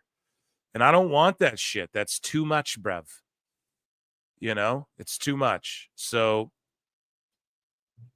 because then we're going to have a 3-way for the IC, and then the women's match is probably going to be multi-woman and all this shit. It's just, they're just relying on that too much. And you have so many stars, dude. Andre the Giant fought in the Battle Royal for a reason, you know? Bring that shit back. But anyways, after helping out Strowman during last week's show, Knight found himself across the ring from the big SOB, as they say. Yeah, so Jacob Fatu came out. It's destruction. Strowman wins by DQ. It's just mayhem, chaos. Solo gets mad. Or, pardon me, Jacob gets mad at Solo at some point and is like, Yarmin, hits him with one of those, which is so fucking hilarious. Yeah, they're going to split up at Mania. I think Solo's going to spike Jacob or something like that. And, yeah, the video package we got for Rey Fenix confirms him 100%. He is going to be on next week's SmackDown before Mania, which is fucking amazing and incredible. Crazy. They're just pulling this out of their ass. Like, yeah, fuck it. Phoenix before Mania. So who knows, man? They might have a crazy multi-man ladder match that he gets shoehorned into or something. I'm here for that. I'm here for it, Eric. Even though you're not here for 83 weeks anymore, we've retired, Eric. So, yeah, I'm down with whatever one Rey Fenix is in. The U.S. title one, I think. Or whatever the fuck they do. Right? And I love that they're getting their solo runs. I love that they named him. Malachi Black as well. He had that vignette, and it's pretty much him, like you can tell. And it just says for the SmackDown after Mania, right? 25-25. Those numbers are alluding to the date. He's going to show up. So again, I kind of called it a little bit. I was like, you have the lights go out. He shows up, but they're just promoting it anyways. Which is fine. People love Malachi. He's going to be booked well under Triple H. I just want to see the tag division get fleshed out more for the women, for the men. I want to see the belts get unified and the champs go back to both shows. I want to see the IC belts and the US titles are exclusive to each brand. Those are the only exclusive belts. So that when the world champ is off doing more SmackDown shit, then the IC sort of is like that main belt, you know? And I want to see all the belts merge. They go across both shows. NXT can have their own belts, and the IC stay on fucking Raw, and the US belts stay on SmackDown exclusive. And then they come with more prestige for that reason. I think that's what we need to head towards. And then the tag division is like, okay, you have teams on both sides. And then when you just sort of have throwaway tag matches, well, they're not throwaway, but they're like, let's just say, okay, the tag champs are more tied up and feuding with a tag team that's on SmackDown at the time. Well, then that's when you're having tag matches on Raw with their guys and like sort of figuring out who's next in line. And then maybe the tag champs go over there and feud with those guys a little bit. You have a WrestleMania, oh shit, the tag champs and then a team from SmackDown and Raw are all or whatever. You figure it out, you play with it. I think that's the way you do it, man. And then that way, when even if you get like a part-time champ, those IC belts are like elevated. Like that's, well, I represent Raw, you know, and whoever that champ is still exclusive. And you really hard split the brands. I think that would really fucking help with some of this multi-man bullshit, where you'd get more serious, like one-on-one matches that have title implications down the line a little bit, adding a little more sports basedness to it. You guys get what I'm saying? Anyways, so Michin took on Charlotte Flair, which I can't remember what happened. Like a bunch of people ran out, and then, yeah, Naomi ran down, started brawling. B-Fab chased someone off. Whatever the fuck. This was a clusterfuck. It was what it was. McIntyre took on Randy Orton, got a win as well. Which, fuck, man, that's what you do with Drew. Randy's back is bugging him IRL. Here's the thing. Y'all gotta understand something. This is Randy's farewell tour as well. As John Cena's like, it's not getting the same hype, but you'll be lucky if you get to see Randy Orton for 3 more years. I'm not fucking kidding. So just enjoy everything he's doing. And that's a big, huge win for Drew that he deserves at this, like, at this stage in his career. And that's how Drew stays strong and menacing, you know, wins over Orton and shit like that. Of course, KO came out, I believe. Jimmy Uso took on The Miz. Jimmy's been cooking. Now it's Big Jim. And everyone's like, oh shit, Big Jim, you know? And he did a yeet after the match, which I thought he shouldn't have done. But Big Jim's been like cooking in ring. And Miz just has great matches. I don't care what anybody says. He has great television matches. He's the perfect heel, you know. And, yeah, solid shit. And then we had the final segment. So Punk comes out, you know, London's just singing fucking Cody Rhodes, you know. For Cody, he spit some passionate shit earlier in the night, whatever. But they're singing for CM Punk, they're singing for Seth, they're singing for Roman. I think they were like going ole, ole, ole, ole, Roman Reigns or some shit. Whatever. They had chants for everybody. They're singing, they're going crazy. Contract signing happens. What the favor was, Paul Heyman negotiated that CM Punk, this match will take place in the main event of WrestleMania Night fucking 2, mind you. Did they announce, chat, did they announce, is it Night 2 Mania? So Punk is the main event. Now, obviously, you owe Seth Rollins one. Okay. For all that Rock shit, you owe Rollins one. Roman is still like the top guy. And Punk is still like the top guy draw. Like these are 3 big names, and Rollins is Triple H's guy. You guys have to remember that. That's the first guy that Triple H plucked out the indies, developed in NXT, went to the main roster, saw his creative, made sure he was there with the Sting shit, right? Helped get him to steal that WrestleMania, the architect, right? That's fucking Triple H's guy through and through, Tyler Black. So Rollins is...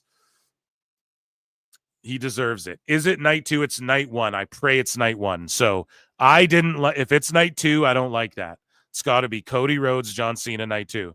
Now, I was wrong about Yeet closing out the Mania show, right? See, Dave Meltzer, that's how you say, I was wrong about my prediction, and then you don't lie and say it was news when it wasn't, right? I thought they would close it out with a Yeetamania night 1. I thought in a perfect world, night 1 closes with Jey Uso winning, confetti, tears, family, yeeting. Gunther's like, what the fuck? Even Gunther shows him some respect, shakes his hand, and then reluctantly leaves the ring.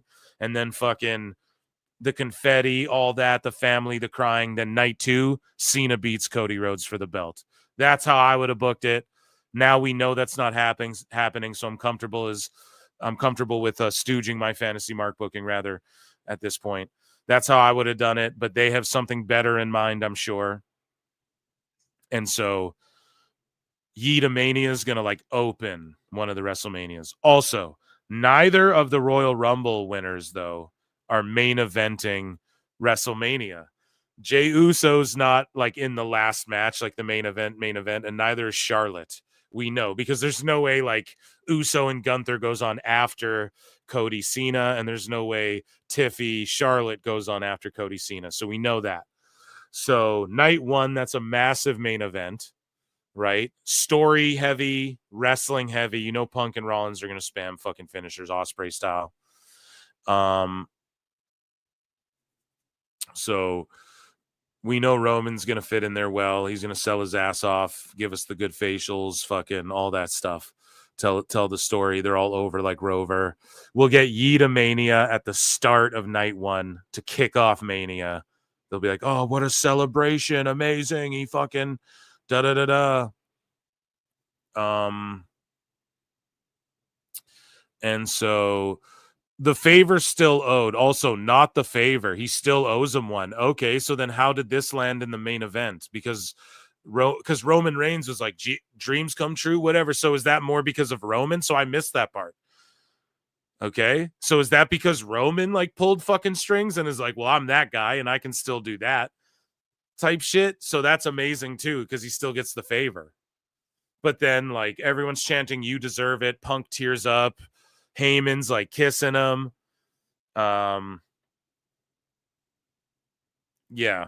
There was a part too where Heyman was like shaking his head no to Punk when Punk was acknowledging Roman Reigns or something like that. And so that's a little plot line. Like, what happened there? You know? It was right after he got down on his knees, called him the tribal chief. When he got up, he said, by the way, you still owe me one. Okay. Yeah, there you go. People are saying I'm not sure Jay's winning. Here's the thing. I don't care that it's not Vince's WWE. They will not pass up the opportunity to get on camera that Mania scene of him yeeting, yeet, holding that title with the fireworks going off in that building with the whole place and them going 60,000 yeeting. They will not pass that opportunity up. I'm so sorry. I don't care if it's Vince's WWE or not.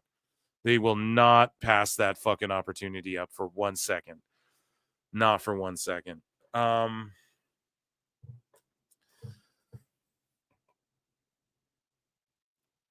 But yeah, because you know they're not going to do a bummer WrestleMania either. Swan Man Hunter became a new member. Memberships are 99 cents, guys. Join the madness. And David Carradine's Closet for 7 says, can we finally admit Charlotte sells no tickets? I'm not sure about that. This week was no better than last when she seemingly disrespected Tiffany waiting for her next break. Yeah, you're right, man. Tiffy's looking, it seems like Charlotte's really fucking trying to bury Tiffy. Like it's almost burying her because Tiffy isn't like over enough to overcome that shit. But I think people really want to see Charlotte get beat. Like I wouldn't go as far to say as like she can't draw or anything. But I think we're seeing the tail end of her big monster push and shit like that. Charlotte Flair, you know what I mean? Like she'll always be in world title area contention, but I think her and Bailey and all them, I think there's like a whole influx of NXT ladies coming in. I don't know how much longer people are going to want to see Charlotte and shit like that. Thank you very much. So let's head on over to WWE news. And it's a long one tonight. I guess we started early. We're going long here. Where's the break?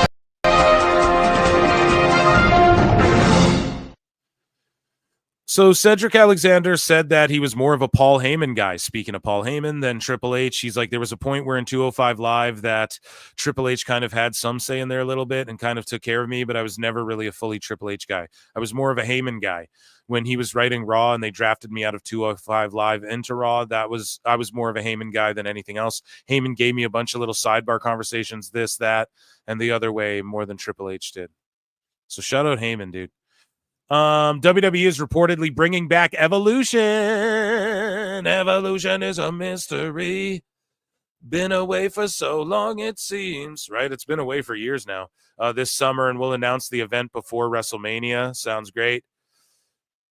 And yeah, fuck it. Let's see Saraya come back in that. Have her one off. No, it's official. ESPN boxing ring announcer Mark Shunock is set to be the new ring announcer under the name Mark Nash for SmackDown. And he was really fucking good. He just reminds me of the other dude who's just like, Cody Rhodes. Like, he just kind of does that thing. So he was really good. Again, another real sports guy that they brought in, and some people were trying to shit on him. It's just, they're just idiots, man. So Natalia's taking on Miyu Yamashita, who throws a deadly fucking wheel kick, man. I believe that's her. And it's like her dream to wrestle Natty, as she fucking says a little bit here. Mandy Rose talks about the possibility of a WWE return and feels disrespected with where she sits in the history books here. What about a Royal Rumble appearance? Like a one-off? Yeah, I've thought of that for sure. I don't know, kind of like we mentioned, I don't know. I don't know if they look at me like they would accept me back in a way. I don't know how they feel. I've never had a conversation, but I don't know. Do they think, I don't know, are they really offended with what happened? I don't know. Are they maybe they just don't want to be associated with me anymore, in a sense, because, you know, I feel like I'm a little bit erased in certain scenarios. I mean, NXT did mention me not too long ago. I saw like a promo package when they were talking about the women's champion, or the women in general, of like evolving and all that, which was cool. So I'm like, okay, that gave me a little hope, a little glimmer of hope of like, oh. Shout out Mandy and Busted Open and Sirius. Okay, I got a little recognition there, which was cool. But yeah, I just feel like, I don't know, I feel like I am a little bit like erased from their Rolodex of, I don't know, superstars. I don't know, I could be wrong. Toxic Attraction should just get back together. Like, what the fuck are we doing here? Money on the table. So the Ugandan Giant has been signed to a posthumous WWE Legends deal, as announced by his family on social media. That's fucking amazing. Mandy Rose also responds to critics, people coming at her for misunderstanding like the lineage of the titles, I guess, or whatever. Let's hear what she has to say. It's so funny to me that the people that never held a championship before are the first to sit there and argue about what counts as a double champion. Listen, y'all can argue semantics all that you want, but I still held 2 titles at the same time. Yes, unified them. Thank you. And call it what you want. Who cares? Double champion, Mandy 2 belts, undisputed, badass, whatever. It still doesn't take away the fact that I did it. So, you know, y'all can keep fact checking over there, and I'll just keep winning. Mwah. Have a great day. Yeah, I don't know why they don't just stick that fucking group. Like, I like Paxley and Gigi together, and JC fits in with her crew too. But I mean, the dumbest thing ever was Mandy leaving and getting fired and shit. Here's Shaq. He talks to Logan Paul and Jake Paul, and they're backstage at WWE, I think, or somewhere. I don't know where the fuck they are, to be honest. But yeah, Shaq's like, I'm an AEW superstar, and Logan Paul censors it out. Now, I think Logan knows what he's doing. He can say AEW on his vlog if he wants. He just knows people like me are going to talk about it, and it's going to go more viral if he plays it the way that he plays it. So, Heard you got a new hip. They said I can't suplex you. No, not tonight. Yeah. Yeah, next time. Do you want to choke slam me? If you want me to. Do you know how? I didn't know you were a WWE superstar. Sorry. Whoa. AEW superstar, he said. Whoa. The other company? Whoa, bro, you want to be first or last? Heard you got a new. And then Logan just cooks him. Bro, do you want to be first or last? Cooked. So here's Glaze Meltzer. This is in WWE news. I meant to put this in AEW news. But basically, NXT did a 741K, right, on for their rating. I'm going to just add this quickly. You guys are seeing me live on the show. Add to the Dave Meltzer bookmarks there, just so we can talk about that. So Gabe Sapolsky says you can go home again. Timothy Thatcher is officially in WWE Evolve. Watch now on Tubi. So Timothy Thatcher showed up on Evolve. It's a good little show. Just reminds you of like old school studio wrestling. WWE has changed the start time of Stand and Deliver. So guys, I'm gonna watch Stand and Deliver. I am not fucking streaming it with you guys though. I'll quickly review it before Mania starts. Okay. But WWE has changed the start time of Stand and Deliver. It'll now start at 9:30 a.m. local time. So what's local time? They're in Vegas. So I don't fucking know. But it originally was moved back. They had it at like 11:30, then it got moved to 10:30, then it got moved to 9:30 a.m. If I'm them, I'm just doing this on a whole different day. Stand and Deliver and the Hall of Fame are on the same day or some shit. You just have to do it on a whole different day. Because yeah, it's too much, man. That's crazy to make them wrestle in the morning like that, and then I gotta somehow, like, this is supposed to be their WrestleMania. You can't fucking just change the whole vibe of it like that just to fit it in there. I don't like that shit. Just do it the weekend before, or do it just do a special or some shit like the week before or something, like to kick off the weekend, you know, Thursday or something before the Smackdown or some shit. I don't know. Maybe that's bad too, or after Smackdown, or maybe that's too late, but I don't fucking know. Either way, it's going to be an early one. And I'll try and get up. I'm going to get up and watch it all. You know what I mean? Because that's on the first. Yeah. So that's on the first. I don't know if that's like an hour ahead of me or what, but that's on night 1. So yeah, that should be easy to crush out. Night 2 is like, yeah, probably be drinking some beers. What? On night 1, you know, sleeping in a bit before night 2. Per TMZ, Ric Flair has officially announced that he will be present at WrestleMania 41 in Vegas. Woo! Cena winning the 17th title in front of him and then slapping Ric Flair. You know that's happening.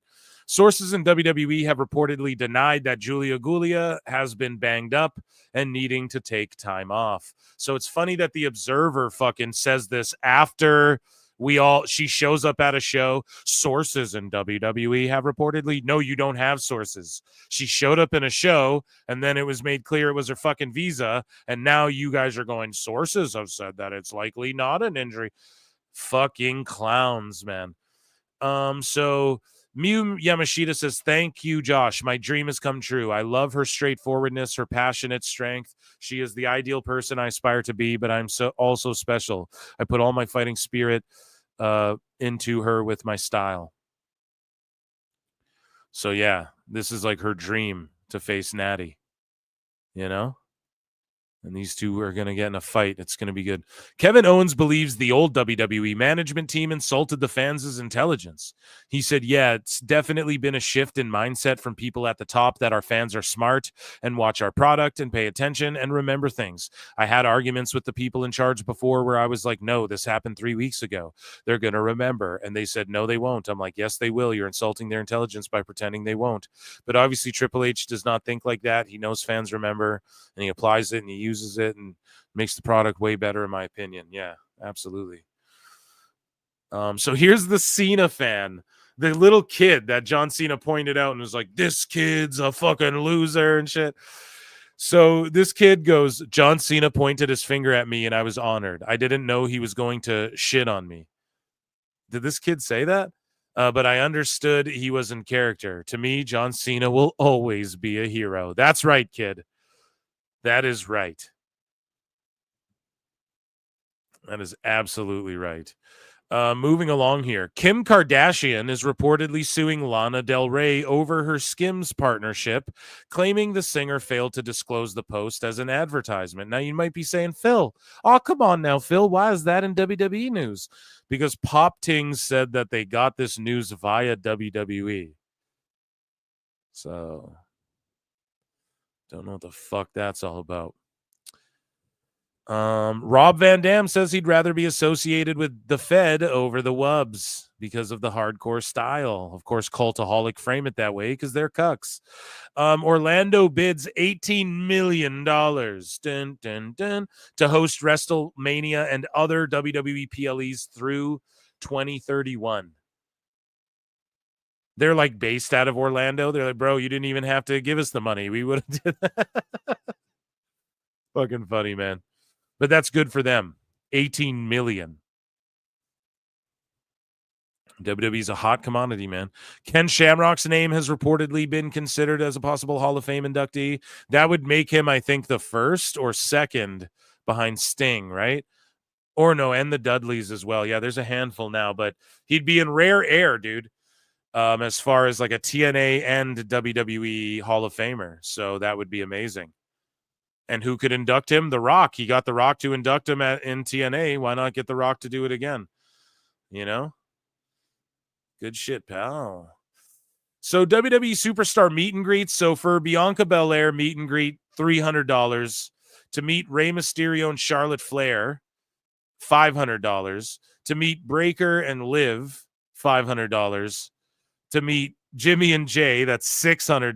Yeet. A meet and greet, a meet and yeet, dude. To meet and yeet, it's an extra $100.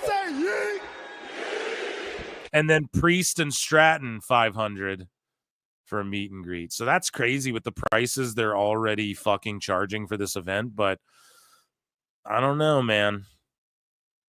They're trying to recoup all that money they fucking spent. I don't know why this wasn't in the MMA section, but yeah, here's Tom Aspinall, who is going to take on John Jones for the World Heavyweight title. This is the interim World Heavyweight UFC champ, and him and Drew McIntyre posing for a pick at UFC here.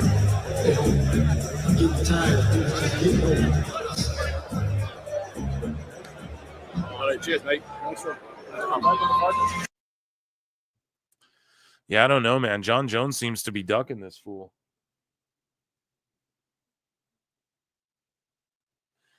So here is, speaking of selling the game, though, this is Alexa Bliss standing here with The Miz, and listen to how she just sells the fucking game.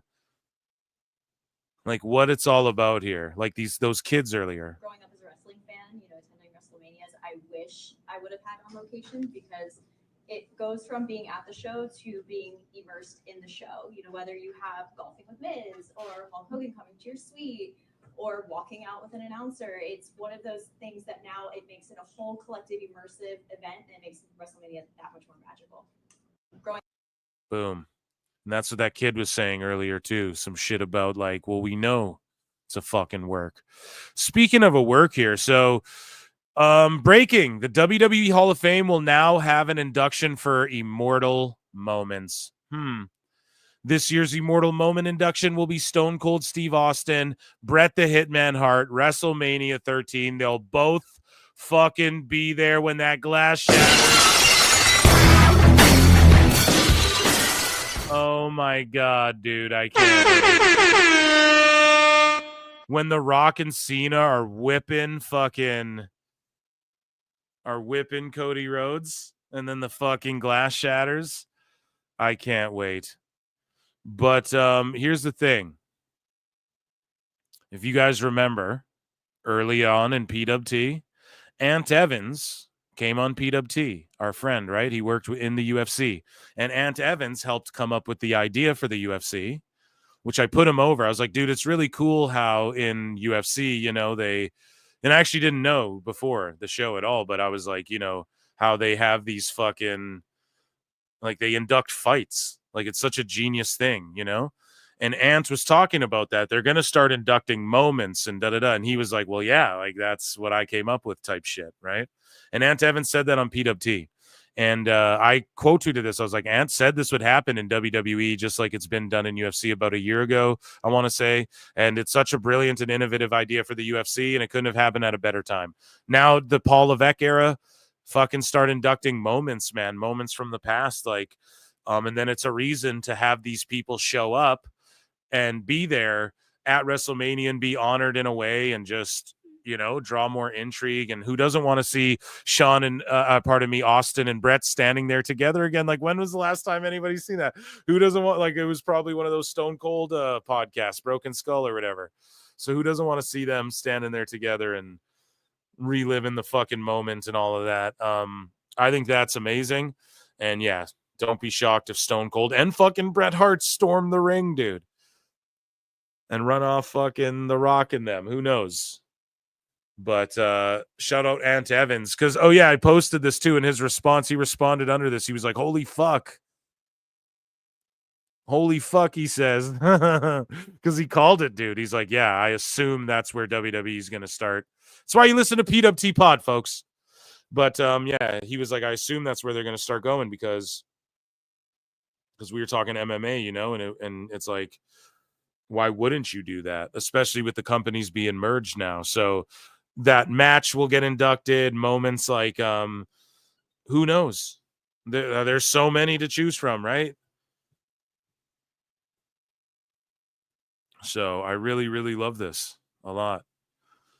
And shout them both out for doing this. Official, WWE has announced the official theme song for WrestleMania 41. It's Timeless by The Weeknd and Playboi Carti. I'm not feeling this one as much as the last 5 themes, but it is what it is. We'll just be singing Fiend. So it's official. Roman Reigns will be featured in the main event of his 9th WrestleMania this year in Las Vegas alongside Punk and Rollins. He surpasses Hogan for the all-time record of most WrestleManias main evented in history. 10 is the... So I don't know where this guy fucked up, just Alex here, but I think Roman is surpassing Hogan technically. Like, he's main eventing night 1 or whatever, so... Again, just he surpassed Hogan in another way. WWE knew that, and that's why he didn't have to surpass him in days with the belt, So again, amazing shit. It's just such an amazing time to be alive. We had people complaining through the Roman era, the Cody Rhodes era. They're just going to complain. Now we're in the heel Cena era. So Drew McIntyre as well on SmackDown, there was a glass spot where he gets knocked through glass or whatever, and he goes, "That was real glass. It got in my eye." And then USA Network goes, a Justin Timberlake song comes to mind. Cry me a river, girl, cry me a river, right? Shout out Jack Perry, dude. That's fucking crazy. USA Network, whoever runs their Twitter's goated for sure. And that, ladies and gentlemen, was WWE news.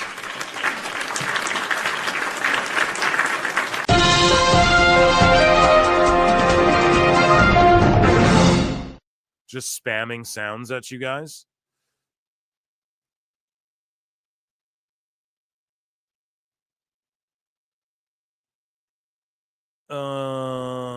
Let's check in over with Collision for 1 second. You guys want to see a dead body? Yeah, let's just head over here.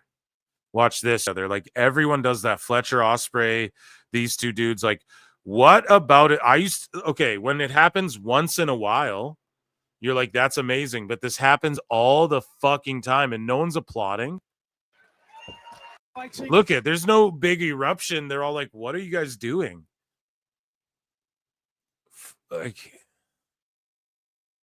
So, and then here we got some news here. Stephanie Vacker is here for UFC Mexico. Muy feliz de estar aquí en UFC México disfrutando de este gran combate. Fucking amazing. The contrast, right? Their luchas are at UFC Mexico, training at the PI, teaching fighters how to do their moves for shoot. These guys are doing whatever the fuck this was with hologram. You know what I'm saying? I'm going to check in with chat. We need flutes in the chat because there's only one thing left to do tonight, and you guys know what that is, right? This is a long one. I started early, too, so I could get off a little early. Nay. Okay? Nay. We're here doing the damn thing. So here we go. Let's share this tab. I want to see flutes in the chat. I want to see some comments and all that type of shit. We want flutes. Yes, we have a Dave Meltzer's dumb moment, of course. Get your flutes warmed up. If Punk had said "Cry Me a River," that would have been the best. Hogan was more over, though. He tied him night 1 last year, passed him on night 2. Yeah, you're right. See? Tom Reed with the fucking facts. Their greed is turning me off bad. The fact that little kids is talking like that is all the evidence you need to know kayfabe is dead. Aspinall's legit, yeah. You tell him, Dave, report the obvious as usual. Okay. Flutes, I see all the fluties. All the fluty, patooties, McCuties. Can we get Jericho because we're acting nice? No, you can't. No, I'm just joking. Here, let me hydrate a little bit. Oh, this has been a long one here, which is good. I had fun with you guys. This will be a quick little Dave Meltzer dumb moment. You guys don't want to miss. Monday show will be fun, relax, chill. You guys really don't want to miss Wednesday show if everything works out. You guys know how it is here, right? But it will. I got two folks lined up here that are going to just be fantastic. And then Saturday we do it all again. Sunday I can go live for Dynasty if you guys want that. I will fucking do it. And then I'll just do like a shorter stream on Saturday that's more news focused. And then Sunday we'll like focus on the matches. Okay. That's what we'll do.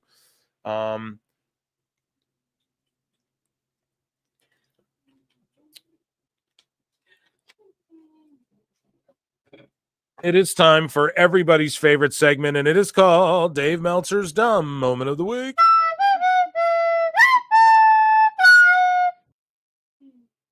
So Dave Meltzer says, actually, well, this guy says first. He goes, Dave, you believe your personal taste is more valuable than the fans who decide what is good with how they spend their time and money. If something is really good, more fans will watch weekly. Exactly. TV, attend shows, and purchase events. Your taste in pro wrestling, especially at your blah, blah, blah. We already know. We've already said it all to him. It's all been done. Ooh. So Dave goes, stop listening to podcasters and actually read. My job is analyzing business. My job is analyzing business. No, it's not. It's making up fake news stories and fantasy mark booking and globber slobbling all over fucking trash wrestling, Dave. That's what your job is. You don't know what I like, nor actually do most readers. Dave, so see, this is the gaslighting. This is why he's a fucking liar. This is why I can't stand this. Liar! Because Dave is like, you don't know what I actually like. Yes, we do. You've told us you love the lucha stuff. You love CMLL. You talk about it, Brian, instead of Raw on Netflix. He loves lucha style and shit. We know that. He said it. We know by how he rates his matches. So he's going to lie and be like, oh, you guys don't know what I like. Not even most readers do. Oh, so you're just a fucking dusty-ass liar. Then. So you just admit you lie. You know, you goddamn liar! So then you're just lying to everyone about what you like because you say explicitly what you like all the time. You're fucking, we covered it here on the show, Gareth and all these fucking guys. And they're talking to Brian about, when you watch these AEW matches with Meltzer, his reaction to some of these spots he's seen before, he's jumping, Brian, throwing his fucking papers in the air. They said that. So his friends have told, your friends have told us who watch wrestling with you have told us what wrestling you like. You have said it. So you're lying and putting on a show for them behind the fucking liar. What is it, Dave? He can't help himself. This shit is pathological. Like, you guys know what I mean? This is like some level of like sociopathy at some point here where it's like he's just, or it's just a grift. He owns a chunk. There's no other way you do this. There's no other way that you fucking flip-flop around like this. But anyways, he goes, he has nothing to do with what I like. So again, doubling, tripling down that his observations, his star ratings aren't about what he likes. So when everybody's like, it's just his opinion, and I've shown multiple examples, this is tripling, quadrupling down now, as far as I've chronicled, of him quadrupling down now on, it's not about what I like. I give my rating to the best wrestling. So in his fucking mind, dude, the stars speak for themselves. And he's sitting there saying, no, I'm an objective observer. That's what he's legit tripling down on now. Again, so I bring it to you so you guys can see that. And then Gilberti goes, Mount Rushmore of lack of self-awareness, exactly. Or it's a grift, Glenn, and he's projecting, or he's getting paid. Or so I'm telling you, I'll be more shocked if he's not getting paid at this point. So Nice Guy 1996-18 says, and look at Triple H now. The WWE is arguably the hottest it's ever been. Who cares that a development brand was losing to some fucking indie company? NXT beats that. Yeah, now MLW beats AEW, or will. Now GCW outdraws AEW. Now NXT outdraws. So who cares? TNA is going to start beating AEW eventually if they keep going down this road. So Meltzer goes, NXT and AEW are not in competition. Really? Because they think they are, Dave. So now you're lying again. Another lie. Liar! Fucking liar. Okay. I will, dude. He's lying again because they are at war. Or they're not at war, but they are in competition because when they were fucking head to head. So now Dave thinks competition is only head to head. Is that what he's going to try and spin? Nope. Right? So they were in competition when during NXT, Tony Khan was taking out commercials quoting Alfred Konuwa saying NXT is getting smashed by AEW. When Tony Khan's yelling, "Oh, the Friday Night Wars!" and all that shit. And when WWE, when Scott Hall and Kevin Nash go on NXT and they go, the Wednesday Night Wars, that's not in competition. This isn't a competition now, Dave. Now it's not a competition. Dave's a clown. He goes, are not in competition, but AEW does beat it most weeks. No, it doesn't. And even with it being network versus cable and a percentage of because he's trying to talk about the key demo's been going down. Percentage of the AEW numbers aren't counted because they're streaming. So a percentage of the AEW numbers aren't counted because they're streaming. So a percentage, what do you mean? An even greater percentage, Dave, of the NXT numbers. This is what somebody has to respond to Dave Meltzer, okay? An even greater number. The great max numbers. An even greater number, okay, of the NXT viewership is not being accounted for because it's on global fucking Netflix, you dumb guy. So no, Dummy, yeah. No, it's not beating anything. Okay, Dynamite ain't beating shit. And again, they might be pounding the pavement. Okay, I don't know why I said that, but look at this again. I bring you over here. Here's the Nielsen gauge. 1.2% of the streaming market are using Max. 8.2% are using Netflix. Okay? Globally, that number is even a babillion times greater. If you look at the difference of globally, I'm sure. Just globally. I bet Max is like 0.1. Okay? So here's the thing. No. Dave, you are fucking lying. How many people do you think are watching on Max? It's the greatest lie he's ever trying to perpetrate. Okay.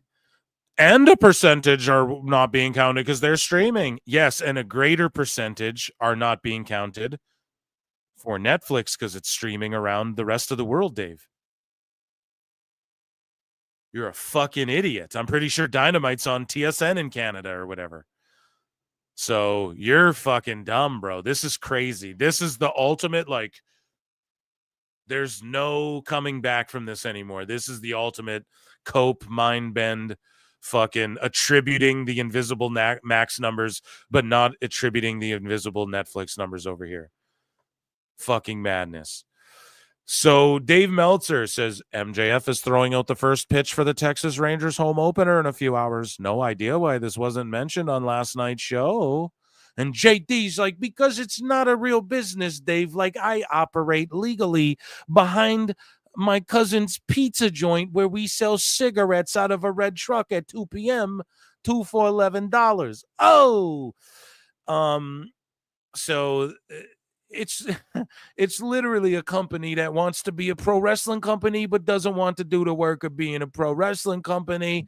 Oh, so yeah, they don't promote it exactly as JD said. I like that he's getting in on the Meltzer clowning now. So we covered this last show. We've covered this multiple times, but Meltzer said like, people often ask me whether I think Dynamite Dave is on the AEW payroll, and my response is always the same. The scarier answer is if he's not on the payroll. Him and I talk about this privately all the time. That means this is just his natural bias as a journalist. It's true. So then they follow up, and Meltzer said, just provide some good insight, I guess, or he just provides a good comment here. He says, Jim Cornette does 2 3-hour podcasts a week. Even if you don't like his opinion, you will learn far more history and psychology from one episode of his than Dinosaur Dave's 4 robotic, formulaic podcasts a week and his outdated babbling stream of consciousness Wrestling Observer newsletter. It's true, man. Dave's like, study the business. oh, the history, but he doesn't teach anyone anything. He just smugly and pompously is like condescending. Oh, if you don't read all my 80 million words I've written. But Jim pulls up like old, he does Guess That Program and all this shit, and he gives you historical deep dives and can add so much context, and you learn way more about the actual business and pro wrestling than fucking Dusty Dave, man. And it's fucking hilarious because he's always like, you need to learn. Bro, your show is you babbling, you phoning into your own show and answering dumb fuck Mark questions, trying to stooge insider information, and not the kind of like that is actually valuable to people that they should know about pro wrestling like Jim provides. There's no historical context. Look at my star. I mean, back then, well, it's just you flip-flopping your opinion to try and force your opinion of what you think pro wrestling should be. And we see this with, again, you want to talk about historical. We study and learn you, Dave. Fucking Cornette and Brian pull up the Meltzer files, okay? And even the letters you were writing to other people before Dave ever even got into the magazine, internet selling newsletter space, he was fucking chirping off and piping off at the chicken lips to other people who've been there and done that and trying to tell them what he expects and what he thinks wrestling is and da-da-da-da. He's a fucking stupid idiot. Thank you, fuck you, bye, boom. And yeah, dude, Cornette's pods are far superior in that regard as well. So again, neckbeards pulling cards, right? So Robbie Stevens. So now Dave, and I believe he's doing this because your boy Phil here has been criticizing Dave as far as, there's no criteria. That's what I've been saying a lot lately publicly. Dave now is starting to, here's my criteria now. He listens to PWT, bro. He knows about the flutes. But Robbie Steven goes, I think when he is talking about your taste, he is referring to your star ratings for matches, which are usually a source of debate within the IWC. Higher star ratings equals your taste. And then Meltzer, quintuplet, sextuples down on fucking the fact that his star ratings are objective, guys. He goes, star ratings are largely based on movement of the crowd, based on actual performance. That's a lie. Ospreay's flips don't move the crowd like The Rock and Hogan. I hate many matches I've given high grades to. Liar. If it was based on my preference, it would be totally different. Boom. The Rock versus Hogan, 3 stars. So if it's about moving crowds and not the fucking moves, then Okada and Okada and Omega doesn't compare to Mania 40. That's an 8-star match, and Hulk Hogan Rock is a 9-star match. By Dave's own metric, it's a Richter scale, Brian. Dave, we're just saying what you have to say. We're just repeating and reacting to what you have to say. I'm just reiterating what you have to say about your own star ratings. That's all I'm saying, bro. I'm saying what you're saying. Okay? Dave Meltzer responds to some geek and goes, not financially, not from a wrestling is performance art standpoint. Performance art. I broke that down earlier. Pro wrestling, okay, the best performance art is the pageantry of it. That's what made pro wrestling become pro wrestling at the roots of it. Okay? And broke that down earlier in the show. Look at the cage match top 300 bouts of all time. How many were from AEW versus how many were from WCW? And I just quote tweeted Dave Meltzer citing cage match. Fucking Mark! In 2025, man, the year of our Lord and Savior. And then this guy, Trust Goblin, goes, why does everyone hate me? Right? Because Dave always wonders, why does everyone hate me? It's always that thing. Why does everyone not like me? So you're a fucking asshole. Dave goes, only people who would hate learning. So you only hate Dave if you hate learning. But as our country has shown, that's a lot of people. But more than enough love to learn to greatly offset that. But more than enough love to learn to greatly offset that. Dave's a fucking dummy. Yeah, if you dislike him, it's because you hate learning, though. Like, what is Dave ever talking about with this shit? So again, so this is what we'll lead off with here, okay? Or we'll end off with, because we talked about it. Are you smarter than a fifth grader? Like, Meltzer is dumber than kids. So speaking of kids, he brings up his kids. And one of the funniest things happens here. So Dave Meltzer, this is completely diarrhea of the brain and mouth. This is one of the most insane fucking things anybody's ever put online. It makes no sense. It's that scene from fucking Billy Madison where it's like, this is incoherent, like nothing you say makes any sense. We've all gotten dumber through your rambling. And he starts talking about his kids, and literally, Meltzer said what really was the first one to bring this to everyone's attention, but I've chronicled it here a bunch at PWT. It's like, what Dave does is he'll like hear something anecdotally. Oh, the girls who were at my house with my girlfriend, they said that they liked the silly lucha costumes. Lucha's way more over to casuals. He does shit like that. We've covered it here. Oh, if I went to a movie theater and nobody popped for Roman Reigns when I watched the movie, so people don't know him, but Mystico is a ginormous star, right? So he keeps doing this dumb shit. And here's another instance of him just completely like, this is absolute insanity. Okay. So Dave Meltzer says, my son and daughter-in-law work at a high school because my son was named after a very famous current pro wrestler. And it's Cody Rhodes, we discover. Okay. But I cracked the joke, though. I'm like, what was this kid's name? Roman Reigns Meltzer? And then people started going, I was like, Will Ospreay Meltzer, right?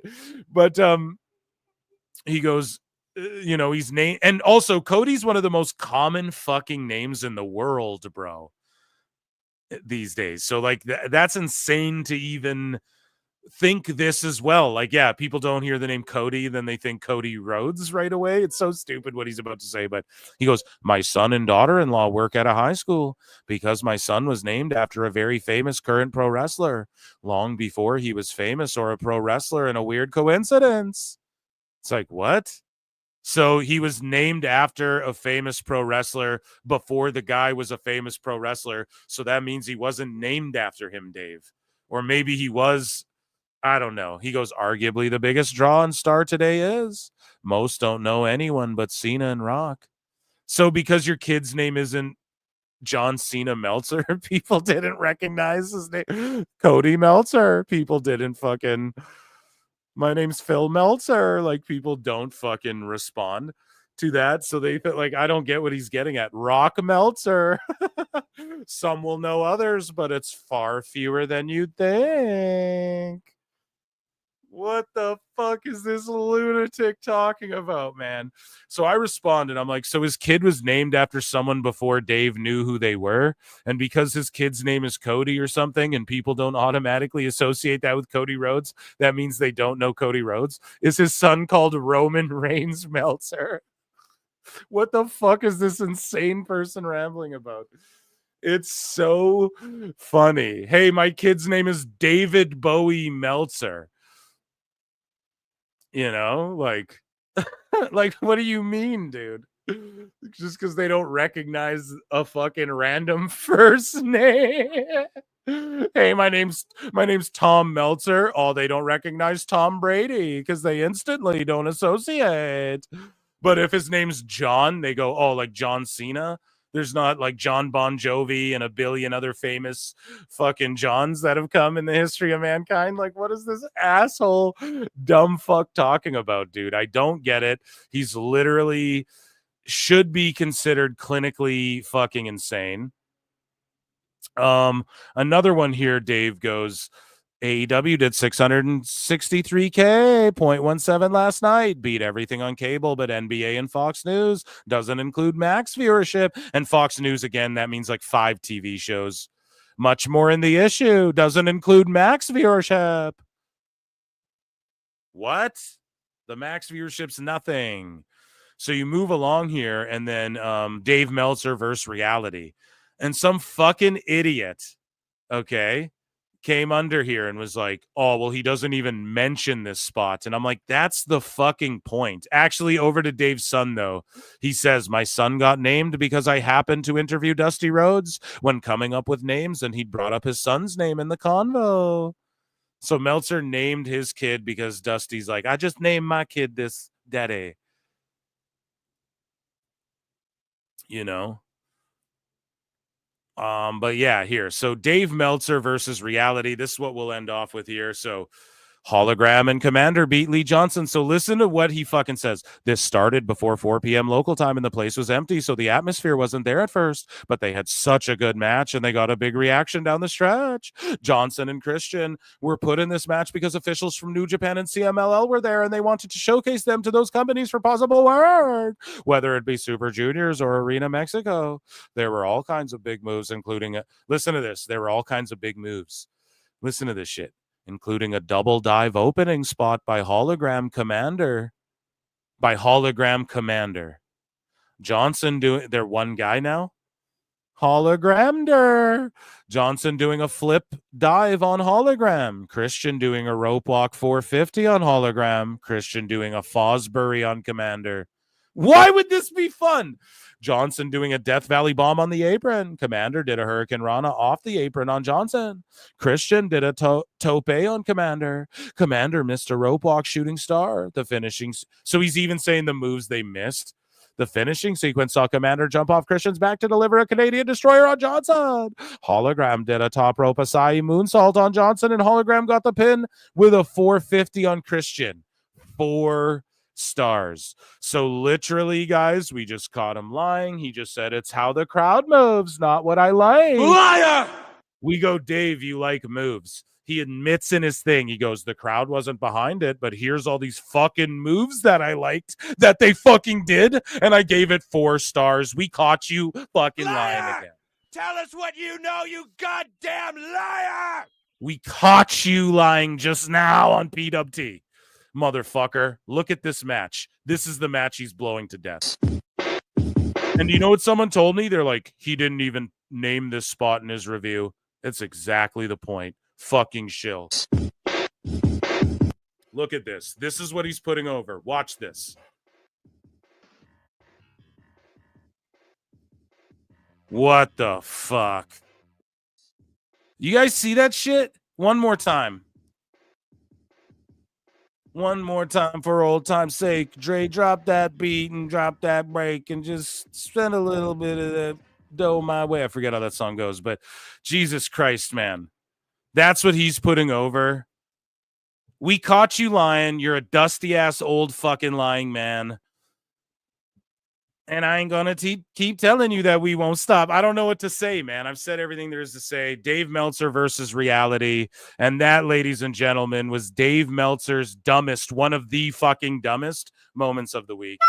Ever. He gets an E flute for that one.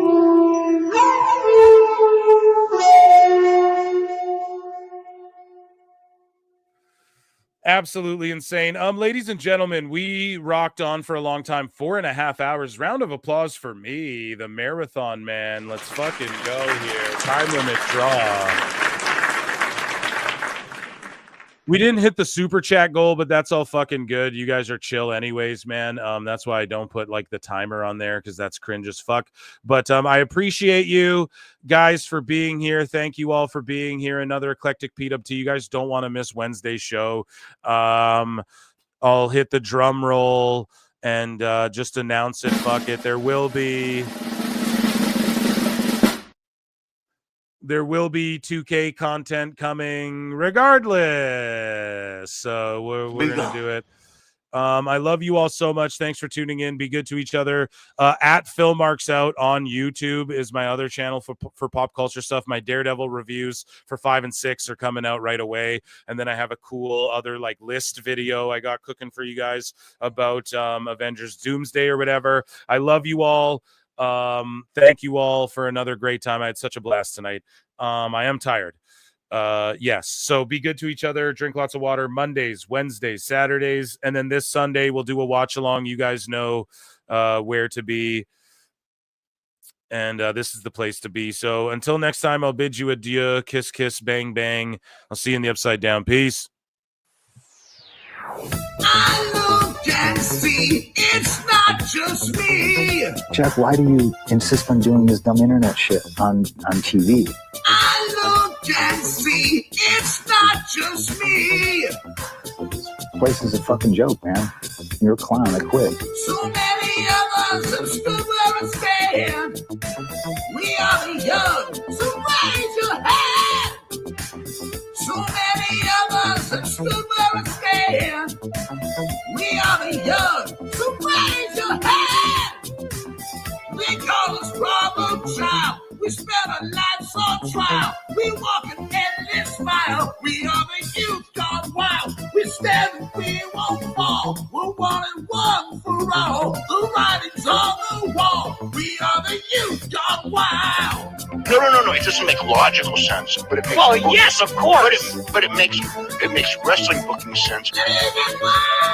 Of course, this makes no sense. Of course, okay, it makes no sense. However, in pro wrestling booking, which often makes no sense, you would do that. It's about making money. It's not about anything else. Wrestling's always been about making money first and foremost. That's it. Yes, I look and see it's not just me. Last weekend was the greatest weekend in AEW history. This is the greatest week. I look and see it's not just me. Security, my safety, my life was in danger at a wrestling show. So many of us have stood where I stand. We are the young, so raise your hand. So many of us have stood where I stand. We are the young, so raise your hand. They call us problem child. We spend our lives on trial. We walk an endless mile. We are the youth gone wild. We stand and we won't fall. We're one and one for all. The writing's on the wall. We are the youth gone wild. They call us problem child. We spend our lives on trial. We walk an endless mile. We are the youth gone wild. We stand and we won't fall. We're one and one for all. The writing's on the wall. We are the youth gone wild. Get wild! Yeah! If you're familiar with how we do things often here on these Wednesdays, it's a lot like one of my favorite movies, Time Cop. What? Fuck you. Fuck you. Yeah! Yeah!